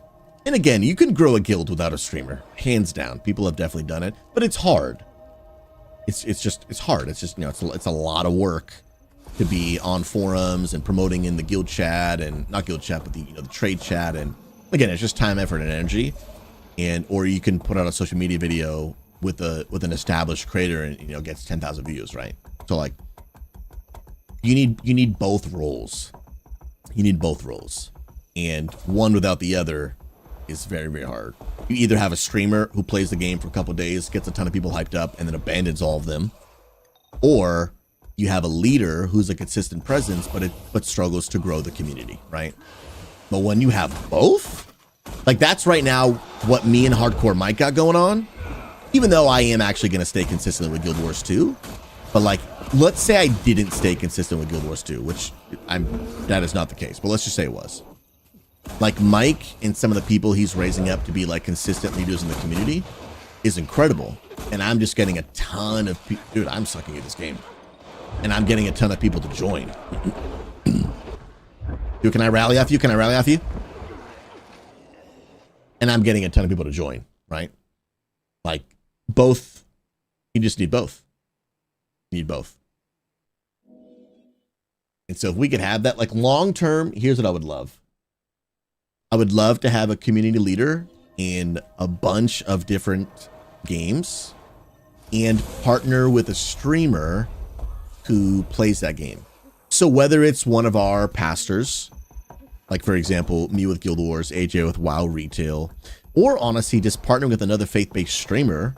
They don't have to be one of our pastors. They don't have to be on our staff. Just a content creator who plays that game, who would promote. So if there was like a faith-based WoW Classic creator, right? Hey, can we partner with you and you promote the XP Church Guild? We'll run the events. We'll do all the hard work of leadership and consistency, and you know, doing all the hard work behind the scenes. You just promote it. Then that way, you don't have to actually worry about running a community. You just stream and be in the community. You don't have to plan events. Just show up to ours and you stream it. And encourage, like, we give you content, you give us people, we give you content and all of the hard work of leadership behind the scenes that you no longer have to do as a streamer. We'll do it for you. And you just invite people. Because as a streamer, the streamer benefits from, like, for example, if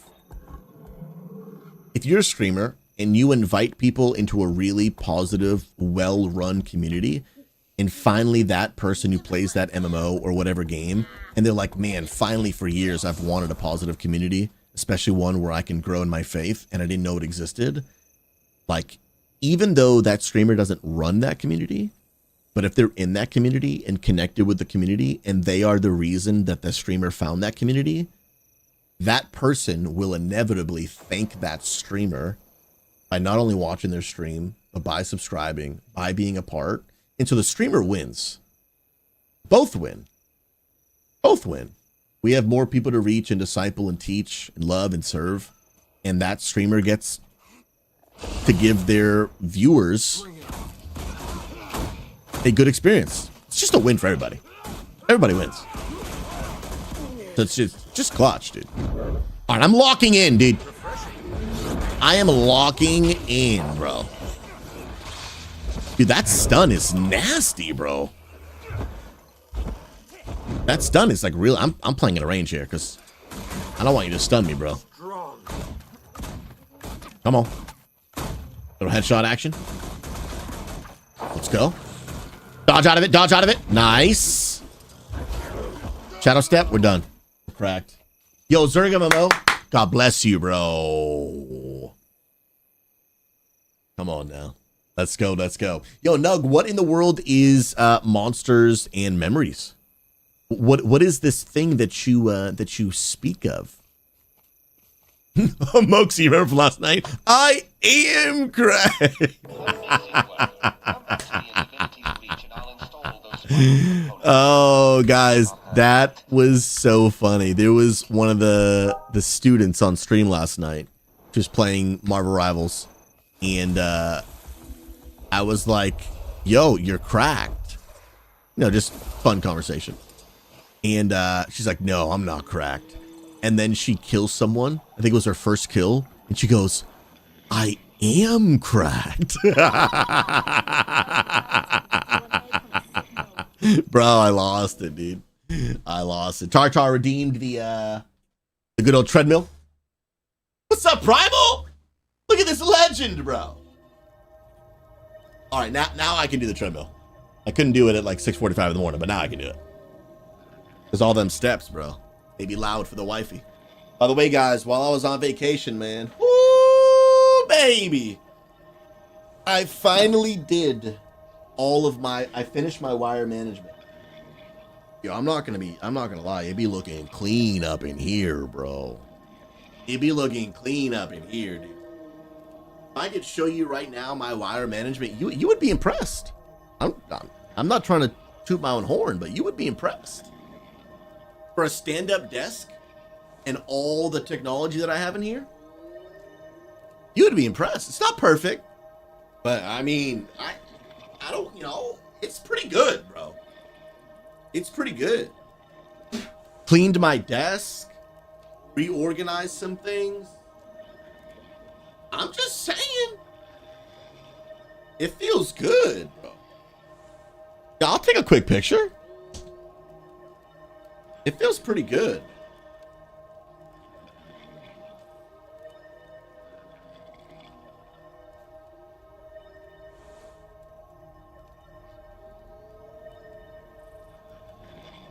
Like, again, it's not perfect, and there's even some improvements that I would still want to be able to make.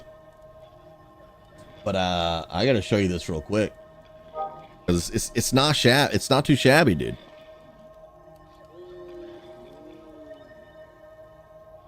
Now, when you look at this, I want you to consider everything you're going to see in the picture, right? So I want you to consider the fact that you're about to see a 6-monitor setup, okay? With 2 computers, a stand-up desk, which means the wires have to be accounted to be long enough to be able to go up and down without pulling on the wire. So there's a lot, okay? There's a lot that goes into this type of wire management. And so with all that being said, I would say that's pretty good, bro. With all that being said, I'd say that's pretty good. That's pretty good. 2 PCs, 5 monitors, stand-up desk. That's pretty good, dude. Gonna say, and then I've got this, right?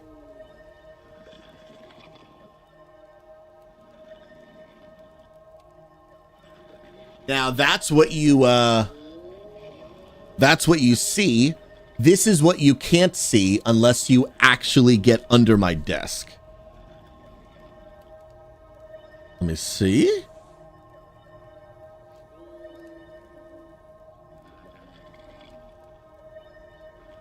That's what's actually under the desk. It's pretty good, man. No, my PCs are not on the floor. Yeah, they're on risers. It's pretty good. It's pretty good.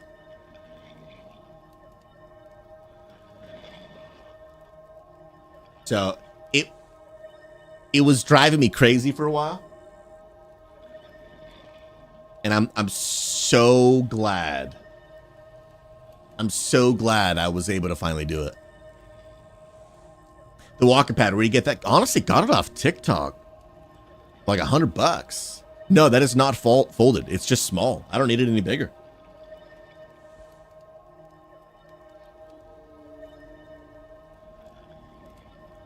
Yeah, I don't even need this to be any bigger.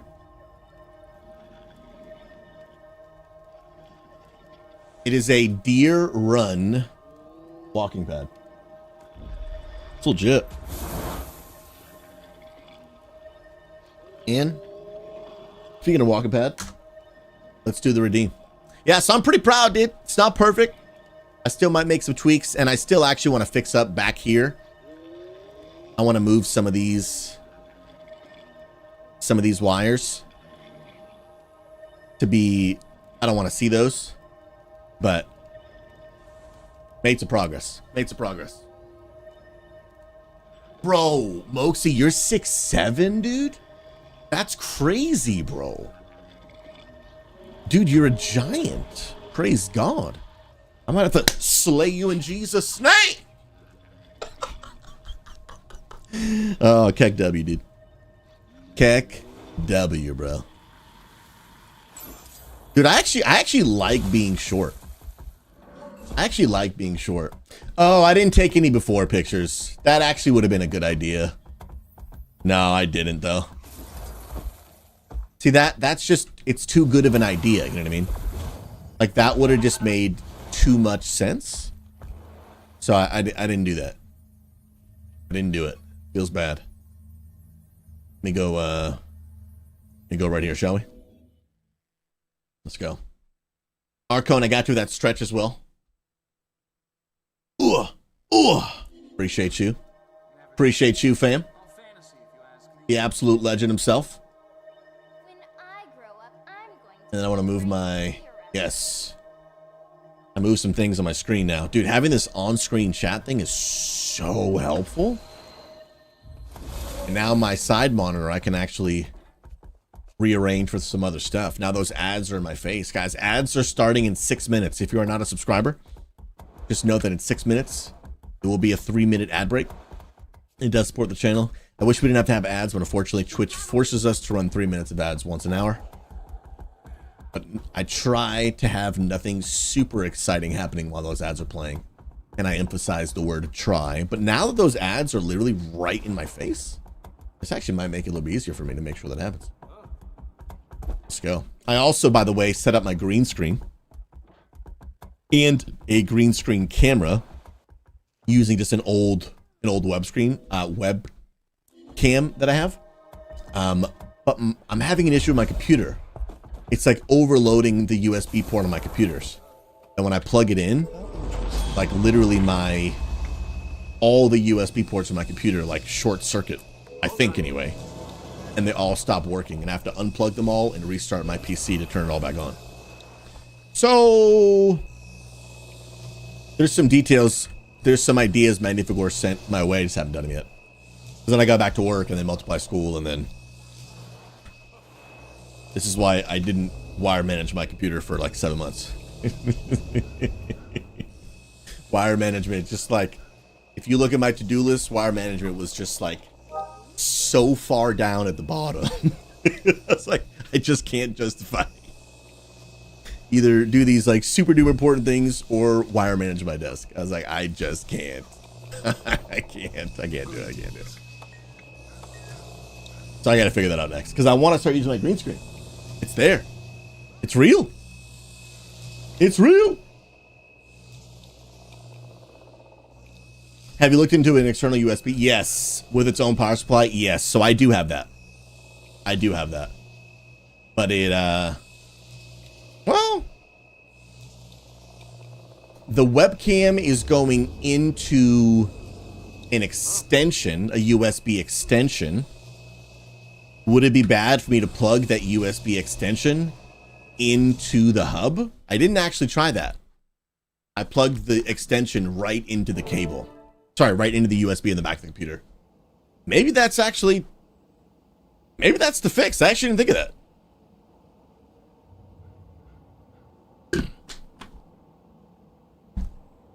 Huh. Okay.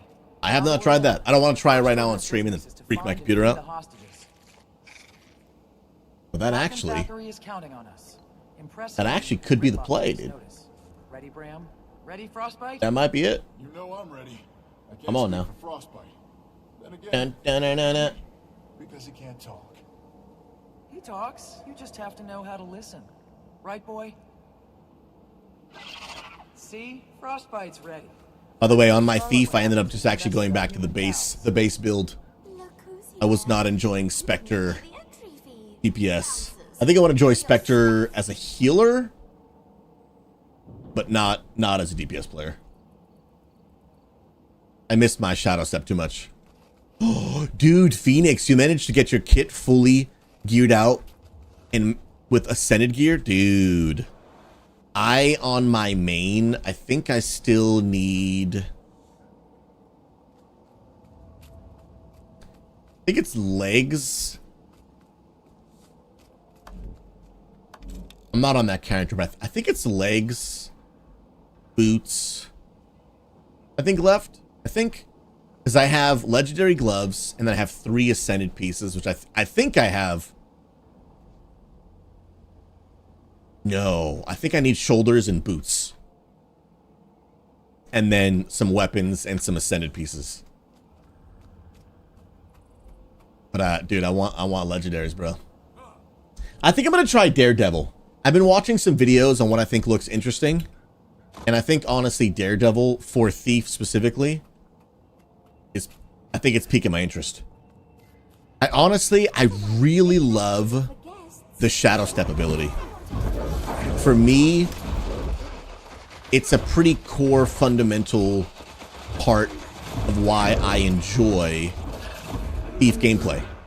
I want to feel like a stealth shadow stepping rogue. And I know there are other abilities that you can do that. But with Daredevil, you get the extra dodge. It just feels very Thief to me. It just feels very Thief to me. And I like that. So I think that's going to be my next one that I try. Emotional, welcome on Kick. God bless you. Hope you're doing well today, friend. Good to see you. Callie, my husband is the best cook. His taco meat with sour cream and cheese paired with cornbread and nacho cheese Doritos is S tier. So what you're saying, Callie, is that y'all are going to drive to Oregon and bring some of this. Is that what you're saying? Is that what you're saying? Because I think that would be pretty peak, my friend. I do indeed. Guys, I am so pumped for the 10-year anniversary of XP Church, dude. Again, I said this earlier, but there was way less of you here when I said it. Ah, man, guys. I got to see the Land Center yesterday. I got to see it for the first time since I've told you guys about it and showed you those videos. Now, I will say, I don't think I can say too much yet. There have been some changes, big changes, to some of the plans and ideas that originally showed you. Because again, we don't own the Land Center. We're partnering with the ministry that it'll be their Land Center. So some things have changed in a really good way. Okay, really good way. And it's very, very different. And in my opinion, it's way better. Like way better. Way better. I can't say much more than that for right now. I have been able to show you guys footage. Again, when I tell you the full story, it'll make sense. Some things that changed, some unexpected things, some things that happened with the place they were going to rent. And again, it'll make more sense. It'll make more sense. All I can tell you is the Lord is in control. He knows what he's doing. And it's way better, dude. I can't show you the video on my phone just yet. It's so sick, dude. Oh man, bro, I'm telling you, you're gonna diarrhea when you see these videos, dude. You're gonna crap your pants, dude. I'm telling you, it is absolutely unbelievable. Absolutely unbelievable. Oh, absolutely, Moxley, we got you. And if anyone's invited, it's a free event. Just, getting to Oregon is probably not free. But anyone that wants to come out, it will be live streamed. It will be both an in-person and an online event, 100%. But it's going to be at the Land Center, man. And I'm just... You're going to have to wait till I tell you the full story. But I'll tell you, it's peak. It's... It's so sick. It's just sick, dude. I healed myself. Yo, my clones. Be useful in Resme. Be useful in Resme. Or you can... That works, too. That works for me. I can't wait to tell y'all more. I can't wait to show you more. Yeah, I was Supposed to give you guys an update. I think it was back in December that my wife got surgery. But again, something happened that made me not be able to go back and take more video. It'll make more sense when I tell you the story. All I can tell you is it's just better now, dude. Ooh, it's crazy cool, dude. The Lord's in control, man. The Lord is in control, bro. He's the master chef. He is the master chef. Okay, so I gotta put out these fires. I see. Put that bad boy out. Let's go. Yeah. And Callie, and here's the thing, like, ultimately what we want to move towards is being able to do more meetups as well, right? So we want to be able to, like, ideally in a perfect world, what I would really love is for our church to do, you know, probably like a quarterly meetup in different parts of the country. In a perfect world, what I would love to do is once a quarter, me and Amanda and, you know, in a perfect world, our staff as well, if they can make it. But I know that's tough, traveling with kids and things like that. And just the cost, right? Like me and Amanda traveling costs a certain amount of money. But if we want to bring the whole staff, then it costs significantly more money, obviously, right? Especially if people live in different parts of the country, different parts of the world, then that becomes hard to do. But in a perfect world, we get all, you know, we get the staff and the pastors, and we rent out a venue. It's, you know, somewhere in the country, maybe strategically, you know, one meetup's in the north, one meetup in the south, one meetup in the east, one meetup in the west, kind of thing. And we do an in-person XP church service, live stream it, and then just hang out all day. Tabletop games, maybe a couple consoles, you know, like a very easy to set up type of LAN center type thing, you know. I think that'd be sick. Dude, Las Vegas meetup that'd be sick, bro. That'd be so sick, dude. I would love that. Because even once we do get the LAN center like up and rolling, the truth is there'll be a lot of people who can never come to it, right? For a lot of people, coming all the way to Oregon, it's just not an option. You know what I mean? And we still want to meet those people, still want to serve those people, still want to connect with those people. And as an online, like, we are an online church first. We will have some in-person elements, but we are not like moving in the direction of being like an in-person instead church. The LAN center has always been a part of our dream and our vision of what we want to do, but the most effective area of ministry I believe we will ever have is a part of what we're doing right now. Discord, live streaming, XP groups online. The amount of people we can reach, man. The moment we choose, if we ever choose to go in person, like instead rather than in addition to, man, we drastically reduce the amount of people we can serve. Like drastically reduce. And so that is not our plan. But to do it like in addition to, like if we were, man, especially with things like TwitchCon, like if the CEO will let us do a Christian event at TwitchCon, bro, that would be crazy. And like a time of worship and prayer, that would be wild. I'm still in conversation. I have no new updates. Holiday season. Some things I'm still waiting for a response on. So really nothing to report. And again, I was very clear when I started talking about how I'm, you know, in talks. Oh my goodness, bro. In talks with the CEO. All I can do is ask questions and share ideas. I'm not in control of Twitch's response.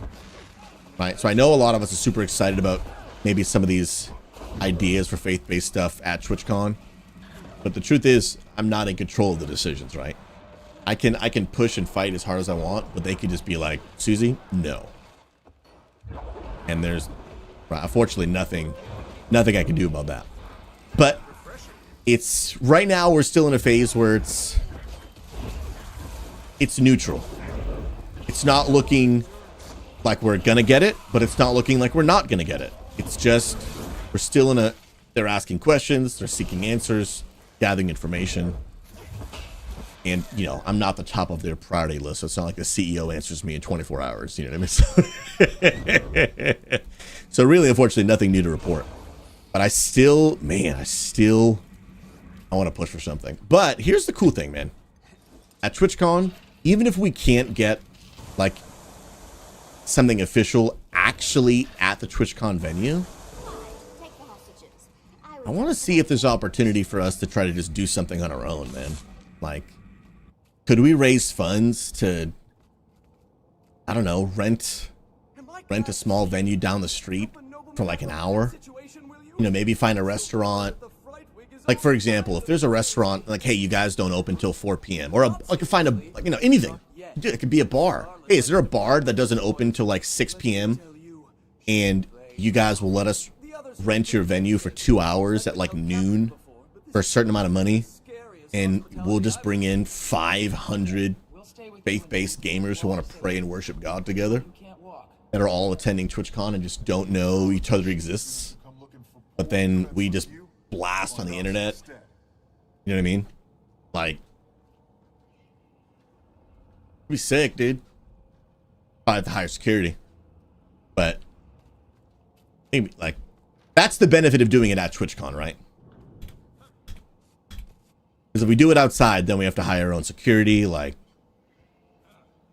because if you, yeah. But there's still opportunity for us to do something, man. We are not limited by just what Twitch wants to let us do or not. Dude, I totally hit dodge in time for that. Triggered, bro. I will throw up. Dude, I totally dodged. I guess I didn't. Dude, a TwitchCon after party would be legit. Yo, Bob, we'll see you soon, my friend. Thanks for being everywhere. Come on now. Mag, you know what? Fair. Fair, Mag. Fair. Fair. I got nothing to say, dude. Fair. Oh, KW, bro. You're just not wrong. I got nothing to say, dude. I just got nothing to say. Come on now. Wait, AJ's unalive in WoW? Feels bad. Dude, they are just trucking me, man. Let me summon my minions here. Oh! Okay, that was toxic, bro. He started casting that ability. I gotta dodge out of that. And then he teleported to me when the ability was almost done. Because I was out of the circle. I was like, oh, I'm safe. Bro, I'm getting... I'm getting literally deleted. This is crazy. This is crazy, bro. Dude, Phoenix just finished filling out the XP Church membership app. Dude, what a Chadmeister. What an absolute Chadmeister, dude. Dude, we are so honored that you finished going through your XP path, man. That's super exciting, dude. Yeah, if you guys don't know, in our church, we offer something called the XP Path. It is dual fold. It is for people who are looking to learn more about our church, our beliefs, how we operate. They're potentially interested in serving and volunteering. Even if you're a part of another church, but you want to be able to serve a gaming ministry, people can still do that. XP Path. But also, XP Path Week 3. It's a 3-week course. We do it on the first Saturday, second Saturday, and third Saturday of every month. So week 1 is on week 1. Week 2, second Saturday of the month. Week 3, third Saturday of the month. And the third week specifically is about people who are potentially wanting to become an actual member of our church. Like, people are like, hey man, I'm actually in transition, or I've never been to a church in my life, and I actually am looking to potentially make XP Church my home. And so I'll actually get a link for you guys that are interested in that. I thought I had a command for it, but apparently I do not. I'll go to the church channel and just copy and paste it. Done it. Oh my. Huge Rooster. It was beautiful, my friend. It was my friend. 'Twas beautiful. It was. My friend. Oh, there's the echo. Oh, wait.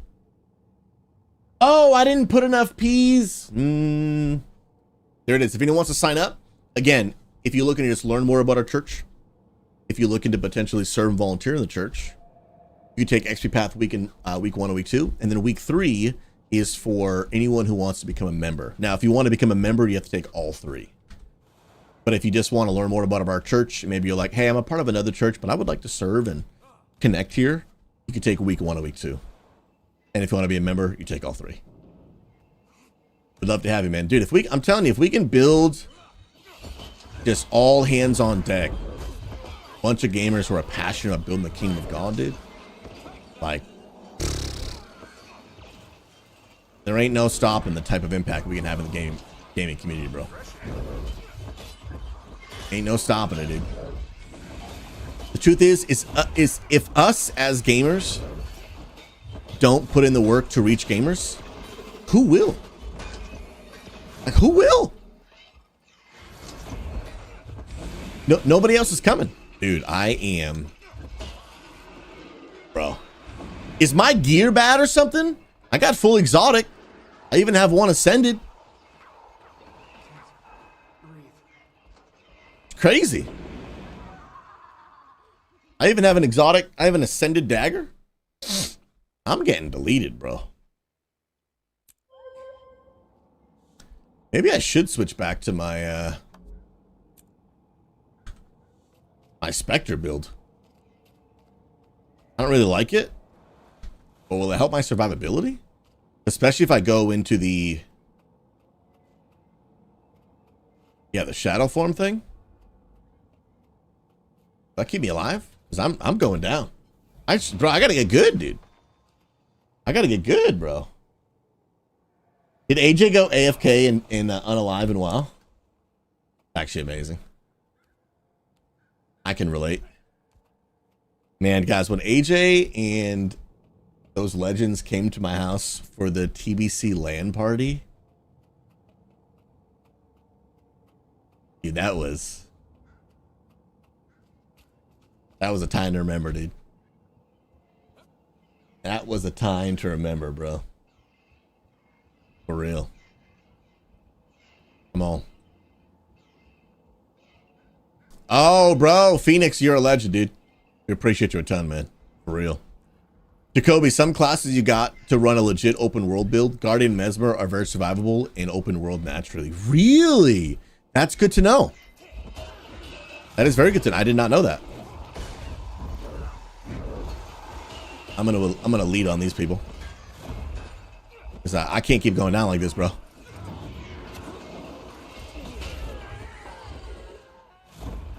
Yeah, and I got much more self-healing in this Spectre build. So I probably need to play this. I don't find it as fun, but I also don't want to keep unaliving every 2 seconds. Okay, we got that. Then I gotta get one over here. Come on. By the way, let me give you guys an update on what's going to happen tomorrow. Tomorrow, guys, it's going to seem like it's going to come out of nowhere. Tomorrow, I'm actually starting Visions of Eternity. Whoa, Susie. Last time you told us you were going to play the game in order. Yes, and I will be. Except for one exception. Again, I'm still learning about Guild Wars 2.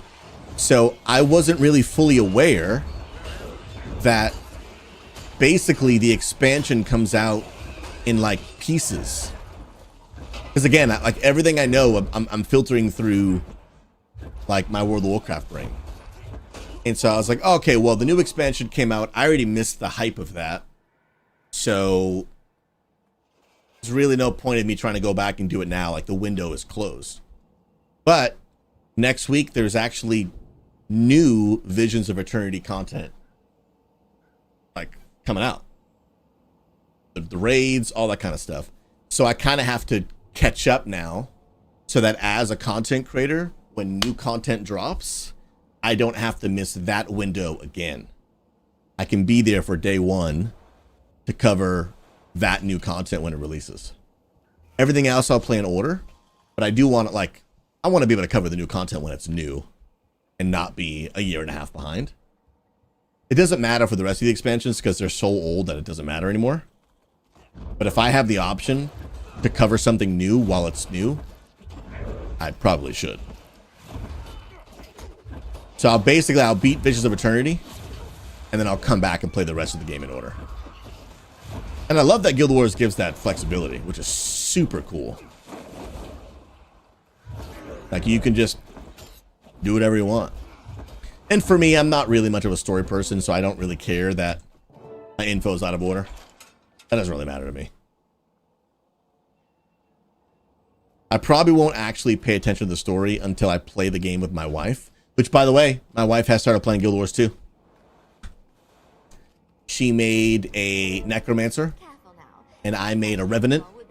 My character's name is Sasuke, and hers is Sakura. Come on now. If you know, you know. If you know, you know. Okay, figure out how to remove her shield, that says. I have a feeling it's going to be like kite you through the fire kind of thing. I have a feeling that's probably it.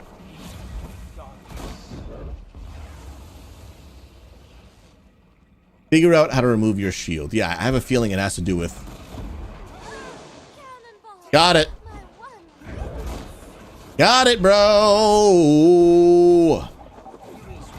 Okay, while I can do damage, we do big damage. Apparently we're not doing all that much damage.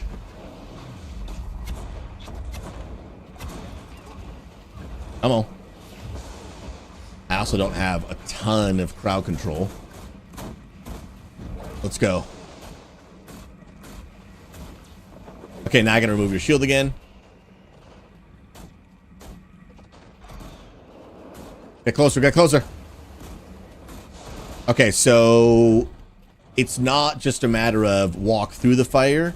I have to get you to be standing in the fire when it explodes. Did that work? No, that did not work. Dang it. Okay, that worked. I gotta go into this because I think this shadow form has a secondary health bar? If I'm not mistaken. Dude, I went to dodge to that last second. It didn't work. They got the heal off. Nice. And the single player boss experience of this game continue to be awesome, dude. Even though this one's like a really, you know, maybe even calling it a boss is a stretch.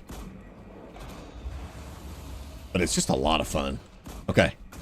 You should be good right there, I think. Yes, got it. Nice. Nice.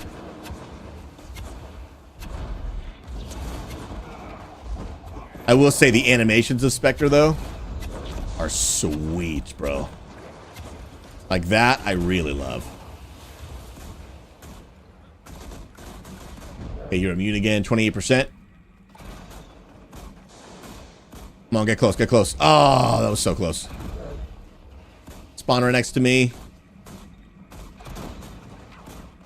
Oh, you're already in it. No! I'm literally a sack of potatoes, bro. I am literally a sack of potatoes. Sheesh. Hardcore Mike, have you played much Neverwinter, bro? And how's Hightail been, by the way? Photoshop, one of my mods earlier said she's been hooked on Hightail. And I know you and your son have been playing a ton of it, dude.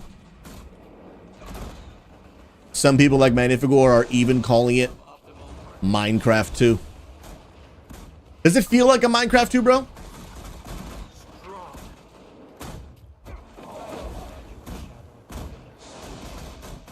Is that elite?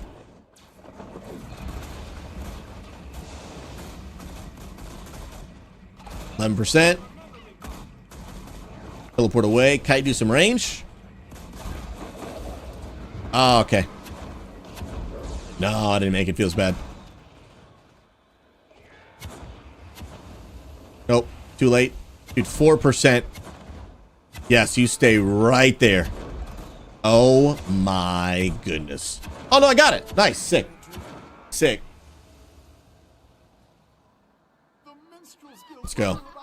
Wait. There's a dwarf. Are you playing it too? Are you playing it too? Callie, wait, so what you're telling me is old things don't matter? Hangs head in oldness, shame, and slowly backs to the bushes like Homer Simpson. Yeah, that's exactly what I said. 100%. None of us over the age of 17 matter. You heard it here first. You heard it here first. Yeah, I have to manually scroll this one. If I scroll up, then I have to scroll down, which is just so cool. I'm actually getting used to it. Even though it sounds crazy that it's literally right in front of me, I actually keep looking at my other monitor for the chat because I have it on both just in case I miss something here. Because this is kind of a small window.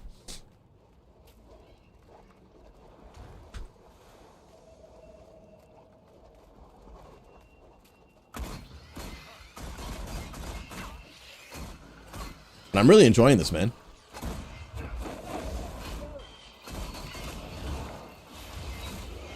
I think someone had told me about transparent chat. That was before I displayed chat on my screen. Ooh. Dang. Wait, Hytale's early alpha? I thought it was... Oh, that was a sick rally. I thought it was done.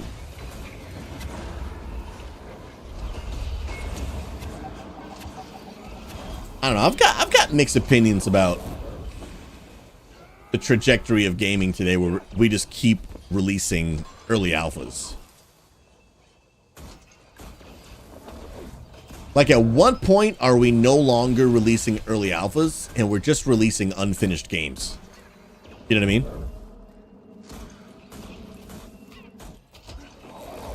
Like, I don't know, bro.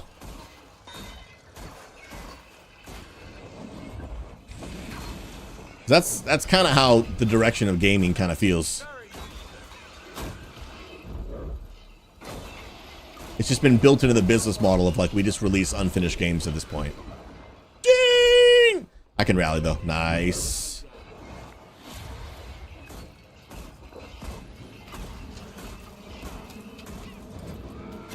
Uh-oh. Nice.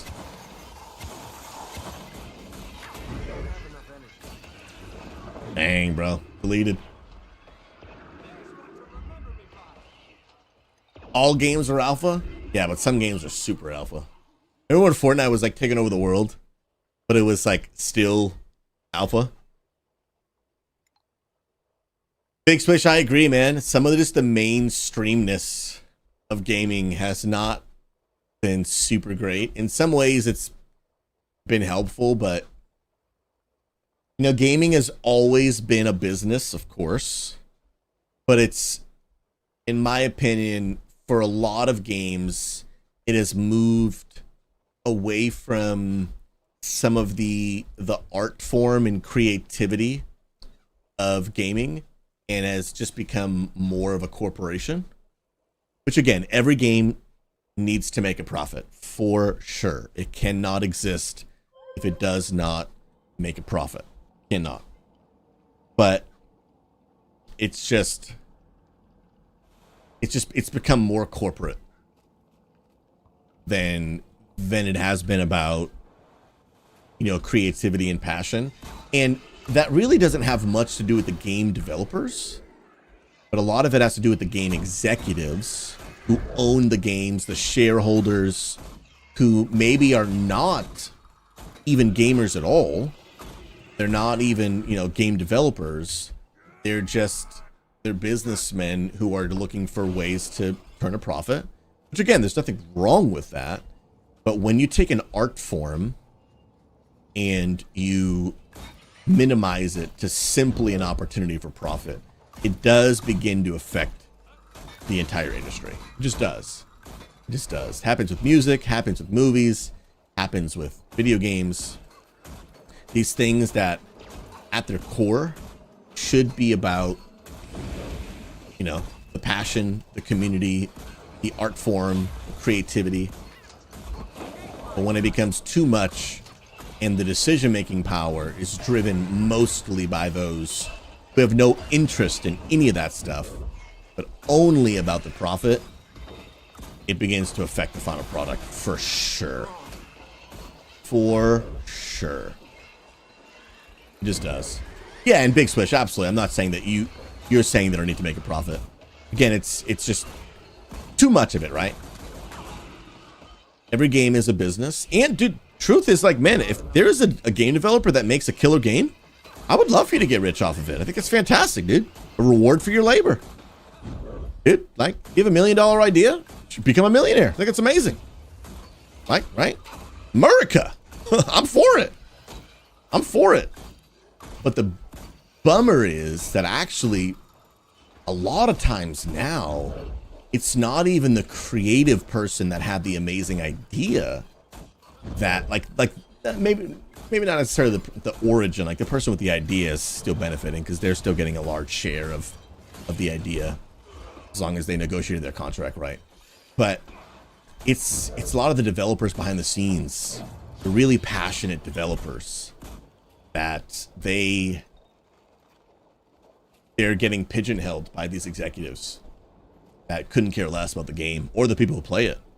They just care about the bottom line. And again, these are generalizations. There's always exceptions. Always exceptions. But you just begin to feel that more and more in gaming, for sure. For sure. Totally agree. Not saying that games don't get profit. I just really miss the days of a complete game being released. Oh yeah, and I miss a game where it doesn't feel like they're trying to nickel and dime you. I miss the world of being able to feel the passion and the involvement of the game devs. It's honestly one of the things that's really drawn me to Guild Wars 2. Is it Guild Wars 2 and ArenaNet it doesn't feel super corporate. It feels community. It feels like ArenaNet feels more human. Blizzard feels very corporate, and ArenaNet feels more human. And honestly, a big part of that is size. Like, and I'm not saying that if ArenaNet got big, it would lose their humanity. I don't think that's true. I think if you're intentional to protect the culture of what your company feels like along the whole way, I think it can be done. But like ArenaNet, it's so engraved into their company culture, how they treat their staff, the values of the company, that I would at least hope that even if they scaled larger, that culture would stay consistent. But with other companies from game developers that I see, there, at least from what I noticed, there's less intentionality to make that a reality. And just more about, how can we crank out this game as fast as possible? Kind of thing. Sarem, oh really? For me, it's getting to where I'd rather play an indie game over a AAA. I can see that, dude. It's one of the reasons why I actually prefer to play Guild Wars 2 over World of Warcraft. District, the issue is not the game dev companies, it's the production company like EA, Microsoft, Ubisoft. They have to make sure those have. Yeah, absolutely. It's just whatever the very, very, very, very, very top is of executives that have to answer to shareholders. Unless you have shareholders that are passionate gamers who are also businessmen and investors, it's going to affect. It's going to affect the final product. It just is. It just is. And you see that happen in every industry. When there's someone at the very, very top who doesn't understand, but gets to make the final decisions, it's GG, bro. It's GG. And some of you, that's probably your workplace, right? It's your supervisor who's so far disconnected from what you actually do in your job, but yet he gets to make the decision for what you do, even though he understands nothing about how that change actually affects you. It's a ginormous disconnect. And there's, for a lot of you, if you don't have the type of culture that allows you to speak up, to be honest, share feedback, which unfortunately most companies do not have, there's nothing you can do about it. You're screwed. Sorry, dude. And that just sucks, man. Like that really sucks a whole lot. That sucks a whole lot. For real. Really, really does. Absolutely it does. Where's this chat? Why can't I hear this? Literally right in the middle in front of me. Fighting a boss now? Oh, snap. But the shareholders end up changing the idea and it ruins the idea. That's why I like Dallas Jenkins, the creator chosen. He will not negotiate on the creative direction of the show. So he's had to walk away and turn down deals that would have tripled the revenue of the show because he won't allow a company to call the shots on his beliefs and his vision for the show. Absolutely. And I promise you, if he had taken any of those deals, shows would be ruined. Ruined. Absolutely ruined. There almost is no one who has as much passion, as much care for a project as its founder. Almost always, if you try and change the founder's vision and direction, it's GG. It doesn't mean it can't be adjusted, especially after like founder retires or something, and there's been like a, you know, like a healthy transition and someone's about to take it to the next level, right? But the vision has to be built on or even improved. But when it just gets flat out changed to produce a profit, it almost never goes well. Almost never goes well. Swoosh, Guild Wars 2 is so good that I can feel the passion about the game when it's in the gameplay. Oh, absolutely. You feel the intentionality and the care in this game. You feel it, bro. That's why playing Guild Wars 2 has been a game changer, dude. That's why for me, man, right now, like Guild Wars 2, it's the bread and butter, man. There's other great MMOs out there, but not like this game, dude. This game takes the cake, bro. From the company to the devs, the gameplay to the combat, the experience, it's just super good, dude. It's peak, man. For real. Big Swish, November 2004, you could feel the passion within WoW. It slowly began to disappear with TBC. For me, I think I began to slowly feel some changes. Probably with Cataclysm. Cataclysm. Yeah, I think that's for me where I started feeling the game really change. But I'm feeling it come back. I'm really, even in retail 2026, I'm beginning to see some of that come back. And it's actually really, really enjoyable for me to watch. Because I love WoW, man. I really do. I want to see the game win. I want to see the game succeed. And it makes me very, very happy to see. I think a big part of it's Chris Metzen, but to see like key players coming back, to see the game feel maybe, you know, maybe some creative direction has been giving back to them. Maybe it has to do with the acquisition from Microsoft. I'm not fully sure, to be honest. But I think retail's direction is actually going really positive right now. Really positive. So something that is going on right now at work is that we have the president, who's a step under the CEO, coming to our facility.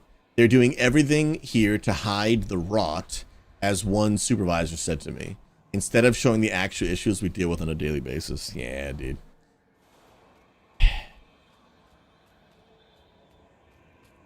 It's a bummer, dude. I'm really sorry to hear that, dude. Yeah. Every workplace has its problem. No place is perfect. No organization is perfect. No church is perfect. My church is perfect. But the way you treat people and the way you, yeah, dude, just matters a ton, man. People are not a product. They're not a robot to fix your bottom line. That's why, if you guys don't know, there's two people in business that I follow that I really enjoy listening to them. I try to learn from anyone that I can.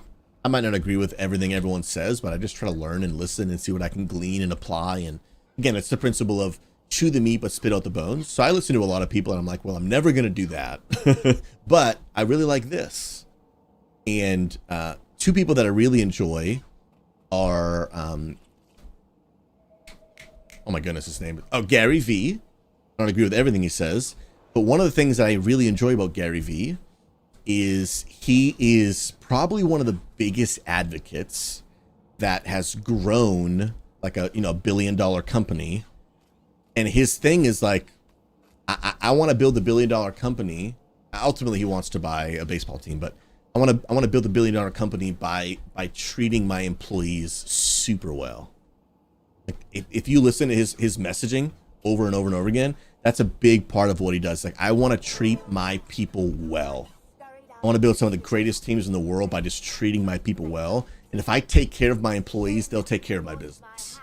If I treat them like people and really value them and see them and like sit across the table and get to know their story and see how their family is doing. Like, if I treat them like people, they'll take care of my business. And I want to see him win by doing that so that other people who think you have to treat your employees like pieces of crap robots, they will realize, oh, actually, I don't have to treat my people like machines in order to grow my business. I could actually have some human decency. Gary V did it, and he grew a multi-billion-dollar company. Maybe, and I keep having a lot of churn with my not only customers, but employees. Maybe I should pivot my culture and strategy and switch it up. Then there's another, they're a business couple, Layla and Alex Hermosi. They own what's called acquisition.com. And Layla is the CEO of the company, the wife, and she thinks she has a goal, if I remember correctly, to basically become like Forbes under 40, like woman under 40, or I forget what the criteria of that is. You have to have a certain net worth or something like that. And her whole goal is, she's like, I want to build an insanely successful company based on praise, not punishment. Where like, I am known for the type of healthy culture where, I mean, it's similar to Gary Vee, right? It's like where I praise my team, not punish. Where I motivate them with praise, not with punishment. Now, that doesn't mean I don't hold my people accountable. If you really listen to them, these people are, they're go-getters, dude, and they have standards. And if you don't meet standards, you're not a good fit for the team. Absolutely. But just the way you treat people matters, man. The way you treat people matters. And so, whether they're Christian or not, whether I agree with everything they say or not, when I see business owners and leaders who want to show the world, you don't have to treat your employees like crap. I'm all about it, dude. I'm all about it. What's up, Bam? Good to see you, bro. How you doing, man? Bam, how you feeling, brother? Any updates on the surgeries and stuff?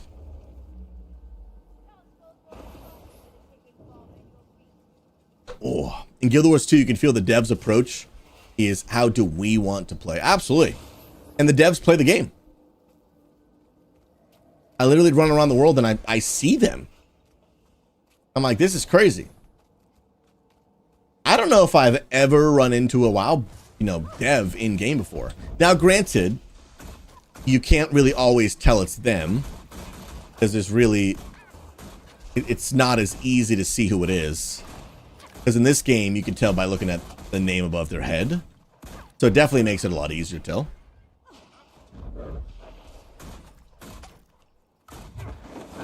So maybe it is just Blizzard. Maybe Blizzard does have a ton of people that play, and they just need to make it more obvious for the player base to tell they're there. But I've never seen one. I've never run into at least to my knowledge, I've never run into a Blizzard employee in-game in 20 years playing the game. But you gotta remember, there's servers and layers and millions of players. So it's also not a super fair comparison either. Real. Life of Dan, that is true in software engineering. Oh, dodge. In every sphere, that is my field. And that is my struggle for non-technical higher-ups to understand that the work happens below them. Some places do it well, others don't. Yeah, it just depends on the workplace. Depends really on the leadership and the culture. That's really where it depends. Depends on leadership and the culture. And it breaks my heart. You know, I talk to a lot of people and, you know, who are struggling and hurting, and as a pastor, you know, it's just a very, very common thing that I hear.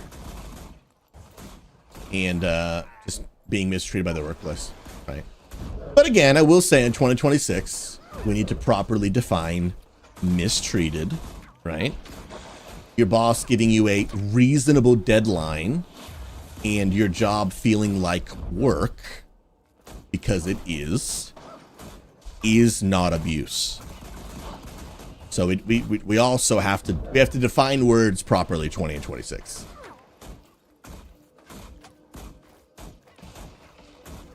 But it is unfortunate. It's a lot of real crappy stuff that happens in corporate America, man. Which is rough. But it happens everywhere. Unfortunately, it happens in churches too. People with good intentions just prioritize the wrong thing.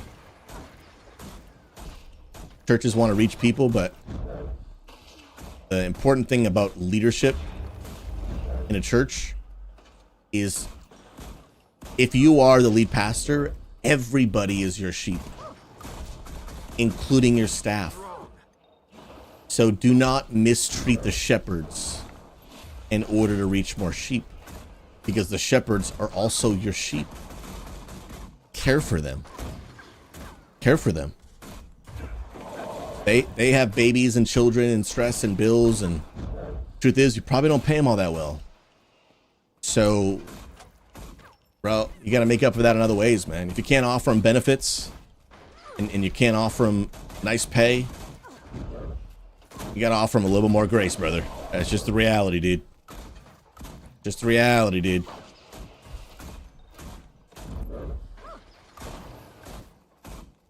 Truth, man. Big Swish, I ran into a WoW jam while running a glider back in the day. Got me an account suspension. Wait, why? For what, dude? Trying to sell him drugs or something? What's going on here, dude? He's randomly banned you? The heck? Yo, Bam, I'm so glad you're doing well, man. Praise God, bro. That's crazy. That's so good, man. God's good and faithful, Bam. I know that you know it. Probably better than most, to be honest. Mag, I ran into a New World dev once. Really? I didn't know that, actually. Was on a test server. Bro was flying above a quest giver trying to fix it. That's hilarious, dude. I thought they could just do that stuff on, like, the back end. No? That's crazy. Oh, I need. Oh, dude, I needed to heal, and it was about to come off cooldown, bro. Because I think this is gonna be like a.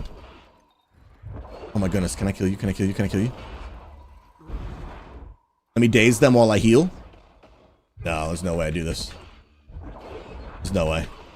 Dang, that's gonna be. Oh no! I'm good. I'm good. I was able to just restart from the checkpoint. I thought I was gonna have to restart.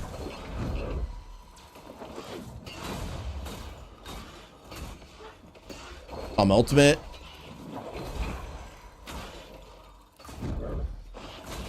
Okay, I think got him down. Nice, got one down. Let's go. I want to kite them with the range a little bit. Actually, I'm gonna go Spectre real quick. What the heck? Oh, I pressed the button too many times. That's just bad play. That was just bad play. Yeah. One Spectre for my second health bar. I gotta dodge this. Dodged it. Nice. It's crazy, man. What up, Zeratul? Good to see you, friend. Mag, he was talking to you guys by saying it's broken, but working on it. Dude, that's cool, man. It's good to see some of that humanity, man. I think honestly, it's also just good PR, dude. When people get to see the humanity of game devs, I think it's important, dude. Oh, Czar, we're doing work, bro. We're trying to get some work in. Oh, gliders and old. Wait, really? I didn't know that. I did not know that. Oh, the character was running. The glider was running your character and grinding for levels. Yeah, dude. Yeah, dude. Heck yeah, you're gonna get banned for that, bro. What the heck, dude? What? Oh my goodness. That's crazy, bro. Oh my goodness. When you said we're running the glider, there is an in-game item in WoW called the glider where you can fly with it. I thought you meant you were gliding around, dude. I didn't know you were cheating, dude. What the heck? Oh. LOL. LOL. No, pal. So this is actually just part of the storyline.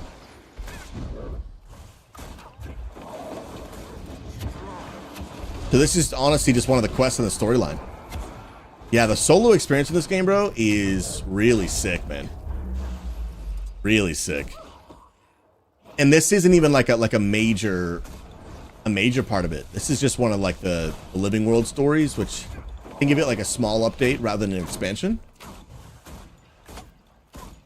Context is everything, Zeratul. Absolutely everything.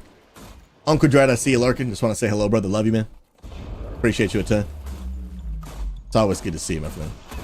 Yo, Uncle Dread, do you think you'll be playing any Midnight a little bit? I'll be playing a little bit casually. I'm curious if you've been playing any at all. Oh, dude, and this is one of the smaller boss fights, dude. This actually isn't even like one of the bigger scale ones. But I will tell you, bro, combat in this game, it's insane. And pal, while I was on vacation, bro, the community on Sunday and Monday nights has been doing like learner raids. By the way, if you guys don't know, in the Discord, Victor, member of the community, has been doing learner raids. He's a very experienced raider, and Sunday nights and Monday nights, he has been just teaching people how to do Guild Wars 2 raids. And so while I was on vacation, I was attending those because, you know, I had nothing to do. And so they were so much fun, dude. There's a really patient, loving environment because I'm brand new and I'm learning. I need some grace. But it was sweet. It was so sick, man. The boss fights in this game are pretty top notch. I haven't done all of them. Not even close. But I have done Wing 1, the first 3 bosses. And then Wing 4, I've cleared the first 3 bosses.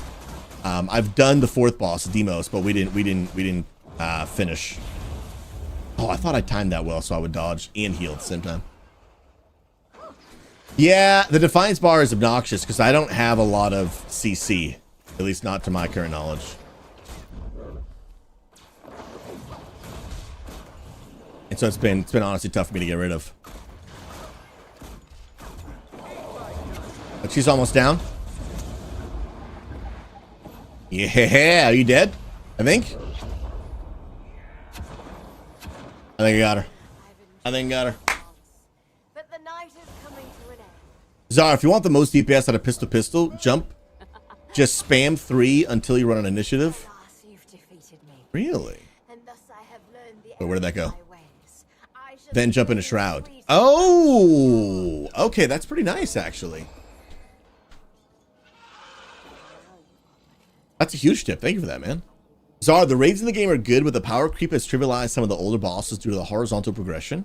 Like the second boss of Wing 1, Used to be way tougher back in 2016. Yeah, I was actually listening to another streamer by the name of Loranity have that conversation on stream, and I thought she made a really good point. Like, there has been some power creep that has come in the game. If you guys don't know what that is, power creep is basically like over the years where you make updates and you get like a little bit stronger. So a boss that came out a long time ago is then easier today if you are stronger than you are when it came out. And so there's a little bit of that in this game, nowhere near like World of Warcraft, but there's a little bit. So some bosses today are, you don't go in and just one shot, but they're easier to do than before. And so I don't know why they just don't, you know, again, I'm not a game designer, so I don't know how hard it is to make a video game. I have no idea. And if I'm completely wrong, please feel free to tell me I'm wrong. But like, if we're a little bit stronger today and the boss just has less health and so therefore he dies faster, can't you just give the dude more health? Like, again, I'm not a game designer, so like in my mind that's simple, but I could be completely wrong and ignorant. But like, if the boss used to last 10 minutes, so at minute 8 you reach this like really cool mechanic, but now the boss dies in 5 minutes, so you never even get to see the 8-minute mechanic. Can you just give the boss more health so that he lives for 10 minutes so that you can see it the way it was back in the day? I don't know. Again, I'm not a game developer, but I feel like that's doable. But I could be totally wrong. I'm not a game designer. Oh, I'm getting off this thing. But that was one of the points she made, and I was like, that seems logical to me, bro.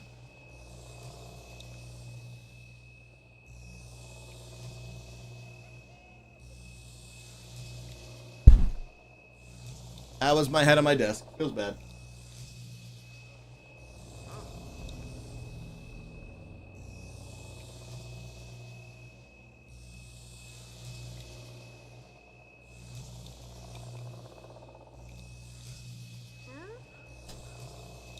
Life of Dan, what under desk tread mode do you have, and do you like it? I have what is called a Deer Run.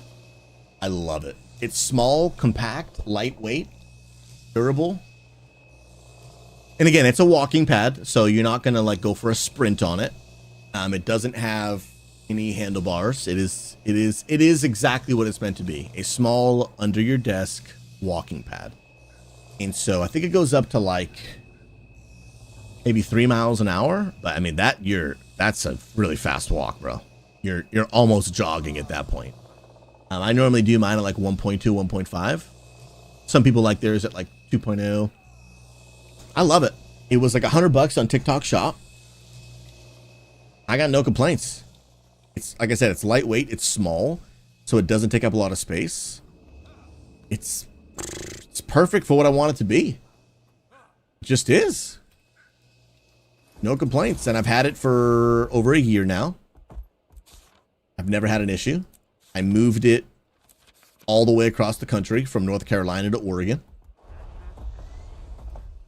It survived the move. It's not cheap and flimsy. Now, I think I did get it on sale. I don't think you can get it $100 anymore. I think it was like $108 when I paid for it. And so my wife and I both got one. And we love it.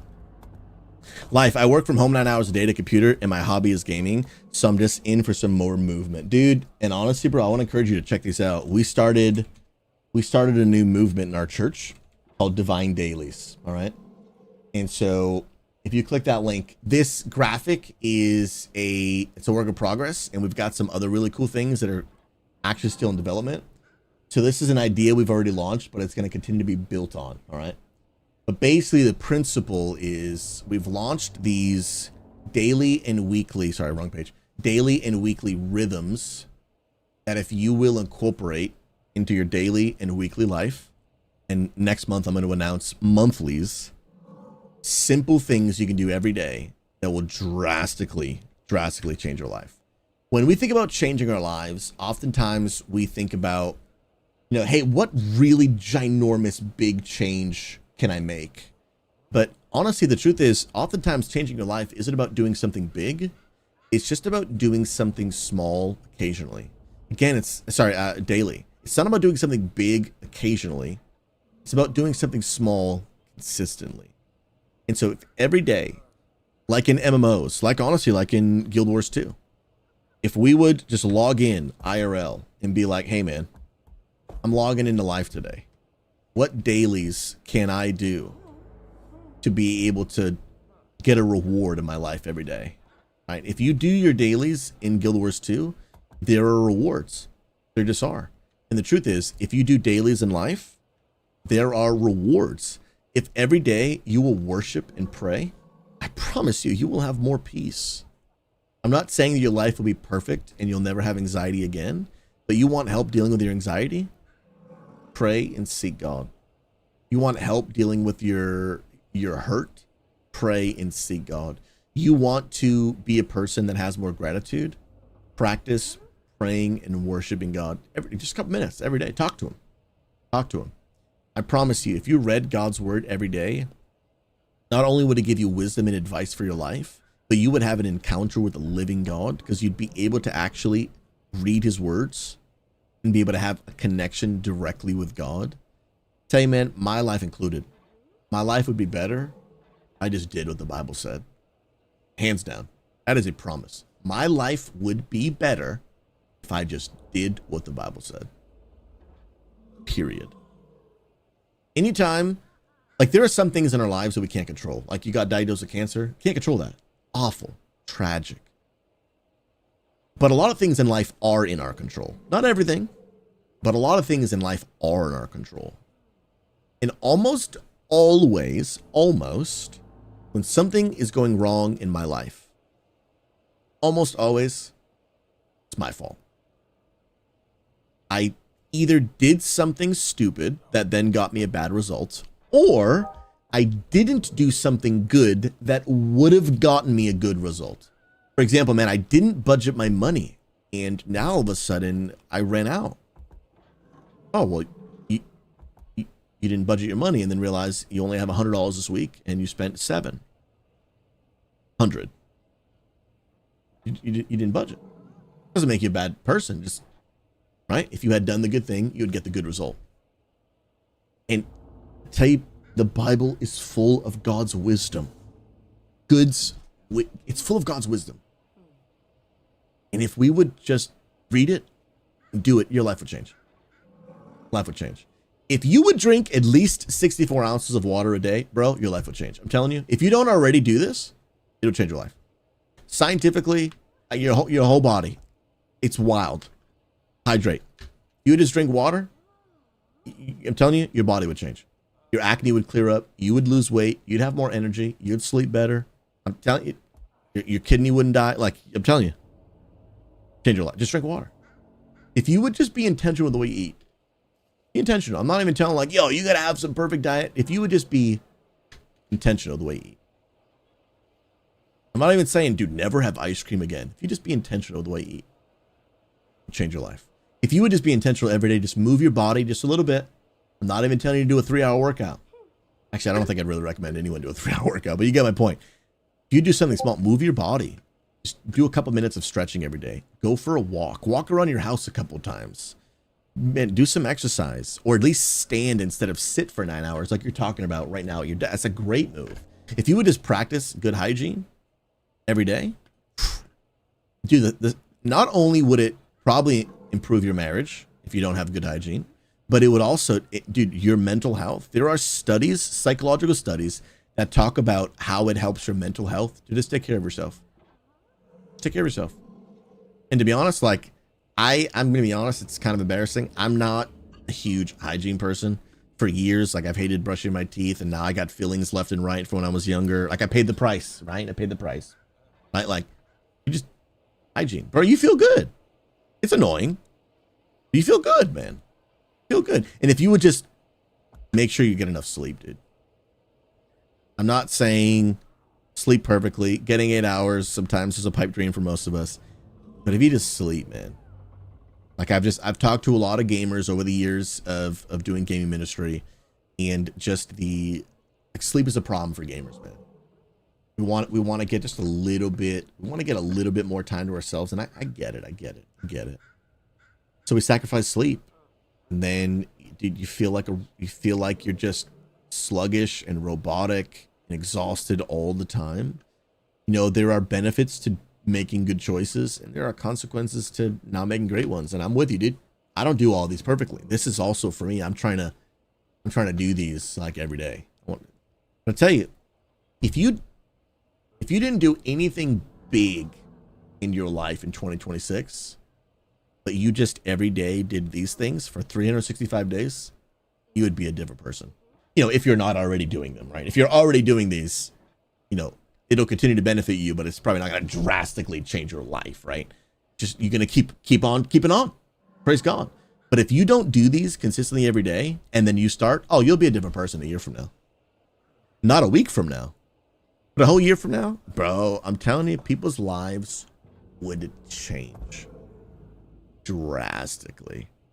And even if you just added a couple, even if you're like, man, I feel like I don't really do many of these. I don't really pray and read the Bible. I don't drink enough water. I don't eat healthy. I don't really move my body. I don't have great hygiene, and I barely sleep. Even if you just added a couple of these, and to be honest, what I just described to you is a huge amount of at least American Christians. A huge percentage of people. You just did these every day. Oh my God, bro, your life would change. Your life would drastically change. But even if you just added a couple, even if you're like, you know what, I'm just going to read one verse of the Bible every day. I'm gonna join the XP Church Bible Plan and read alongside the community. Which I'll put a link in chat if you want to jump in. Everyone's welcome. It's a great place to start. If you're like, I'm just going to read one verse or one chapter, it takes 5 minutes, and I'm just going to talk to God for 2 minutes a day. And I'm just going to drink a little more water. I might not even get to 64 ounces. I'll just drink a little bit more. And I'll just sleep an extra hour. If you're like at 5 hours, try to get 6. Even if that's all you did, your life would drastically change. Especially if you add worship and prayer and scripture in there, your life will change.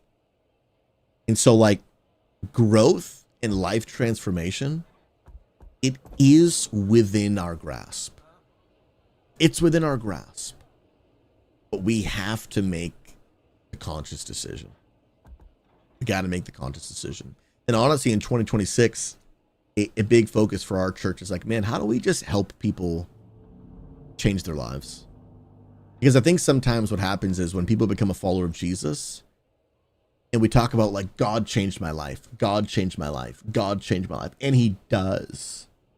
But oftentimes a lot of how God wants to change your life is to teach you how to change your own life. Now, there is stuff that God does for you. Supernatural healing, helping you overcome addiction. Like there are things that Jesus radically transforms you.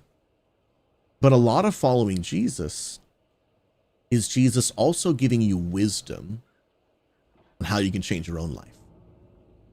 By doing things like this, by becoming a steward of your body and managing your life, managing your relationships, managing, which we're going to get to when we get to monthlies, like managing your money. Like my focus for 2026 in our church is, man, we want to go deeper in our relationship with God, but we want to go deeper in our disciplines. What are just real, tangible things all of us can do? Doesn't matter if you're rich, doesn't matter if you make minimum wage, like all of us can do some of these things. Even some of the people I've already been talking to, and you know, some of the feedback I can get is like, hey man, you know, I feel like I can't afford to eat healthy, you know, and I'm like, I don't make a ton of money, so I just eat a lot of McDonald's. Like, you're actually spending more money going to McDonald's than you would if you just, not talking about making these insane healthy meals, just a little more intentional, cook from home rather than eating out every night. Like a lot of these just practical tips I think would change a lot of people's lives. And then for weeklies, if you would just connect and have community, check in on a friend, be a part of an XP group, spend time with other people in Discord. As gamers, and to be honest, I'm actually more introverted than most people realize. I'm a loner for sure. I'm a social introvert. My wife is making fun of my laugh. You get out of here with that. You get out of here with that. Love you, boo. How you doing? Rough morning, huh? Yeah. You did not sleep well at all.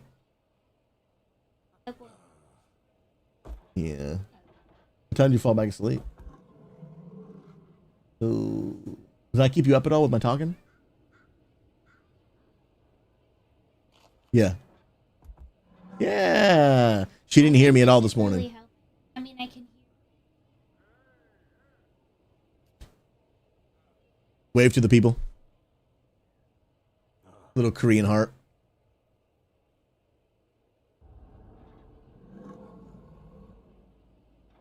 That's for you.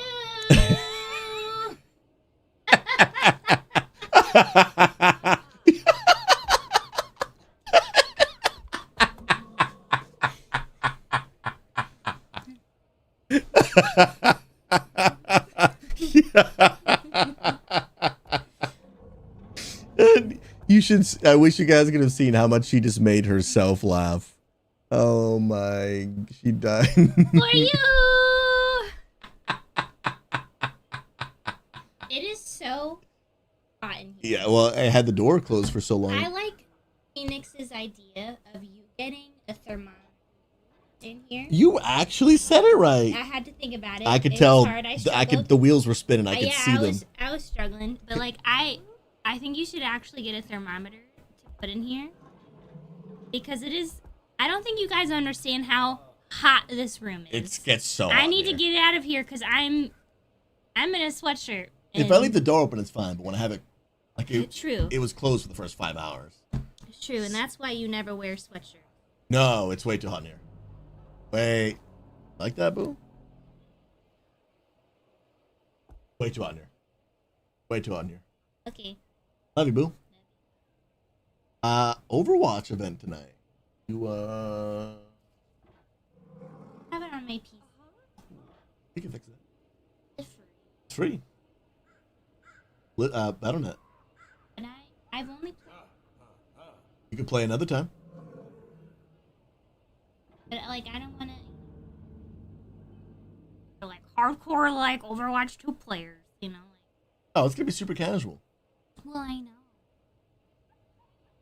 And I'll be in your team. I'll heal you, baby. You might need to do it. I've played once. There's just people coming at me from. Oh, I guess it's kind of like Marvel Rivals, and I played a lot of that. Yeah. Except it's first person. Yeah, that I don't think I like that. Oh snap! What time is game night with the ladies? So Pac, so whenever there's a monthly event like that, the church, the church is hosting, like the staff, those are now on Fridays, and so those will always replace the women's events, so people don't have to like pick back and forth between.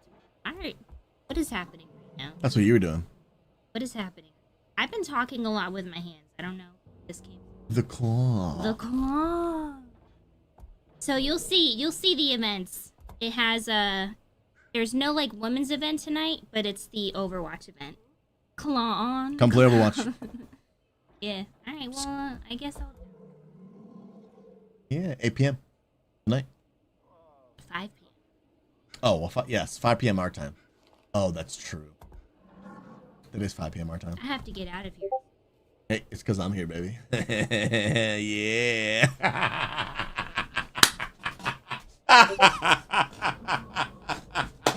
I wish you could see her face.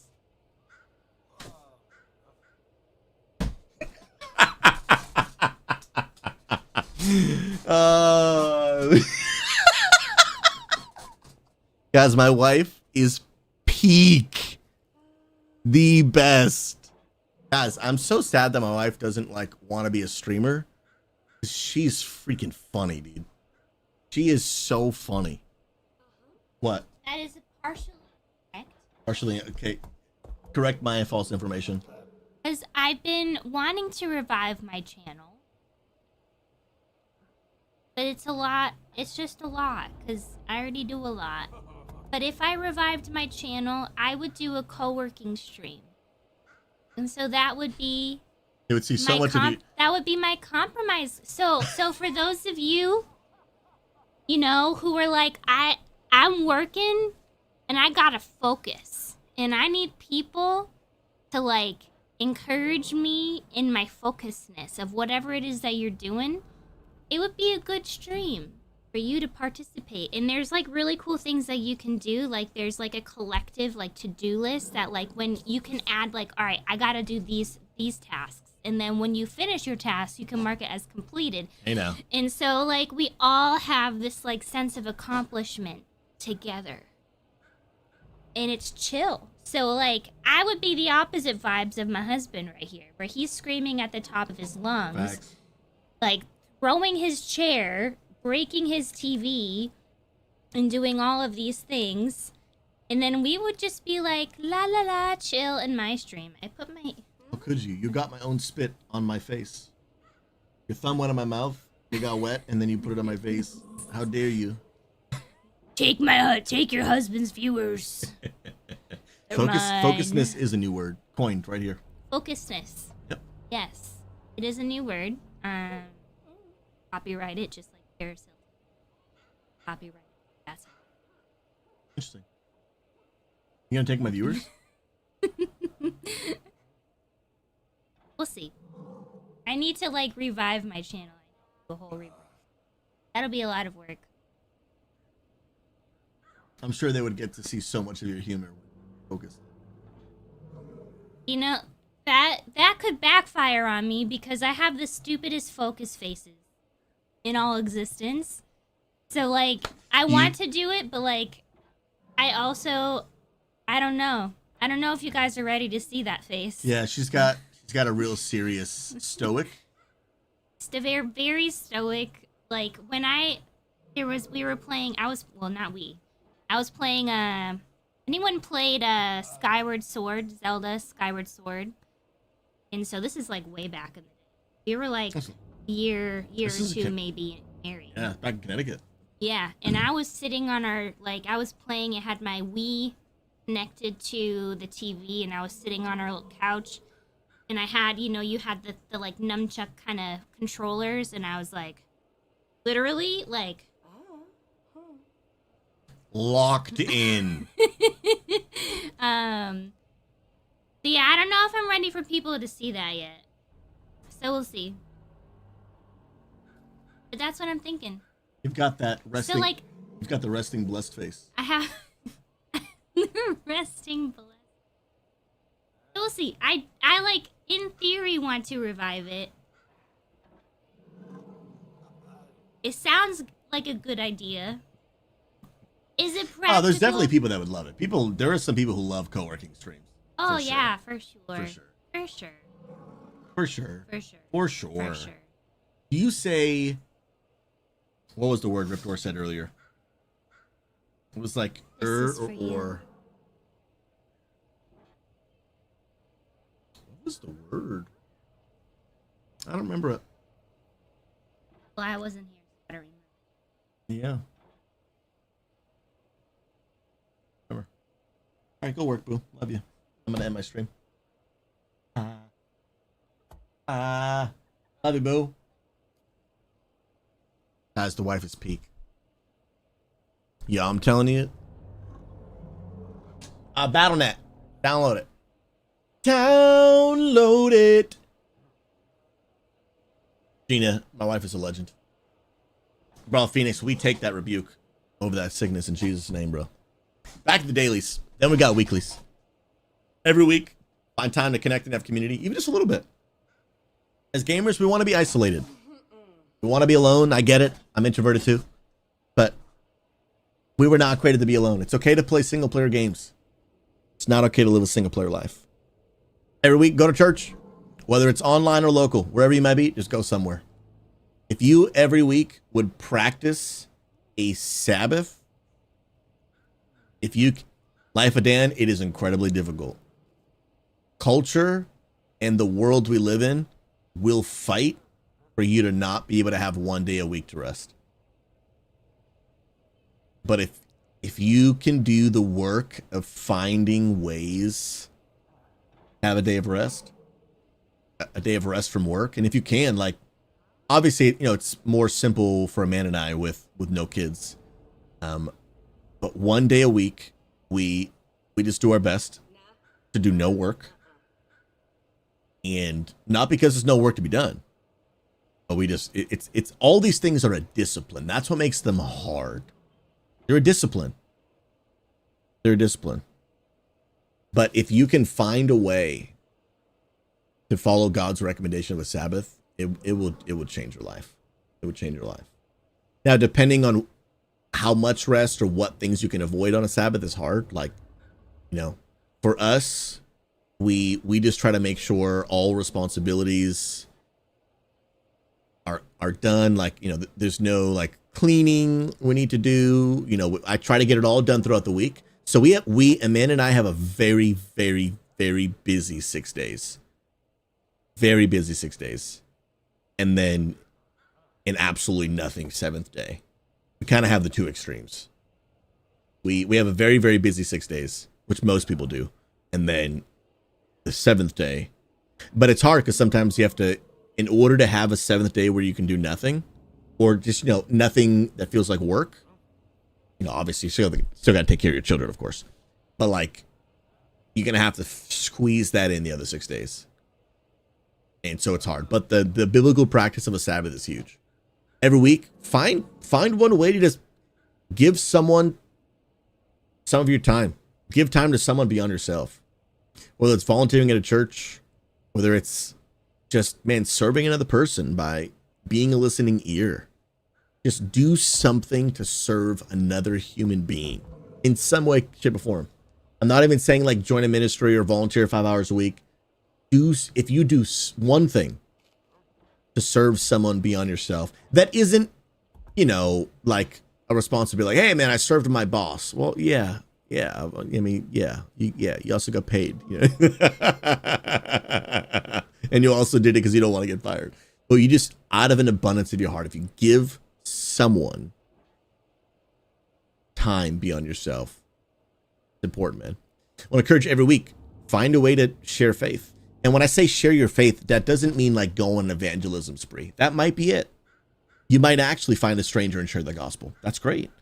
But you might also just find a way to share your faith journey with someone else. So that could be attending an XP group and opening up and having a conversation.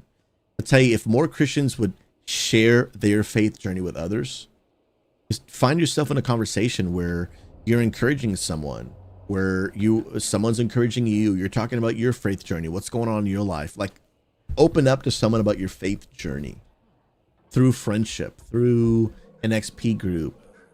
If more Christians would do that, I'm just like once a week, just have a 5-minute conversation once a week with somebody about your faith. You'll start noticing, dude, my faith is like, it's growing way more rapidly because you're no longer doing it solo. You're no longer doing it solo. Like you're not. Like it's huge. Once a week, touch some grass, dude. Guys, the mental health benefits for real. The mental health benefits of getting some sunlight, fresh air, and just leaving your house. Dude, there are a lot of gamers out there, man. They work from home. They go to an online church. They don't go out and socialize, and they stay home all day long. That is a psychological disaster. And some of us have convinced ourselves that we're fine. Science would say otherwise. Psychologists would say otherwise. Like, I talk to a lot of people in my 11 years of doing online pastoral ministry. Talk to a lot of people really hurting, really depressed, really struggling, and they never go outside. There is almost always a correlation. Again, I don't want to try to simplify depression. It goes way deeper than that. But there's almost always a correlation when I talk to people that are really, really, really, really struggling. They're isolated. They never leave their house. They never go outside. They get their groceries delivered. They, they avoid going out at all times. And almost always they feel very unhealthy because they are. Go outside, even just once a week. I don't even leave my house every single day. But, well, that's not true. I go for a walk almost every single day. But, like, you don't need to, like, go somewhere every day. But just once a week. Get outside your house. Even if it's for 5, just go stand outside your front door. Like, it'll do wonders for you. Let the sun hit your face. It's a big deal. It's a big deal. And the last, plan your week. This is huge, man. This is huge. I've been married 12 years, and I'll tell you, many of arguments have been had over who's cooking dinner tonight. What are we making? Did you get the growth? Did we buy what we needed for it? Telling you, bro, you and your wife or you and your husband just sit down, or even if you're single, just have a small plan for your week. I'm not talking about super in depth. I'm not talking about whipping out an Excel sheet. As a dwarf, you want to check it out today, absolutely. I've just been busy past 2 days with Multiply School. If you will just have just a small plan for your week. Like me and Amanda, what we do every Sunday is, okay, it's Sunday. What meals are we cooking this week? And who's going to cook them? And what groceries do we need to buy for them? That's really, like, that's a huge start. What events do we have going on this week? Who's busy at what time? Who's got to drop the kids off here? Who's picking up this thing? Just have like a small plan for your week. Change your life, dude. I'm telling you. The amount of arguments me and Amanda have avoided because we just figured out who's cooking what nights, who's going to make it, and what groceries we need to get. Oh, it's a game changer. Game changer. And I'll be honest, we don't do this perfectly, but almost guaranteed the weeks that we actually plan for go really well. And the weeks where we forget to do this, there's almost always some sort of argument. Oh, but you didn't tell me about, I didn't know you were gonna. Oh, we forgot to buy. Almost always, right? Some of y'all are like, yeah, dude, I feel that. A grocery didn't get bought, and I got to run out last minute. We didn't plan that. And it takes us like 15 minutes. Not even. Probably 10. Probably 10 minutes. What do you want to eat this night? Who's making this night? What's going on? What do the kids got going on every night of the week? Who's dropping them off? Just a small plate. It saves so much time. So much time, so much arguing, so much energy. It just is a game changer, bro. It's a small plan. And I'm not even talking about like prepare the meals in advance. We don't do that. That's hardcore. If you do that, help teach me. We don't prep anything. We just have a plan. That's it. And on the weeks where we forget to do this, something goes wrong. Because we do forget sometimes. We do forget. I have an alarm on my phone that goes off every week to remind me. But, sometimes you're in the middle of something, it gets snoozed, or you forget, whatever, right? All human. But I'm just saying, if all of us would practice these things every day and every week, I promise your life would get better. Period. Like money back guarantee, your life would be better. Not perfect, not stress-free, just better. Hands down. Callie, how dare you call me out like that? You're describing me. I only leave my house once every 2 months, if that. I don't step outside. Well, partially now because it's cold in Wisconsin. And that, that's fair. That's different too, right? But touching grass is going to be super hard for me, not going to lie. And remember, Callie, you can start small. You can start small. So literally maybe going outside for you, like sincerely. And again, I know, in the winter, take it with a grain of salt because, it's probably cloudy and dark out and cold. And Wisconsin gets like, real cold. But honestly, Callie, I want to encourage you to take some time and just literally look up the benefits of sunlight, which I get there might not be very much in the winter, but fresh air, but also look up the benefits, Callie. This is what's huge for people. This is why I want a lot of us to practice this as a discipline. Okay. When you do stuff that's hard for you, man, it's so good for you. Doing something that is hard for you is a game changer. Period. Massive, massive game changer. So honestly, when you just discipline yourself to do something that's challenging, it really strengthens you, changes you. And so Callie, for you, honestly, like, here would be an encouragement, right? I don't know how much sunlight you're getting in Wisconsin right now. And I know that it's probably a nuisance, but again, like, this stuff is hard. But what I'm encouraging people is, in life, sometimes you get to choose your hard. Again, there are things out of your control. Your grandmother diagnosed with cancer. Awful. You didn't choose that. No one chose that. It's hard and you didn't choose it. But in a lot of times in life, there are things we get to choose. For example, you don't want to worship and pray. It is hard to carve out time to worship and pray. And if you don't worship and pray, and then you don't have peace, that is also hard. Carving out time to worship and pray is hard. Living life with no peace is also hard. You want to discipline yourself to drink enough water every day. It's pretty hard. So is your kidneys dying. Man, it's hard to be intentional, eat healthy, when fast food and everything's at our disposal. Like, it's hard to eat healthy. So is being so unhealthy that you had a heart attack, or so overweight that getting up the stairs is utterly exhausting. Like, and again, this is not to throw shame or harm. Choose your hard. Choose your hard. Choose your hard. And there are things that are difficult for us to do. And I'm never going to claim these are easy. I'm just going to claim that they're helpful and they're important.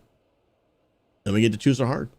You can avoid a lot of these things. You're going to get to heaven. Jesus forgives and you're going to get to heaven. You're just going to really struggle along the way. You're going to really, really struggle along the way. Hardcore. So Callie, for you, talking about your example, if you would just, even 5 minutes, start with once a week. Put your jacket on.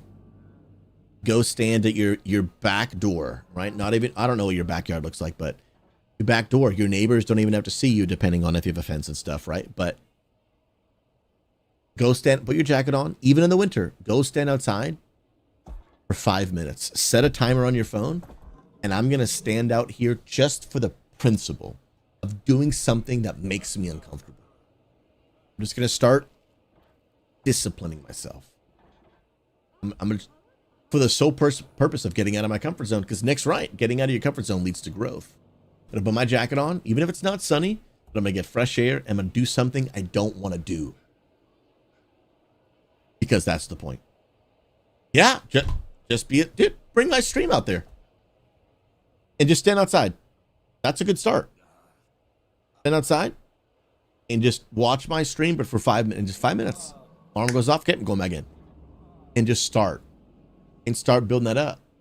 And if you can build that up to eventually, like, going for a walk, what it'll do for your mental health, also for your physical health. I'm not going to lie and say, like, going for a 10-minute walk once a week is going to change, your physical health drastically. It probably is not. But what it'll do for your mental health at first, big change. That's going to be like, that's a big focus for me in 2026.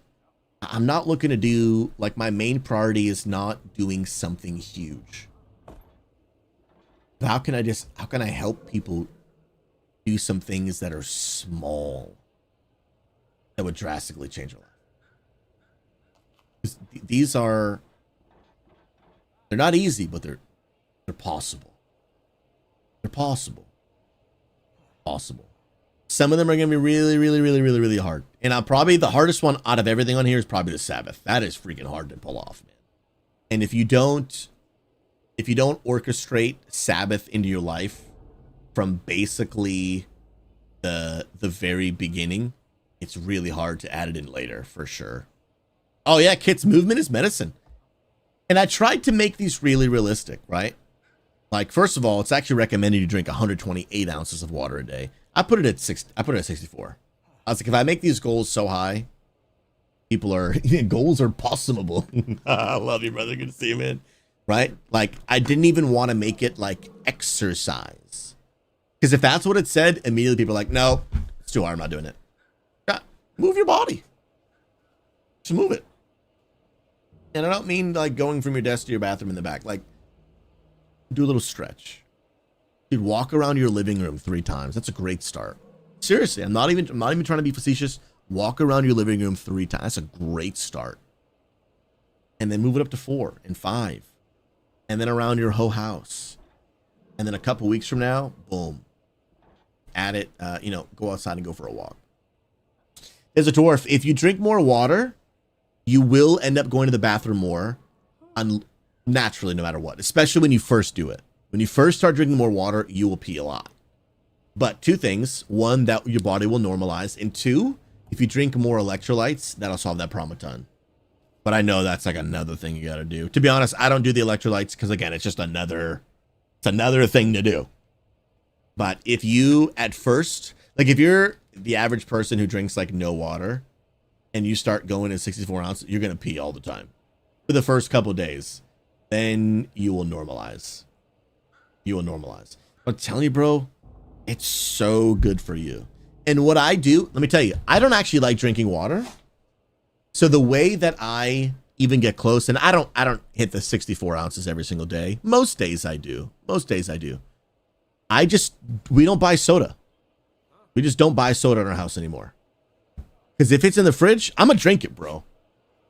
We got some Mountain Dew in there. I'm gonna chug that thing down, bro. 4 times a day. So I can't control myself. So I don't buy soda. I don't buy it. Because if it's in there, dude, when we got some Baja Blast, oh, praise God. Bro, all of a sudden the cans got raptured. I don't know what happened to them. They're just suddenly they're gone. I can't buy them. I would chug them, dude. I'll chug them. What's up, boo? You chilling? Hey, don't move my pillow. She said I do what I want. But it's huge. And you might need to find some ways to make some of these possible. Oh yeah, Moxie. Yeah, I can't buy snacks anymore. I can't handle it. I don't eat. I don't believe in portions. I believe in bags. You know what I mean? Oh, there's chips. The bag is just a sitting. You know what I mean? Like it just. I can't. That's why my wife said that's why you can buy the bags and only have 1. No, I don't have like 7. No, I get what you're saying. I just buy. Oh yeah, she said buy the small bags, but I'll have 7 of them. You know what I mean? Like I just have embraced the fact I cannot. You're 100% right. I need more self-control, but I also need wisdom to know my weaknesses. And I don't buy soda. I can't do it. Can't do it, bro. So if the only option I have is water, I will drink more of it. Water does do so much for you. It is good for your skin. It does flush out toxins in your body. It does hydrate you. It also does many other things. My wife is behind me quoting off the benefits of drinking water. Tell them, drink water. Drink water!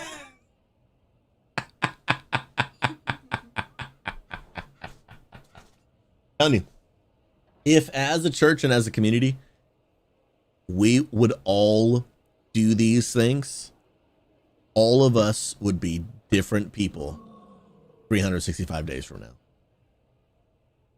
Like, it doesn't mean we might not also do some big things as a church. I mean, the land center is currently a work in progress. So there are some big things in the corner, but I'll be honest. I'm gonna be honest. Okay. If I had to pick in 2026 between our church having a land center or all of us doing these dailies, I would pick the dailies.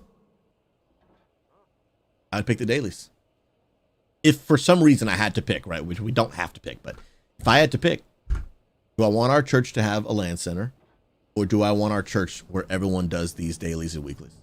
I would pick the dailies. Your life will change. Land center is cool for sure. I think it's going to be a great ministry opportunity. It's definitely going to be an impact for sure.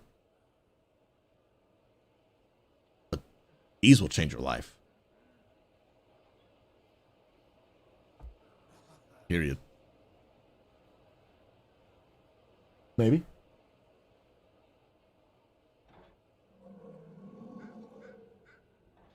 Not done yet. But it will be.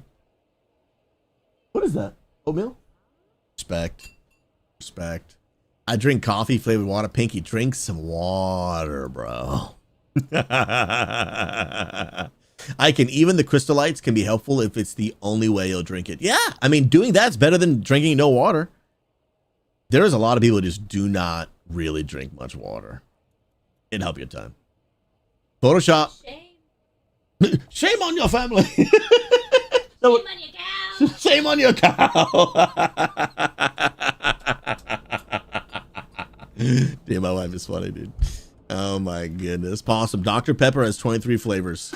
One of them has to be water. Dude, get him out of here, dude. That, for me, just being real, the only way for me to drink water is to stop buying everything else. That's just real talk. I won't. But these honestly have been helping me, man. Like, and yo, do I give them a little spoiler? No. They know monthlies are coming. They're not announced yet. I don't want to overwhelm people. Spoiler about the whole thing that Desert Dwarf is making? Is it too soon?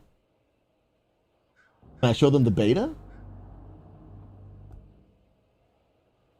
Thoughts?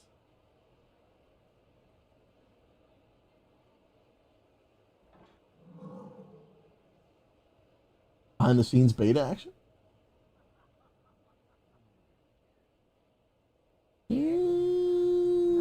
No, there's no quarterlies. No, there's no quarterlies. I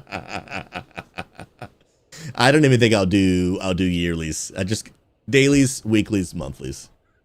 It feels too incomplete. It feels really incomplete without some of the monthlies that I want to add. But I don't think you need to do them every single week either. But, and again, there's, you know, you could benefit your life by doing things every year. You could benefit your life by doing things every quarter. But at some point, it's just unrealistic for me to encourage people to do like 97 things, right? You got to keep it simple. But there's just certain things that I'm like, they're too important. Like, for example, I'll give you a spoiler. On the monthly, it's going to be like budget your money. Now, granted, we should be budgeting our money more frequently than just once a month. But for like budget your money to not be on here at all is wild, right? Like, it's just such a major part of having a better life. That like,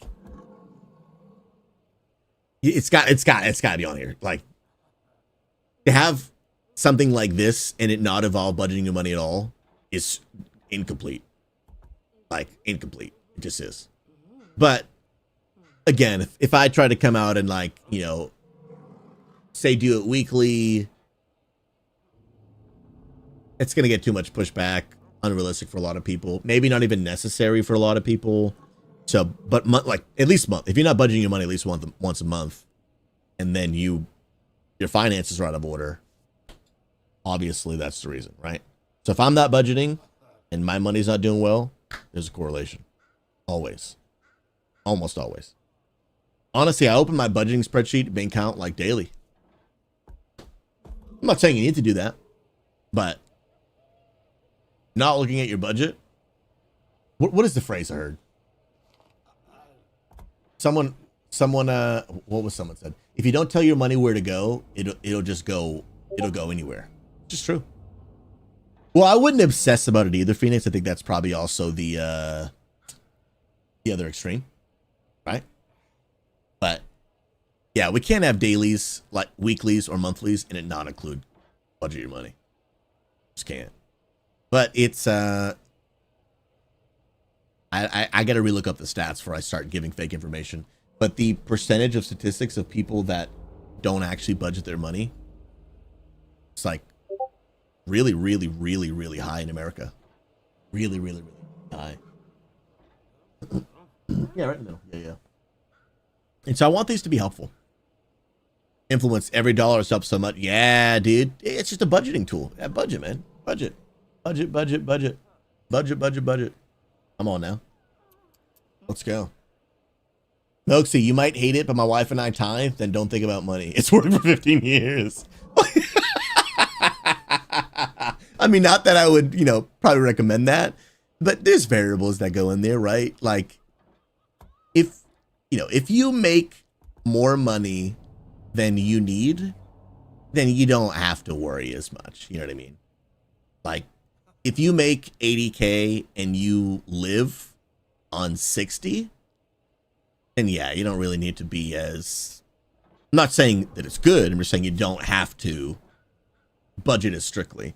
But when most Americans are living paycheck to paycheck, you can't live paycheck to paycheck and not budget. You just can't. Some people make 90 and live on 120. You're not wrong, dude. You're not wrong. You're not wrong. But it's a huge thing, and I want these to be helpful. These are not meant to be shameful. They're not meant to make people feel bad. They're just meant to be helpful. They're meant to be helpful. That if we would do these things, the chances of you living a better life skyrocket. Just skyrocket. So you're going to see us, it's going to be a normal part of our conversations in 2026. And honestly, like, I mean, forever is a strong word, but I don't know why we would stop. Right? At its simplest core, church is about discipleship, teaching people to follow Jesus closer. And every single one of these things may be a harder argument for hygiene.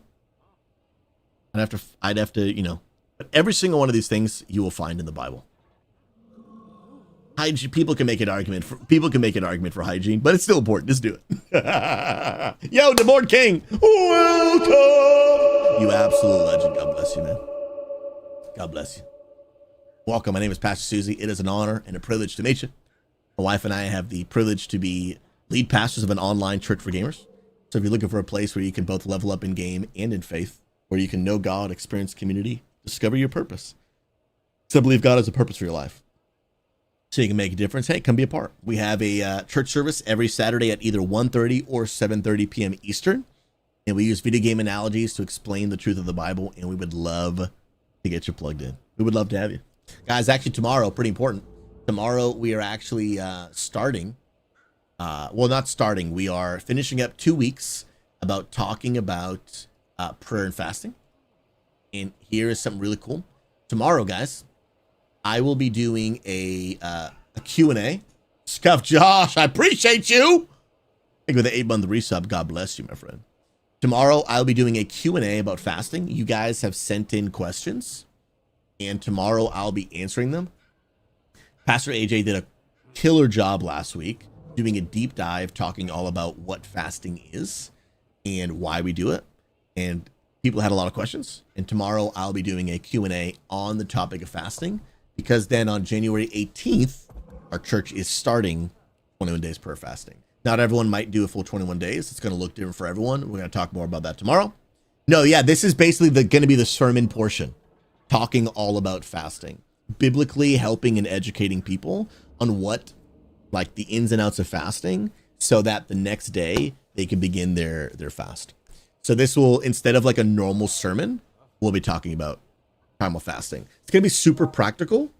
It's going to be less, hey, we're going to open up the Bible and study this verse. And it's going to be more, here's a really important biblical principle. Here's how that actually looks like in your life, so that tomorrow you can actually go out and do it. And so it's going to be powerful. It's going to be incredible. And I'm very, very, very, very excited. Very excited. And the purpose of it, we want to go deeper in our relationship with Jesus. Like, that's the goal, and that's the hope. So I'm excited, man. We got a lot of really good things coming around the corner, man. Prayer and fasting, our dailies. I may be introducing some dailies relationship edition come Valentine's Day. I mean, we got some plans. We got some plans. You know what I mean? We got some plans. We got some things cooking. I'm excited, man. 2026. It's gonna be a good year, man. It's gonna be a good year. Cali Biscuit, I do budgeting as weekly, as Shades gets paid weekly. We find it hard not to spend the extra on games, junk food. Oh yeah, it's hard. Oh yeah, absolutely. Yeah. I'll be honest. I am a spender. I'm a spender. Like, it's hard. And Amazon Prime, I'm not perfect. I am not perfect. I study the Bible a lot, So therefore, I know what it says we should do. Doesn't mean I'm perfect at actually doing it. At all. Like, we're students together. Learning, growing, throwing. Like, we're just learning together. Trying to get better, but it's hard. Like, today I'm buying a new game, but not the highest option, even though I want to, because I want to get Shades of Copy. Tithing, again, has helped a lot. If we can't give the church or pastors, we don't get stuff we don't need. There is a supernatural principle that if you put God first in your finances, a lot of other stuff will fall into place. A lot of biblical principles, friends, seem backwards. Jesus talks about like, if you want to be the first, be the last. Like, if you actually, like, it's crazy how people in the kingdom who put other people's first end up becoming important. But people who always put themselves first find themselves really not being effective or impactful. Like, there's a backwards principle. He who serves gets elevated, but he who elevates himself ends up just having a server, like, be at the lowest level of servanthood. Like, there's a backwards principle to the kingdom. And in so many different ways. And one of those is financially. That if you would give, you would probably actually end up having more. You would trust God with your finances and find ways, however God is leading you, whatever amount, whatever frequency, to whatever place that's building his kingdom. If you would be a generous person, you would actually find yourself being better off financially. And that seems backwards. It's in order to get more, I need to have less. In order to be first, I need to be last. In order to have more, I need to give. It's a backwards kingdom principle that most people don't believe until they try it and see it for themselves. Like, see it for themselves. And I'll tell you, my wife and I, even in moments where we have had nothing, we have continued to trust God and practice financial generosity to his kingdom. Time and time again. He has not only provided, but in abundance. It's a backwards kingdom principle. And I promise you, if you gave financially, that's going to be part of our monthlies, giving. You cannot give and you still get to heaven. And you're going to rob yourself of so many beautiful supernatural miracles of God that happen in your finances when you trust God and give financially to his kingdom. Wherever, I'm not even talking about giving to our church, like wherever God is leading you to give, wherever that might be. It might not be my stream. It might not be my church. It could be somewhere totally else. Follow God where he's leading you, wherever it is. I promise you, if you don't, oh man, you are missing out on the supernatural blessings of God. This is not a prosperity give to get. It is following God's principle of being obedient to give where he leads you at whatever amount, at whatever place. God loves a cheerful giver. And man, there are so many testimonies that not only I and my wife have, but other people who practice financial generosity. That, man, people are missing out, man. People oftentimes say, because of the biblical principle that if you give, God will bless you. Like, if you give, read the Bible. Give and you shall receive.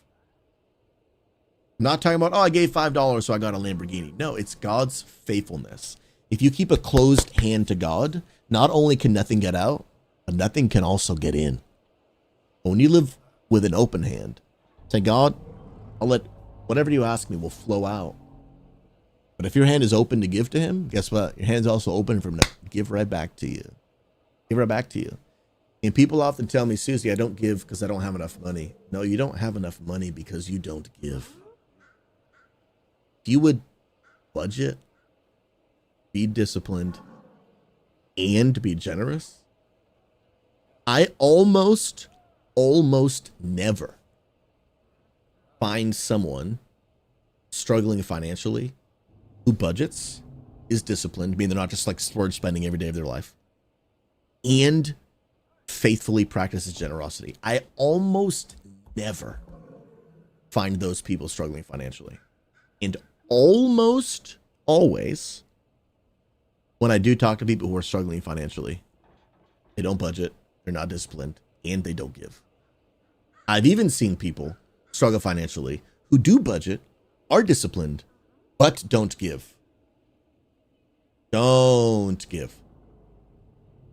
If there's a supernatural principle. And it's the only area in the Bible where God says, test me. You don't believe anything I'm saying is true? Test God. He'll show you. He'll show you. And man, it's fun. It's fun. Practicing generosity and then seeing the miracle God does. Oh man, it's exciting. It's exciting. I'm not telling you to give all your money away. That would be unwise. People are like, but Jesus told the rich young ruler. He told one guy one time. They call that an exception, not the rule. And he did that to that guy because that guy had a money problem. It was about his heart, actually not about his wallet. Giving is never about your wallet. It's always about your heart. Always about your heart. Bro, I'm telling you, Big Swish, it's different, bro. And honestly, the kingdom should just be open-handed. So like you're giving and like someone gives to you, you end up giving to someone else, that person, it just like circulates in the kingdom, bro. God's money is just like circulating. It's just circulating in the kingdom, bro. It's the best. It's just the best, bro. I can't hype it up enough, dude. And please don't hear this through like Susie's trying to convince us to give more money. Give it to somebody else. Just give it somewhere. Just give some of your money away and it'll change your life. When you just live a life.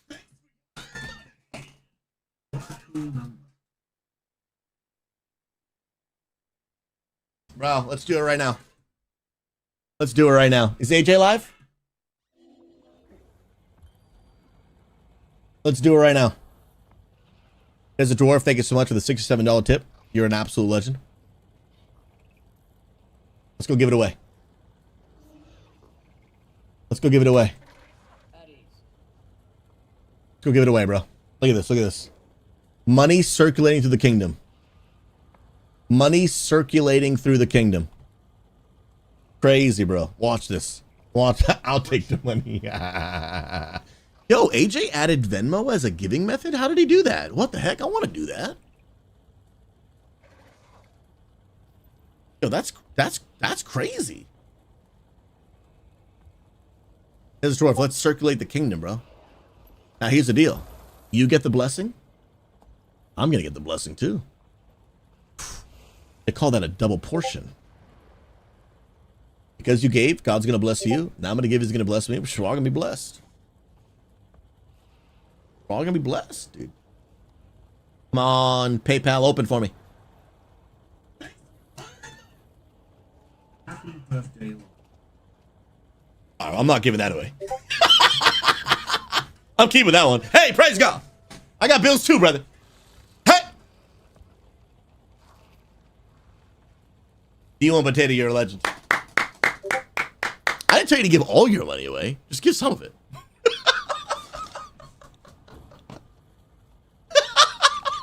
You gotta keep some. You got bills to pay, homie. Oh, we stream reserve for streamers. Come on now. Let's go. I'm giving 8 to the 6-7, but I'm keeping the 30.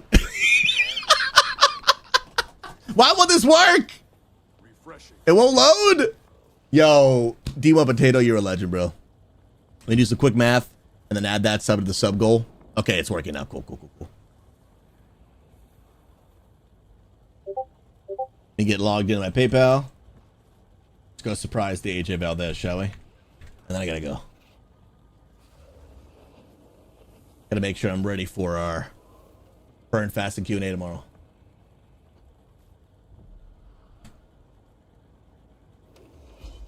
All right, 30 divided by 3.6. Bro, 8 subs, bro. You are a champion, dude. Seriously, thank you so much. That's so kind of you, man. You guys are different. You guys are literally different. 194, baby. Oh, wrong button.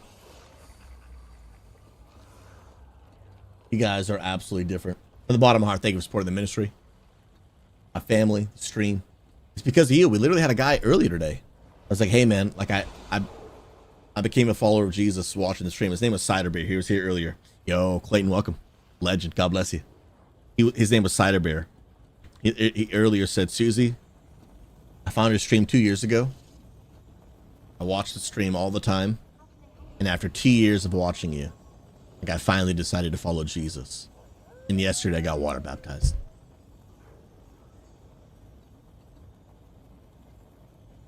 W's in chat, dude. And you guys make that possible. Now let's go give AJ money.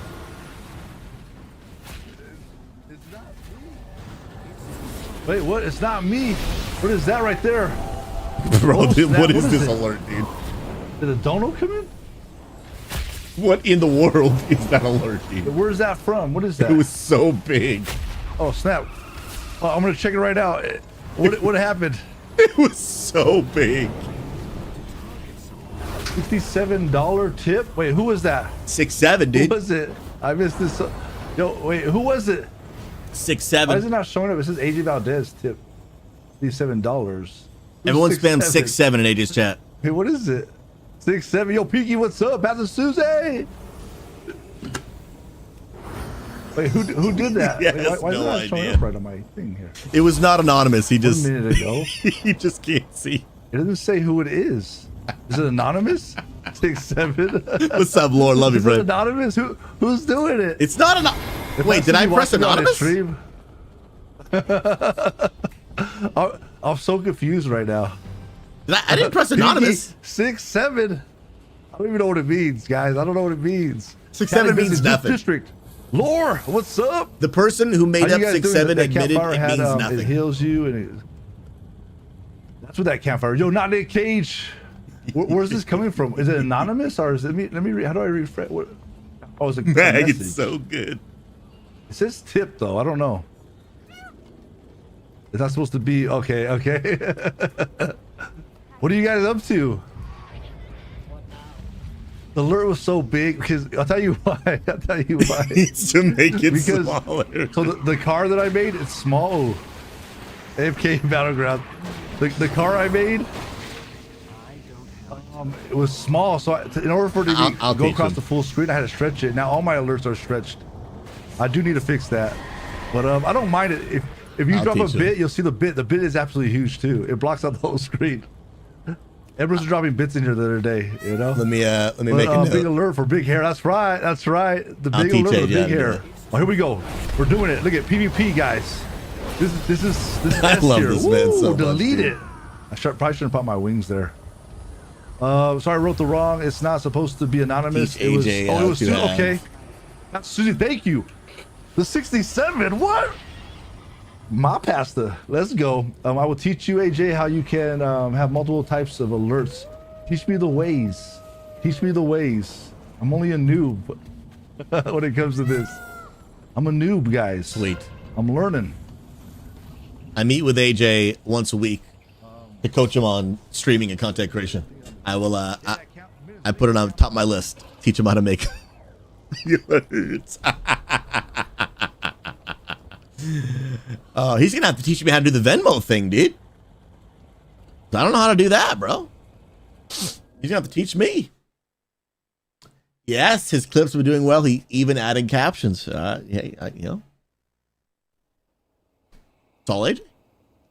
All AJ. He's a beast. He's peak. Increase it to twice a week. Stop it.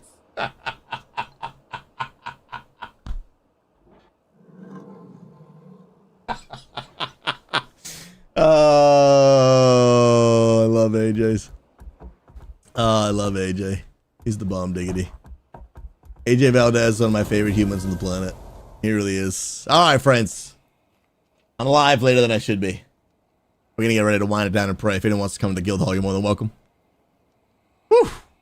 Yo, they're trying to get me to do strikes right now, dude. Get behind me. Get behind me. And make sure I'm ready for our fasting Q&A tomorrow.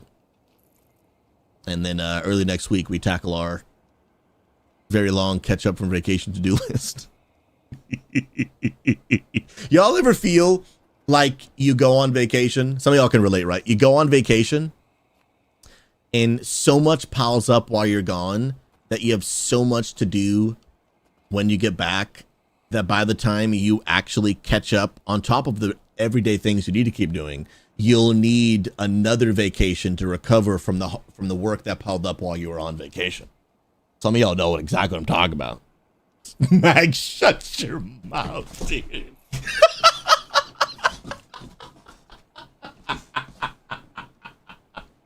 You're such a troll, dude. Oh, AJ, love you, brother. You can thank Desert Dwarf. Desert Dwarf blessed me, so then I blessed you, brother. In Jesus' name.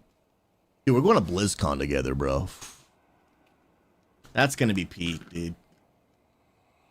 All three couples. AJ, why'd I donate? Yeah, because Desert Dwarf. He's beast. Eesh. Come on now. Ike and Lady, that was me coming back from holiday break. Oof, my Aura ring kept pinging me for being stressed. It's real. It's real. I made a rule when I'm first getting back from vacay. I can't open up my to-do list before I start my stream. Can't. I'll just be stressed out. Can't. It's the only when it's over. Only when it's over. Only when it's over. Then the chaos can begin.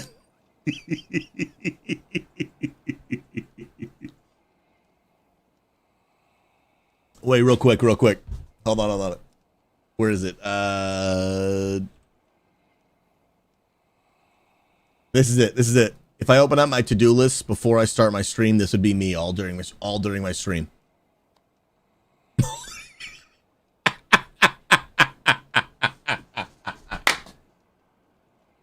I love this meme, dude.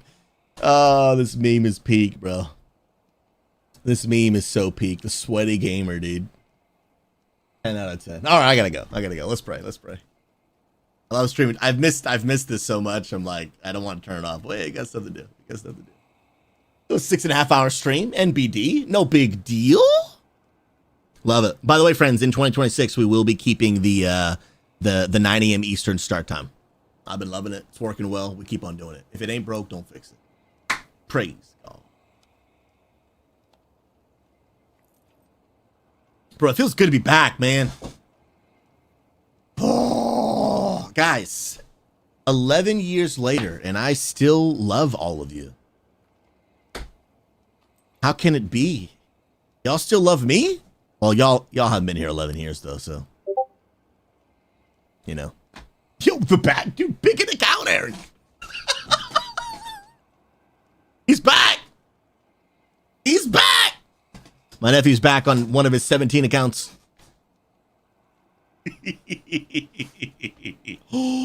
Wait, Nick Cage, yo, drop that resub, bro. Drop it. Like it's hot right now. I gotta see it with my own eyeballs. Look at this legend. Sheesh. I want to see it because 60 months today, I want to see it. Oh, is that 60 months of following or 60 months of subbing? I assumed it was a sub, but maybe it's follow. War is a profession, not a way. Okay, if the resub isn't there automatically, then wait till it pops up. It should pop up maybe tomorrow, and then you can drop it like it's hot on the stream. Drop it like it's hot. Dude, I went on vacation and my prayer music disappeared. Where did it go? Let's see.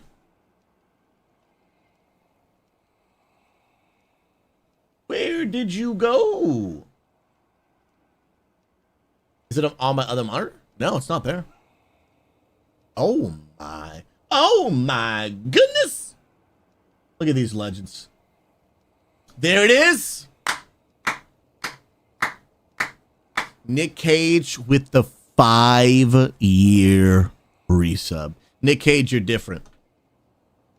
Nick Cage, you're different. From the bottom of my heart, thank you. Thank you so much for supporting this ministry, stream, my family, my content. So I can keep on reaching gamers far from God. I mean that. Love you, brother. Appreciate your time. Let's go. Yeah, I'm going to look for my prayer music real quick because it is gone off my desktop. And I don't know where it went, dude. I normally keep it in... I found it. Found it, homies.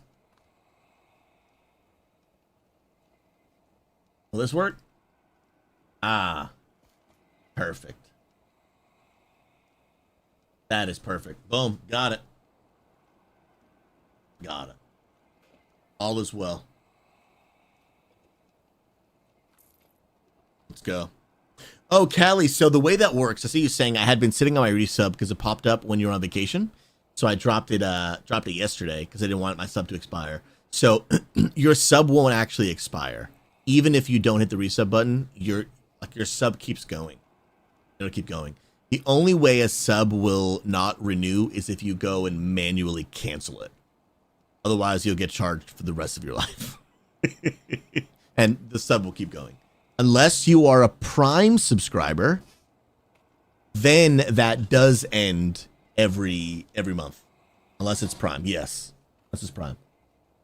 Then it ends every month. But if you have a normal paid subscription, yeah, you just keep getting charged for the rest of your life. Guys, give me a minute. My wife is calling me. I'll be right.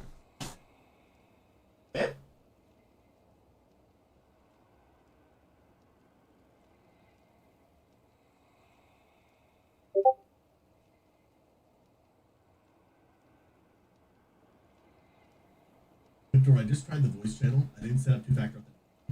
You can't edit the name channel. I'll show you right now. So for Riptor, anyone else at some reason at risk. No shade, but shade. Vacation. You still want to be able to change the name of your channel. When you make I'll throw in shade for sure, dude. I can't have my board member come back and saying all kind of racist. Yeah, can't have that. Facts. Facts. We can't have that happen. Yeah, can't have that happen. If you guys create a channel, you don't have to factor authentication.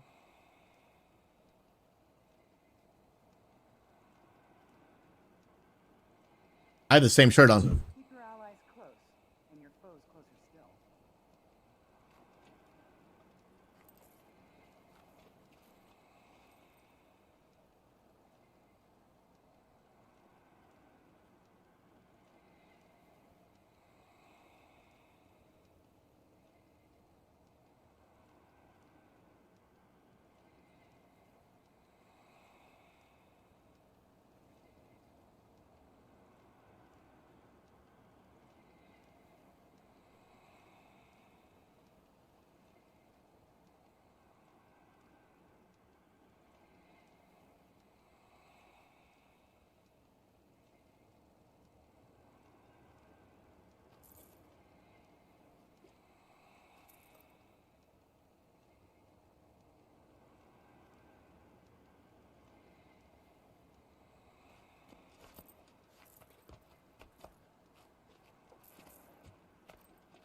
Oh, I'm muted.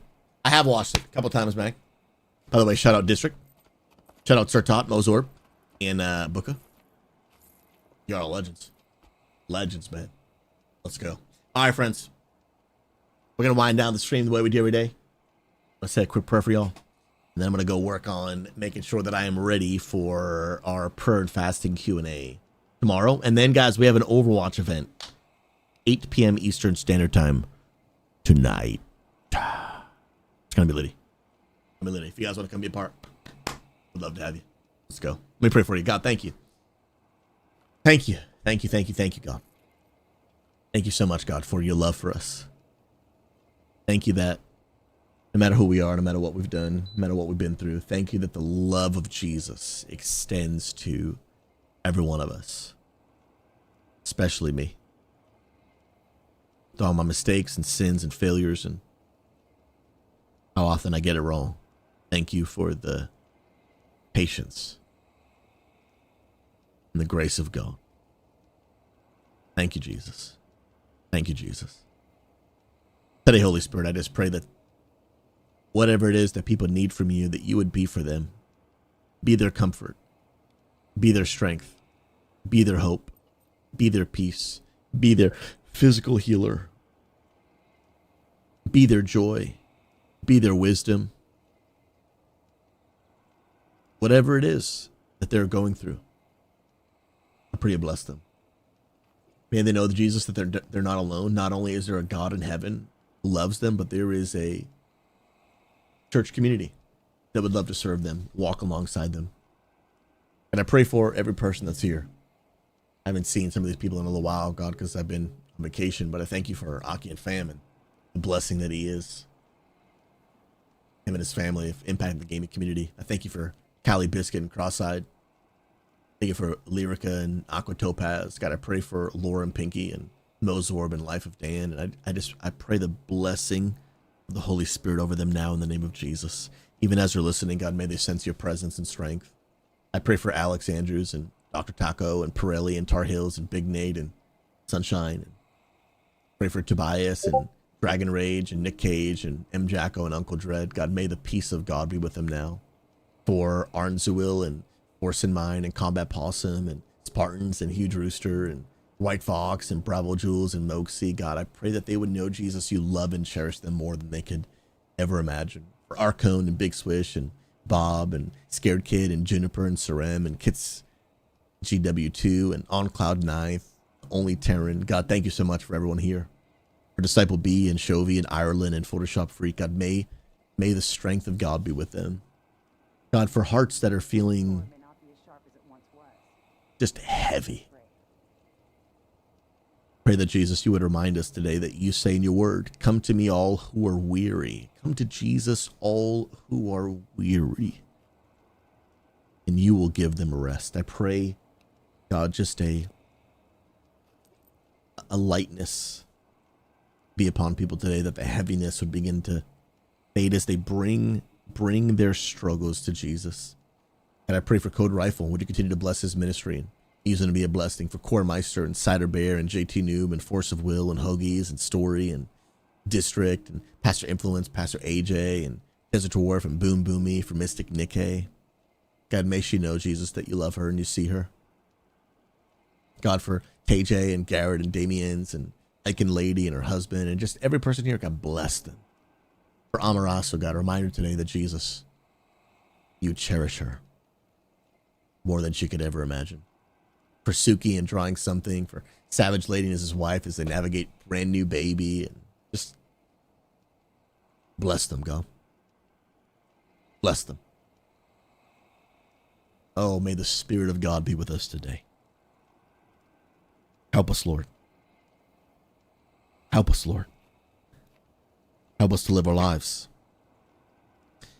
in a way that honors you. We're not perfect. We're never going to be. But Jesus, help us to live our lives unashamed to follow Christ. For God, no matter the cost, first of all, it's nowhere near as high as the cost as you paid to save us. The cost of following you will never be as high as the cost for saving us. But no matter the cost, it may cost us our friendships. It might even cost us relationships with our family. It might even cost us some of the things that maybe we wanted most. It's worth paying to follow your way and not our own. Die to ourselves so that you can live in us and live through us and become less like ourselves and more like Jesus. Following you will never be the easiest thing we've ever done. It'll just be the best thing we've ever done. It'll never be easy. It'll just always be worth it. But today, God, in 2026, in a world where it is so outrageously unpopular to declare that Jesus Christ is Lord, that he and he alone is God, that the world overpromises and underdelivers, that it offers a cheap counterfeit, and that Christ and Christ alone can save, redeem, and restore and offer life and life to the fullest by denying ourselves and following you. In a world where that is unpopular, in a world where it causes people to lose their careers, in a world where it causes people to lose followers, lose opportunities, we declare with our whole beings that we are unashamed to declare Jesus Christ is the Lord. Although we love and respect those who might agree, it doesn't change the truth. Jesus and Jesus alone. That even if no one comes with me, I'm following Jesus at all costs, at all times. We're going to follow you to the day that we see you face to face, whether you take us through your second coming or we pass from this world. We long to hear the words, "Well done, my good and faithful servant." We're not here to hear the praises of man. We're not here for more likes. We're not here for more attention. But God, may we live with a desire simply to hear those words. "Well done, my good and faithful servant." To join with the angels as we sing, "Holy, holy, holy is the Lord God Almighty." You and you alone, worthy of praise, worthy of honor, worthy of worship, worthy to lay down our lives, both metaphorically and literally. Every ounce of our lives, may it just be yours, a gift, an offering. I don't just want to give God my money. I want to give him my whole life. Every ounce of my being is no longer my own. I've been bought with a price. I've been purchased. I've been purchased. Cleansed by the blood of Jesus. I'm his. I'm his. His. So God, help us to be people that in a world that says, "Have it your own way. Live your truth." We say, "No, his way, not my own." His truth. One truth. Absolute truth. The ways of God. And may we just lovingly and kindly invite all people, no matter how they currently live their life, to join in a journey, discovering who Jesus is and aligning our lives with your word. Teach us, we pray, God. In Jesus' name. Amen. Amen.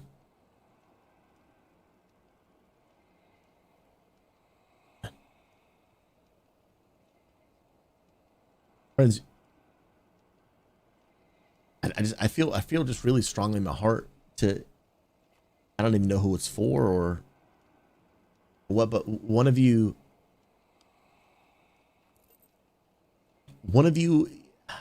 is either currently in real time or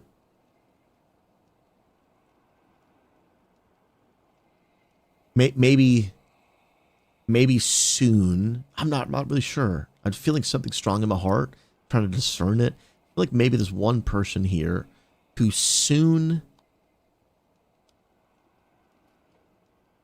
there is an opportunity, whether good or bad, I'm not sure. But something, I feel something for someone is coming soon that is going to tempt you to turn your back on God. Whether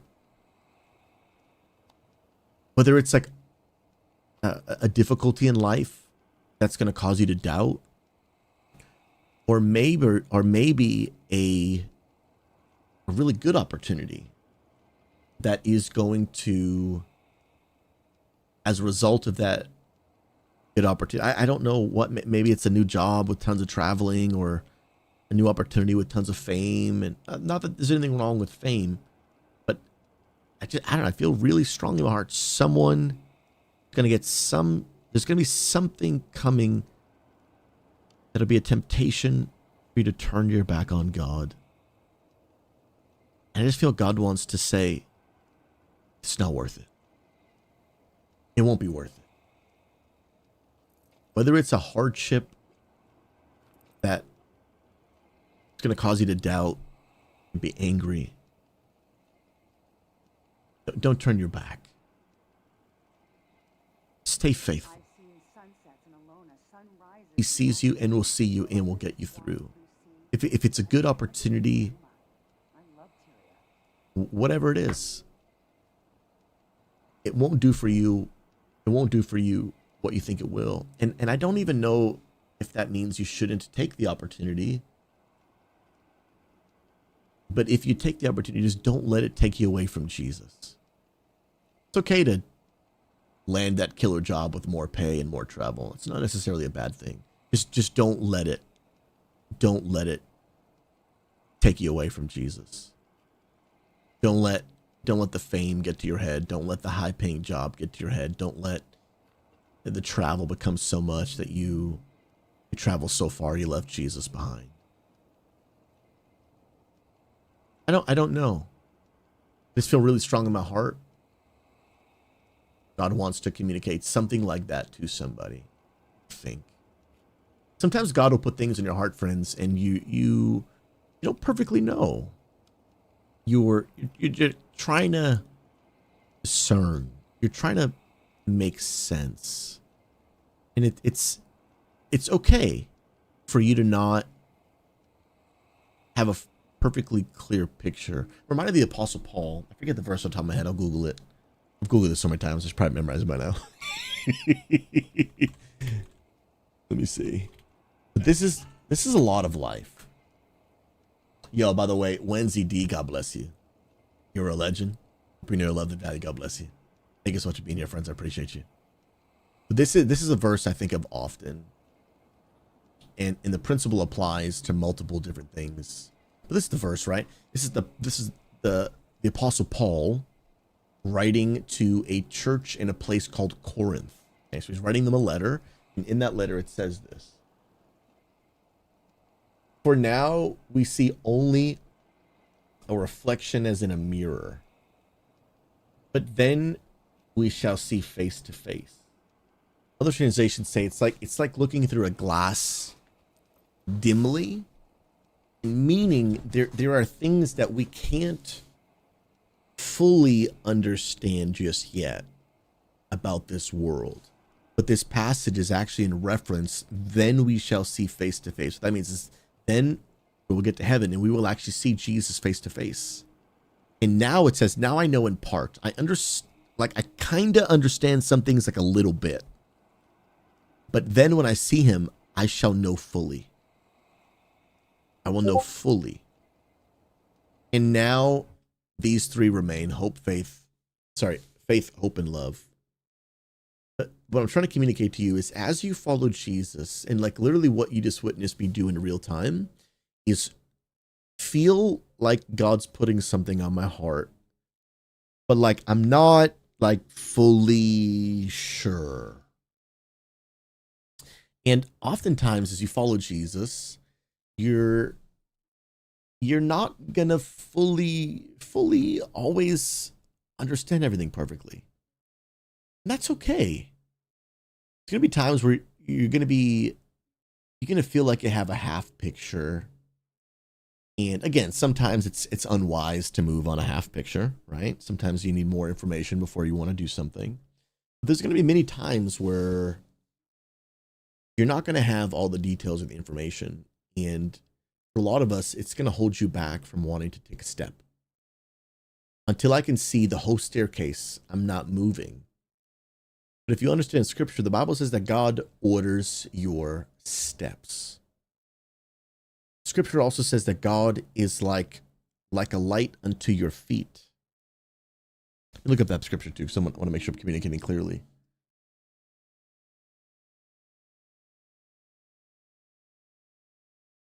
Which is the one I'm thinking about.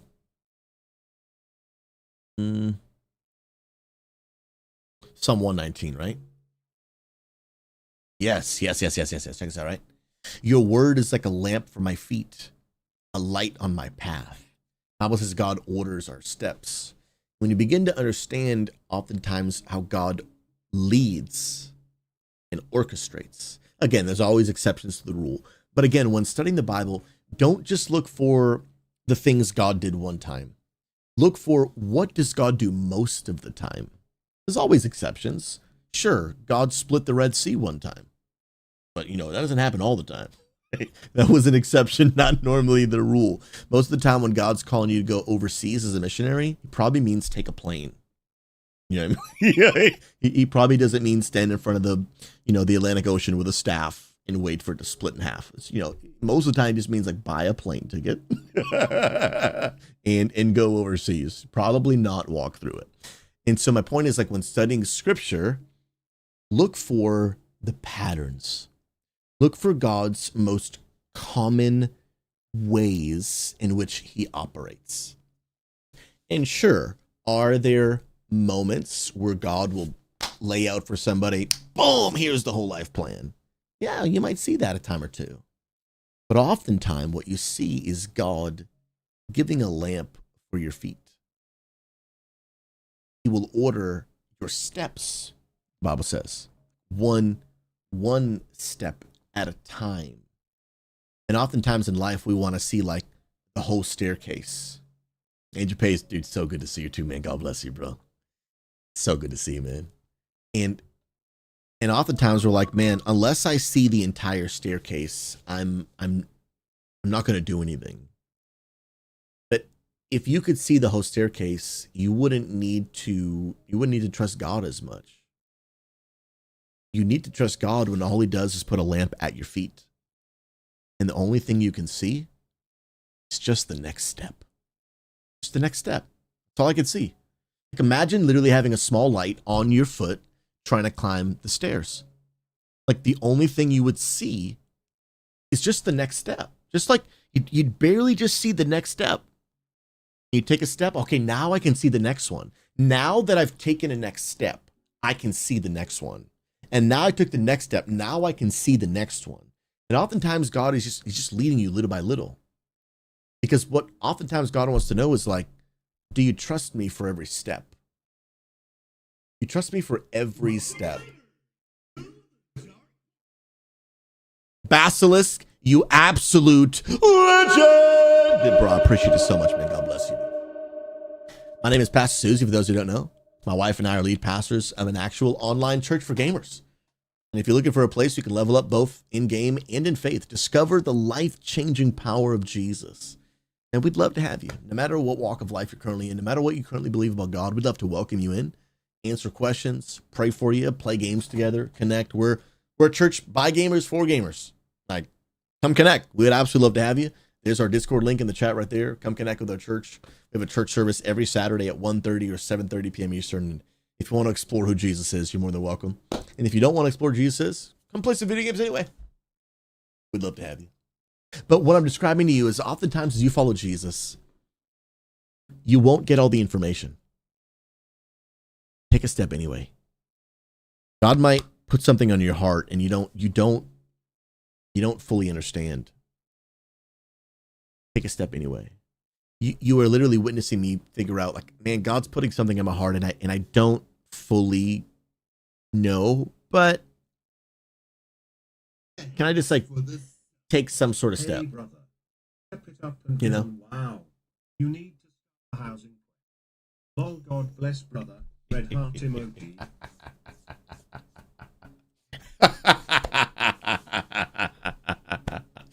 Oh, I will. In midnight, I will. Mighty Man Cheryl, God bless you. Appreciate you. Guys, give me 1 second. My wife is calling me to go check on her, and then I'll be right back.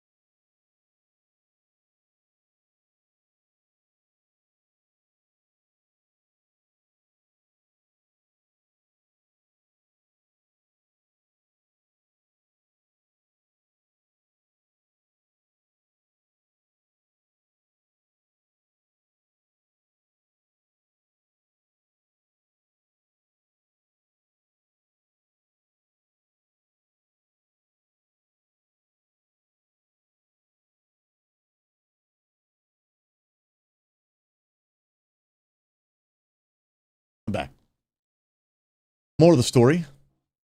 It's okay to not have all the answers. It's okay to not have it all figured out. Follow Jesus. Let him lead you. Take a step of faith. Do it afraid. Do it unsure.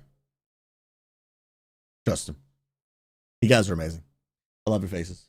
Guys, I am going to go head out and make sure that I am ready to speak tomorrow at XP Church. Tomorrow, guys, we're doing a Q&A talking all about prayer and fasting.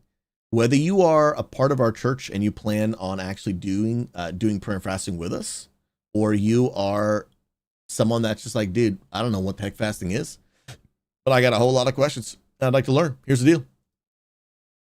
We're doing a Q&A tomorrow about prayer and fasting. Now, I do want to be honest, the questions have been sent in advance. So if you're coming to like ask a bunch of questions in chat, it won't be that kind of Q&A. The questions have been asked have been sent in advance, and we'll be answering those. We'll be talking real practically. Pastor AJ already did like a really deep dive biblically last week about what prayer and fasting is all about. Tomorrow, we're answering like practical questions, bro. Angel Pays to hit me up, man. I'm trying to find time to connect. I would love that, bro. Real, man. Here is actually his message right here. I've got a lot more time in 2026, Angel Pays. So, dude, would love to get together, bro. This is his message. It was absolutely killer, dude. Honestly, and then I'm not even saying this just because like he's one of our pastors. It was one of the most well broken down teachings on fastings I've ever heard. I learned a ton. This man did work, bro. This man did work, dude. Like, this man did, this man did work, bro. I was, dude, like, I think AJ is an amazing preacher. I was impressed. I was like, bro, like, this was freaking good, bro. My goodness. This man did work, bro. This man did work. Yeah, Angel Pays, hit me up, bro. Absolutely, man. This man did work. So, guys, we're gonna go raid past Ray J. For any of my my WoW players, he's playing right now. The man's an absolute legend. I love y'all, guys. Thank you so much. I'll be live tomorrow, 9 a.m. Eastern Standard Time. Continuing the good old Guild Wars 2. And I think I said earlier I was gonna start Visions of Eternity tomorrow. I think I'm gonna do that. Start tomorrow, bro. Love it. You guys are incredible. Thank you for supporting the stream, the ministry. And I will be back tonight playing some good old Overwatch, 8 p.m. Eastern. So come hang out. Come play some video games. I love y'all. Be blessed. Let's go raid past AJ. We'll see you on the flip side. Peace. By the way, do your dailies. Don't forget, do your dailies. I gotta add that to my ending stream. Do it.